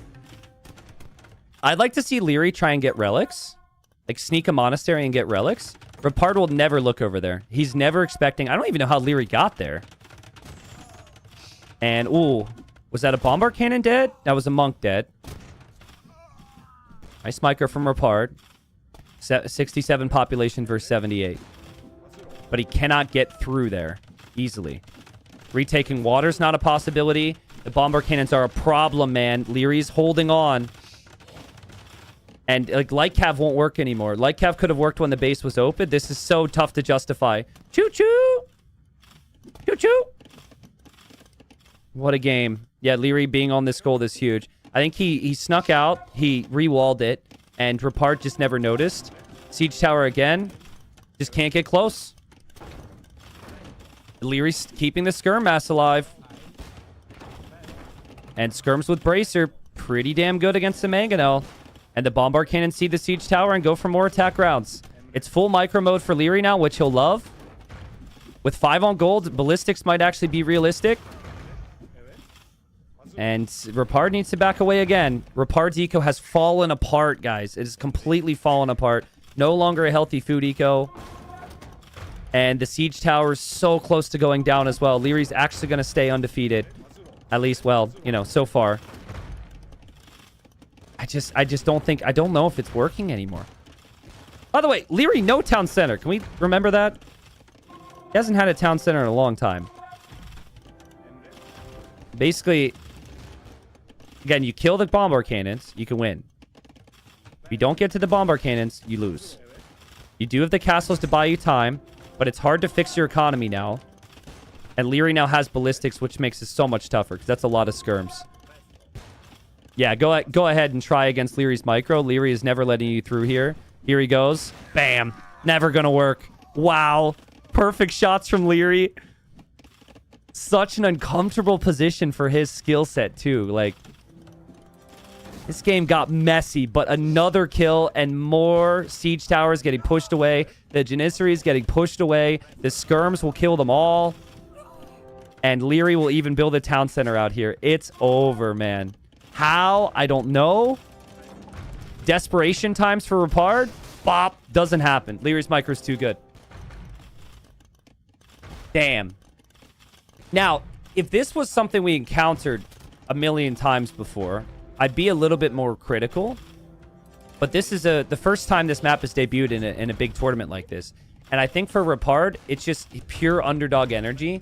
And he didn't feel like he could have patience.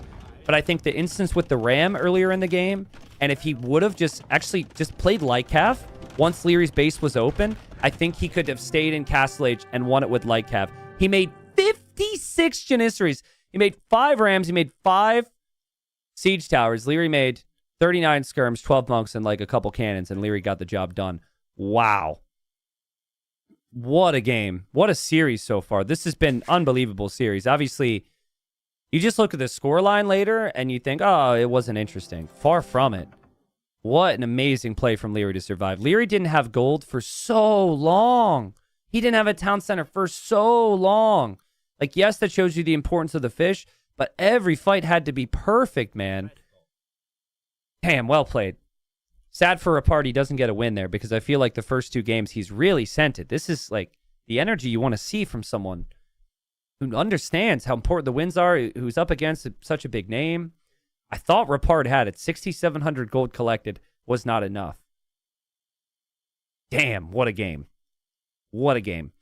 I think I learned one thing from this. Lierey's going to ban that map. Right? Round 5. What's Lierey's first ban going to be? What did he ban this time? He banned Toulouse. I think he's banning Coast Arena. I could be wrong. He did win it, but I don't think he won it comfortably. And I think Liereyy would probably be sitting there thinking that if things went slightly differently, he could have lost the game. So, whew, what a game. That was so cool. Yeah, to win a game with no town center for the last 15 minutes is really unique.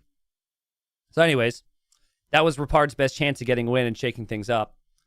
Liereyy is all but confirmed first as is. Hopefully for Repard, he can make it interesting. Liereyy wins with the Italians. Liereyy has won with the Wei. For Repard, he has lost with the Koreans and he has lost with the Turks. Has Vietnamese and has Portuguese. It is Slopes. Slopes is a pretty meta map. I could see Repard trying another castle. I called out Portuguese before, and I'm seeing a Civ now. So here we go. Let's see. So yeah, for those that just got here, first off, hi. Second, right before this series, I talked about how the other day I placed Repard on Arabia. He went fast castle organ guns, and he destroyed me.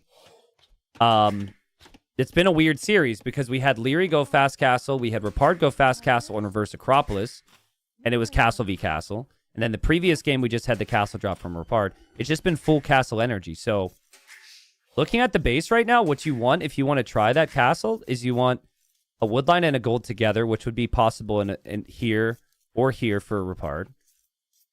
And if you do it correctly, it's not necessarily about the stone being exposed. The stone being exposed is fine if you take the stone early. The thing is, though, it's really good on maps where you can push in a lot of hunts. Like Reverse Acropolis, he was able to push in 4 or 5 deer. Here, you can only push in 2 by design. There's one over here. There's one over here.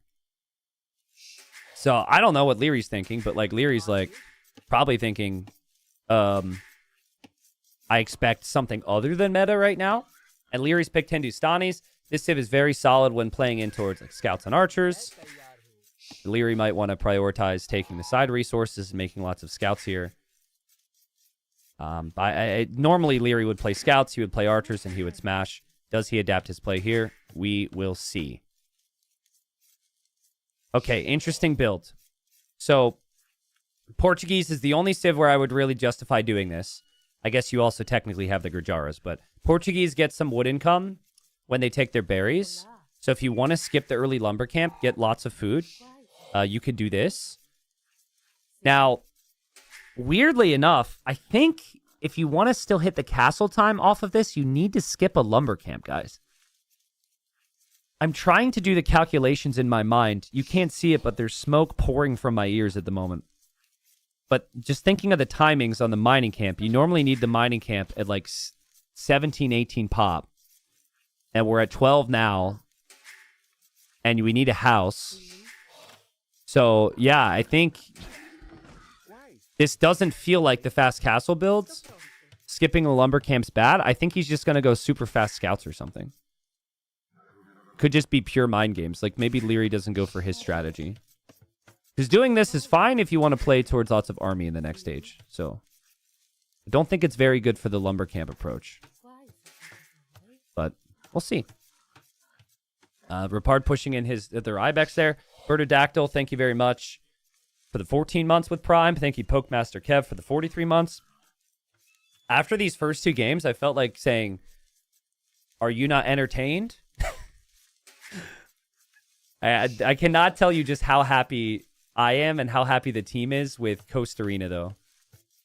That was a map where we could have easily had players, and we did easily have players like, oh, God, what are we doing? You know, complaining. It's actually been really... There's been a lot of depth of strategy to that map. There's a lot of different ways you can play it. So it's been... luckily, it hasn't been a map that people haven't been playing, too. Liereyy goes by. Liereyy doesn't see the Vills on stone, and he's probably like, perfect. Like, thank God. And, ooh, Repard gets 2 hits there, which isn't bad. Am I wrong? Repard still has a lot of Vills in queue, and we still don't have the second Dark Age building. I don't know. He's fighting the Scout a lot, which he obviously likes to do after the first game. Repard, don't try and click up here. If you don't do this a lot, you're not used to needing the building. Again, you see what I mean, though. You have to choose just one building. And if you were to go mining camp, then you have no wood income. But that lumber camp is late. This build is just very late. And if you're not on stone ahead of time, then the castle doesn't necessarily work. Lierey's uptime is crazy fast. My God. And Lierey's going to be looking around. And now Repard is res to click up, and now Repard clicks up. I don't know. It doesn't feel like a fast castle to me. It just feels like a confusing uptime, which maybe has some mind game effect. I think Liereyy really wants to get back to that stone to see if he's on it. Doesn't see anything just yet. Sees the lumber camp, sees the mill. So Liereyy, and he should also see that the bushes are rather small, so he should realize that the mill was up early. T90, what's considered a time for fast castle? Like how many minutes? Well, it's map dependent, right? So like here, you need to be up so much faster on a map like this because there's so many different ways to punish. Yeah, look at Liereyy. He's coming forward. He's like, something's up here. Why are you not up? Why is there no barracks? Lierey's going to pile on the aggression. I mean, a good fast castle time for the average player. What do you think, chat? Like 15:30, 16:30? If you want to do a lot of different things with it, of course. Lierey's going to go scouts. Lierey's going to go towers, which is really good with the Hindustanis because you have the damage output from your stable units against buildings, and then, of course, like just the towers dish out some damage. At this level, though, on this map, if you were going fast castle, you would want it to be like 13 minutes, 13:30. And yeah, Repard sees this. Repard no loom and is running at Liereyy right now. Repard's insane. No loom. Like, dude, we've miscalculated here slightly. This is Lierey's home map, so maybe you'd expect that, but oh, God. Oh, man, I mean, not a great start. He's still not on stone. I still have no clue what the build was. I think he wanted the fast castle, but then, like, realized kind of what I realized, that you can't do it based on how the build goes. We've got Vil fighting. I don't have the boxing mod for some reason. It's disappointing. We have a barracks now. There's also a market from Repard, so he's definitely planning on still trying to get to Castle Age, but his eco is so inefficient. Liereyy comes in, kills another villager. And I think... Wow, Repard came so close twice today. I think Liereyy will remain undefeated. And we'll be 12-0. Could be wrong. Repard's making some spearmen, but his eco's just completely idle. He just took risks today.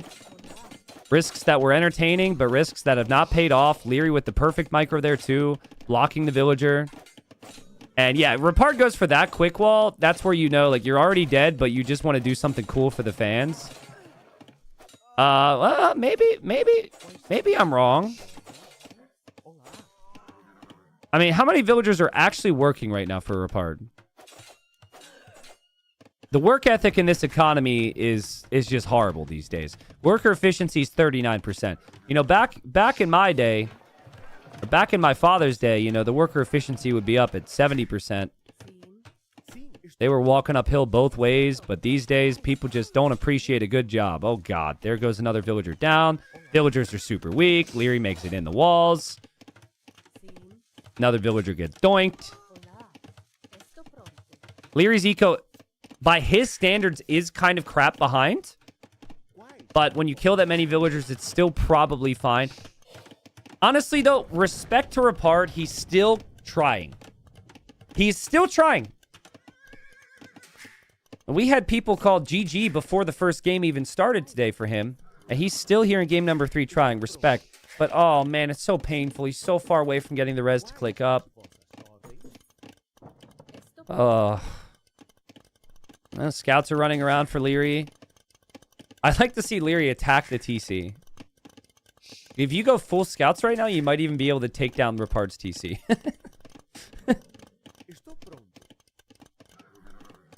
Repard has nothing to lose. Yeah, he's got nothing to lose, I guess. He's got $30 to gain. He's and experience, of course, and of course respect from the fans, which I think is what you fight for right now. Repard actually signaled the scouts, which I'm guessing was a misclick. There's an X on the mini-map. No comment from him. Typically, if someone signals by accident, they'll say, like, sorry or something. And Turs says Repard has nothing to lose because he lost everything this game already. That's so harsh, Turs. Turs talking a big game because he didn't get relegated out of gold. All right, we're up. I say we because I've become the biased caster. And is he leaving? Is he?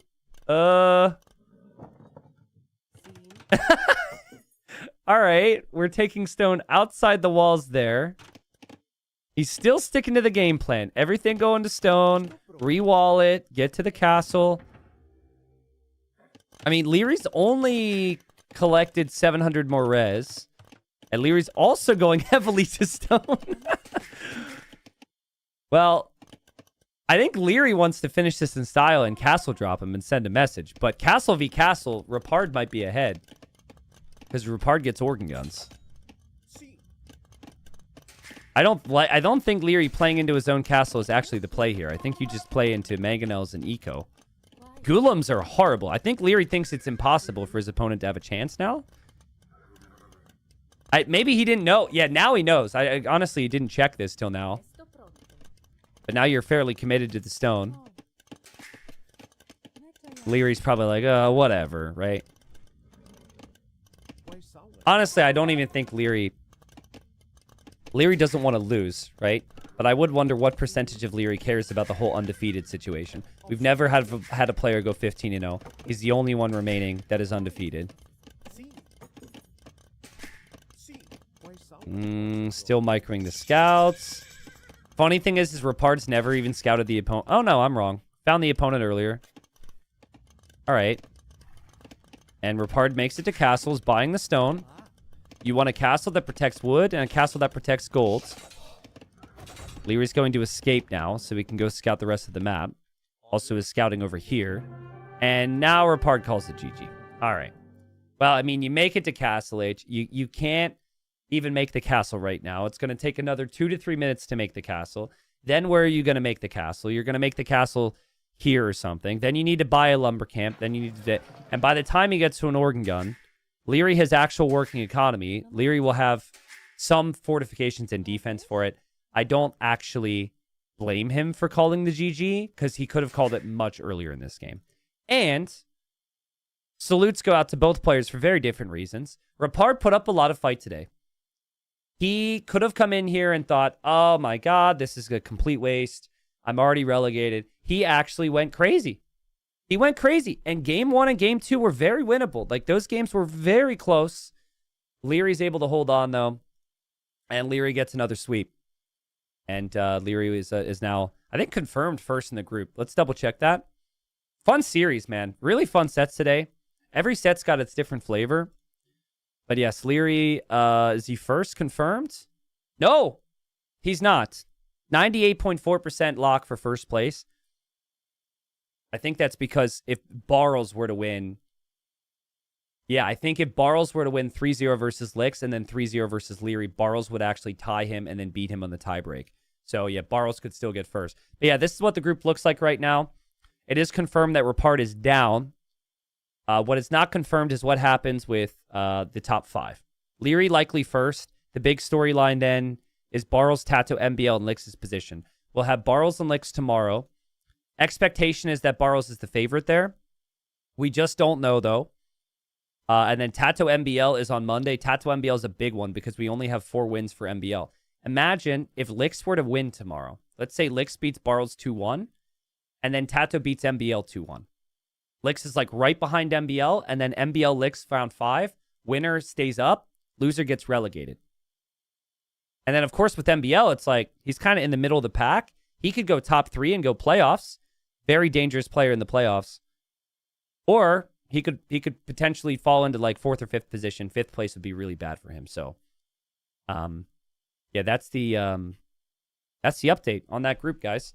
We'll just recap what the other groups look like real quick. This will have spoilers for the first 2 sets for those that missed it. We didn't have anything in this series, in this group today. We had that all yesterday. But Hera finally lost his first game. Sizcon was able to stay alive and snag a win against Hera, which no one else had done. So he's sitting at 3. Mr. Yo got swept by Hart, so Mr. Yo's at 4. Lucho's at 2. Lucho plays Vinchester tomorrow. Big set tomorrow. For Vinch, important, but because he's so far out of first place, you know, not really sure. I think for Vinchester, he's likely with a win or 2 going to be in the playoffs at least. But for Lucho, it's huge. Like, if Lucho gets any wins against Vinchester and Lucho and Yo play each other in the 5th round, it might be whoever wins between Yo and Lucho survives, and whoever loses is relegated. So that's big. Here in Group C, we had the result earlier. Running snagged a win finally. He is confirmed down, but he played really well. FreakinAndy just hanging on for dear life here. We'll see Sebastian and ACCM tomorrow to see who's going to be top of Group C. I think whoever wins there, especially if it's ACCM, very likely to be locked for first place soon. Yeah, and then you've got Nikov versus Lewis, which will not happen this week, while technically it's round 4 because Nikov's recovering from an illness. So those sets are all huge, though. Nikov, Lewis, Nikov, FreakinAndy. And then in round 5, Sebastian Lewis is a banger there. And then Group D, no clue what to expect. Any guesses, guys? I mean, we only saw 1 set today, but give me your top 3 right now in Group D. Because it just muddies the waters even more for me. Vivi gets 2 more wins. He's at 7. Viper's got to play Sato. Viper's got to play Mihai. Of course, so that means Sato and Mihai both have to play Viper. So, like, Viper wins those sets, he's playoffs. He loses those sets, and Dragonstar gets wins. I mean, bro, like, everyone's in the conversation. Everyone is in the conversation for relegation and for first place. Larcini says Viper gets relegated. I was hoping somebody would say that. I think that's still too much. And then the other chatters are realistically, many are putting Viper still in the top 3. I don't know, man. I don't know. It'll be ones to look out for. So yeah. Just a reminder on when we're doing the coverage. So we'll do 3 more sets tomorrow. I'll pull up the calendar real quick. And then I also want to show you how the playoff structure works. So this is the established calendar right now. Basically, here is today. We just finished with the coverage today. Tomorrow we do 3 more sets. We start at the same time. So Sebastian ACCM, Barros Licks, and then Vinchester Lucho. On Monday, then, we have Dragonstar Mihai, Sato Viper, Tato MBL. So these sets just continue to look very, very strong. There will be a 3-day break before we kick off with round 5 next Friday through Monday. And then the playoffs begin Tuesday through Sunday of the following week to finish out the league. And unlike gold and unlike silver, we actually determine a champion. So just pull up the bracket real quick and show you what I mean on that. But yeah, we're getting close, guys. Games are getting really important. I think there's like really 2 players this season that you can maybe realistically predict and like have a really good gauge on. But beyond that, everything seems wide open. Maybe it's more like 5 or 6 players because you have the bottom players as well. But yeah, if you're first in the group, so right now looks like Lierey's going to be here. Looks like Hera's going to be here. We're not sure on C and D yet. D's completely wide open. C is like maybe Sebastian, maybe ACCM. Yeah, they fall into these spots, and then second and third place players play here. Eventually, you work your way towards a final. So, Agrippus is Sato as well. Yeah, that's fair. Sato in Group D. I just don't think he's like super solid at the top because he didn't have as many sweeps. I think he won 2-1, 2-1, and then won 3-0. And the fact that he plays Viper tells me that, you know, that could turn around on him pretty quickly. I would say Sato Viper. I still think I have to have Viper as my favorite because of the history there. And then I think Vivi Sato, I would put Sato like 65-35 favorite probably. So yeah. But if Sato beats Viper, yeah, then I think he's in a really good spot to maintain first place, especially because Viper plays Mihai in the final round. So, any questions, chat? Superhero, I've seen you say this. You're such a troll. Did Doubt pay you to say this? Be honest. Superhero says, I'm looking forward most to next season of TTL Gold is to see how Viper plays. I think Doubt probably paid you to say that. Doubt thinks it's so funny that Viper could actually get relegated because he got relegated. I still, while I have to say the things and I have to talk about the chances, that would still be shocking to me. So, okay. People want meme review. We have 2 memes, and they're both actually really solid memes. Here's the memes of the day, guys. Thank you to the memers out there. So, here's this one. I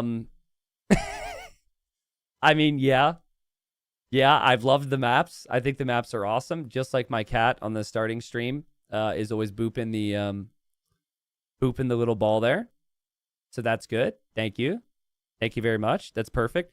This is funny. I don't know, like, if I said something or if someone just randomly thought of this. But look at this, man. Malians. And then the four Malians, the formal Malians. Like, what? Did I say former Malians at one point and made you form that word? That's funny, though. I like that. It's very creative. Yeah, for Malians. You said something about Malians. Okay, and it just clicked for you. That's great. Svangard, thank you for the 22 months. Says, how many subs for a T90 merch mustache? What are you asking for? You're asking for a merch that has a photo of me with a mustache on it? Or you're asking for like a piece of my mustache? You're asking for a fake mustache? What does that even mean? I mean, it's merch, right? So I'm inclined to do something that people want and would buy. You know, I think that's makes sense with merch. So what do the people think? I don't know. I don't think you guys would actually buy a fake mustache, like a, you know, one of those stick mustaches. I don't know what that means. A fake mustache that we can apply that looks like you know, like in a cult. Yeah, but we're not a cult, so that wouldn't fit. Thank you, Tiger Eye, for the 57 months. Yeah, guys, that's it for the broadcast today. It was a great day. We are 200 subs away from the next giveaway. So thanks for the support today, especially Lord Rochester and Lieutenant Dan at the start of stream going crazy.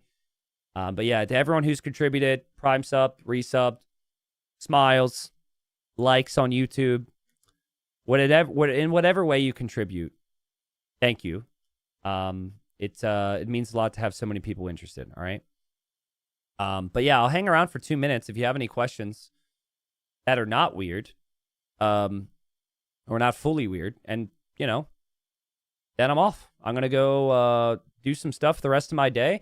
Ooh, last night I recorded a new Uncle episode where my uncle played on water maps. You can look forward to that on YouTube.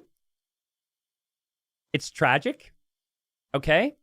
I tell the story of the archery ranges on the island because my uncle had never heard of that. And I don't want to spoil too much, but it's pretty wild what happens. I also have another video I'm going to record, or maybe 2 videos I'm going to record today.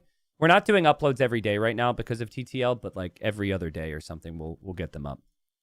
Because I want the good videos to be seen and everyone's watching this. So, yeah, I don't know about the new patch. I know the devs are working on a patch. Ideally, they coordinate with us and we get the patch in between rounds. So I don't have info on that. Most likely, what we'll try and do is whenever there's a new patch, new balance changes, we're just going to implement those changes immediately into the event. So, but it would depend on when. So it's just typically you don't change it mid-round. So if they were to implement it in the middle of round 5, we would probably have all of round 5 played on the same balance, so the prior balance, and then playoffs would see the change. So that'll depend on what the devs want to do. T90, how many subs for a raffle ticket to your wedding? Why do people want to be at my wedding so bad? You don't know my family. You don't know her family. I don't think, like, would that not be extremely awkward? People are like, oh, what side of the family are you from? And I'm like, well, actually, I'm a Twitch viewer. Like, some of you guys would have way too much fun with that. And then I really think, like, in practice, that would probably not be something that's great for chat, but maybe I'm wrong. We want to eat the cake. Well, we're not really going to have a big cake at our wedding, which I know is lame. But we have like a dessert. The plan is dessert for everybody who's at the wedding. And then we're going to have like a tiny little cake for ourselves. We're not doing like the traditional big cake and then the cake gets cut up and passed around. We're just doing like a little husband and wife cake. And everyone else gets like cool desserts and stuff. So, aren't we like family to you? Is Twitch chat like family? I mean, you're not blood, right? But here's the thing. I've told you guys more embarrassing stories about myself than people in my family. So we're close in a different way. Which probably tells you how screwed up I am. I don't think that's healthy, right? That I've shared what I've shared with strangers on the internet and not my actual family. Anyways, I'm not going to look into that too much. But no, I mean, obviously I love you guys and I appreciate the community so much. But like, you know, you have to draw a line somewhere and there can only be so many people at the wedding and weddings are expensive and you know, sorry I can't invite the 3,000 people we have watching live on Twitch and the 1,600 people we have watching live on YouTube to my wedding. Sorry. So V Count says YouTube chat is family to each other, but not T90. Okay, well now I'm offended. You're going to exclude me? Tora Bishu on YouTube says YouTube chat doesn't get enough attention to be parasocial. Did you hear that, Twitch chat? That sounds like you want the attention though. Saying, well, YouTube chat doesn't get enough attention to be family. Yeah, you sound like a little butthurt. You act like I'm not reading your comments and you want to be to that level. I see your comments, all right? I see your comments. I miss, Twitch chat can confirm, I miss Twitch chat comments a lot. So, Anyways, thank you for the support. There was no real questions here. Jack is saying it's hilarious. He's actually apologizing for something no one took seriously. I don't know if that's true. But yes, sorry you didn't get invited to my wedding, guys. Sorry, but no. Thanks for the love. I'll catch you guys tomorrow, all right? Have a good rest of your day. I don't know when the uncle video is going up. Do we have it ready yet? If we have it ready, I would actually push it. Let me look real quick. We might not have the thumbnail yet.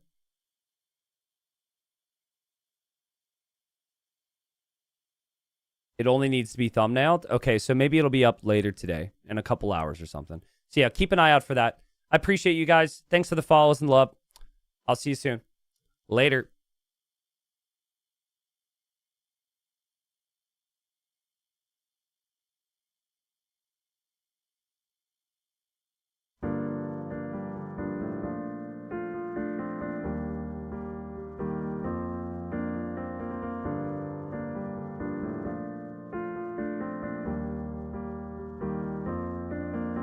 What he wants to do is he wants to get to +2 knights. Wants to get full armor in, but he's not going to be able to do that. What he wants to do is he wants to get to +2 knights. Wants to get full armor in, but he's not going to be able to do that. What he wants to do is he wants to get to +2 knights. Wants to get full armor in, but he's not going to be able to do that. What he wants to do is he wants to get to +2 knights. Wants to get full armor in, but he's not going to be able to do that. Pain is coming. Pain is coming. Pain is coming. Oh God. Oh no. What he wants to do is he wants to get to +2 knights. Oh God. Oh no. What he wants to do is he wants to get to +2 knights. Wants to get full armor in, but he's not going to be able to do that. What you need is you need siege or you need something that kills. Don't know if Kanji can get that right now. Oh God, oh no. You need something that kills. Something that kills. Guess what? It doesn't look good. Guess what? It doesn't look good because Kamigawa's done fighting. Kamigawa. Oh God, oh no. What he wants to do is he wants to get to +2 knights. Wants to get full armor in, but he's not going to be able to do that. What he wants to do is he wants to get to +2 knights. Wants to get full armor in, but he's not going to be able to do that. What he wants to do is he wants to get to +2 knights. Wants to get full armor in, but he's not going to be able to do that. What he wants to do is he wants to get to +2 knights. Wants to get full armor in, but he's not going to be able to do that.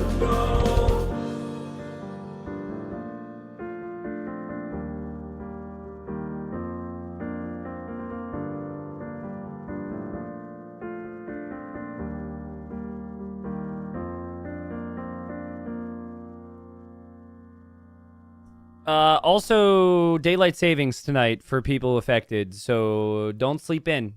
Or, you know, whatever. Just keep an eye out for the time change. See you guys tomorrow. Later.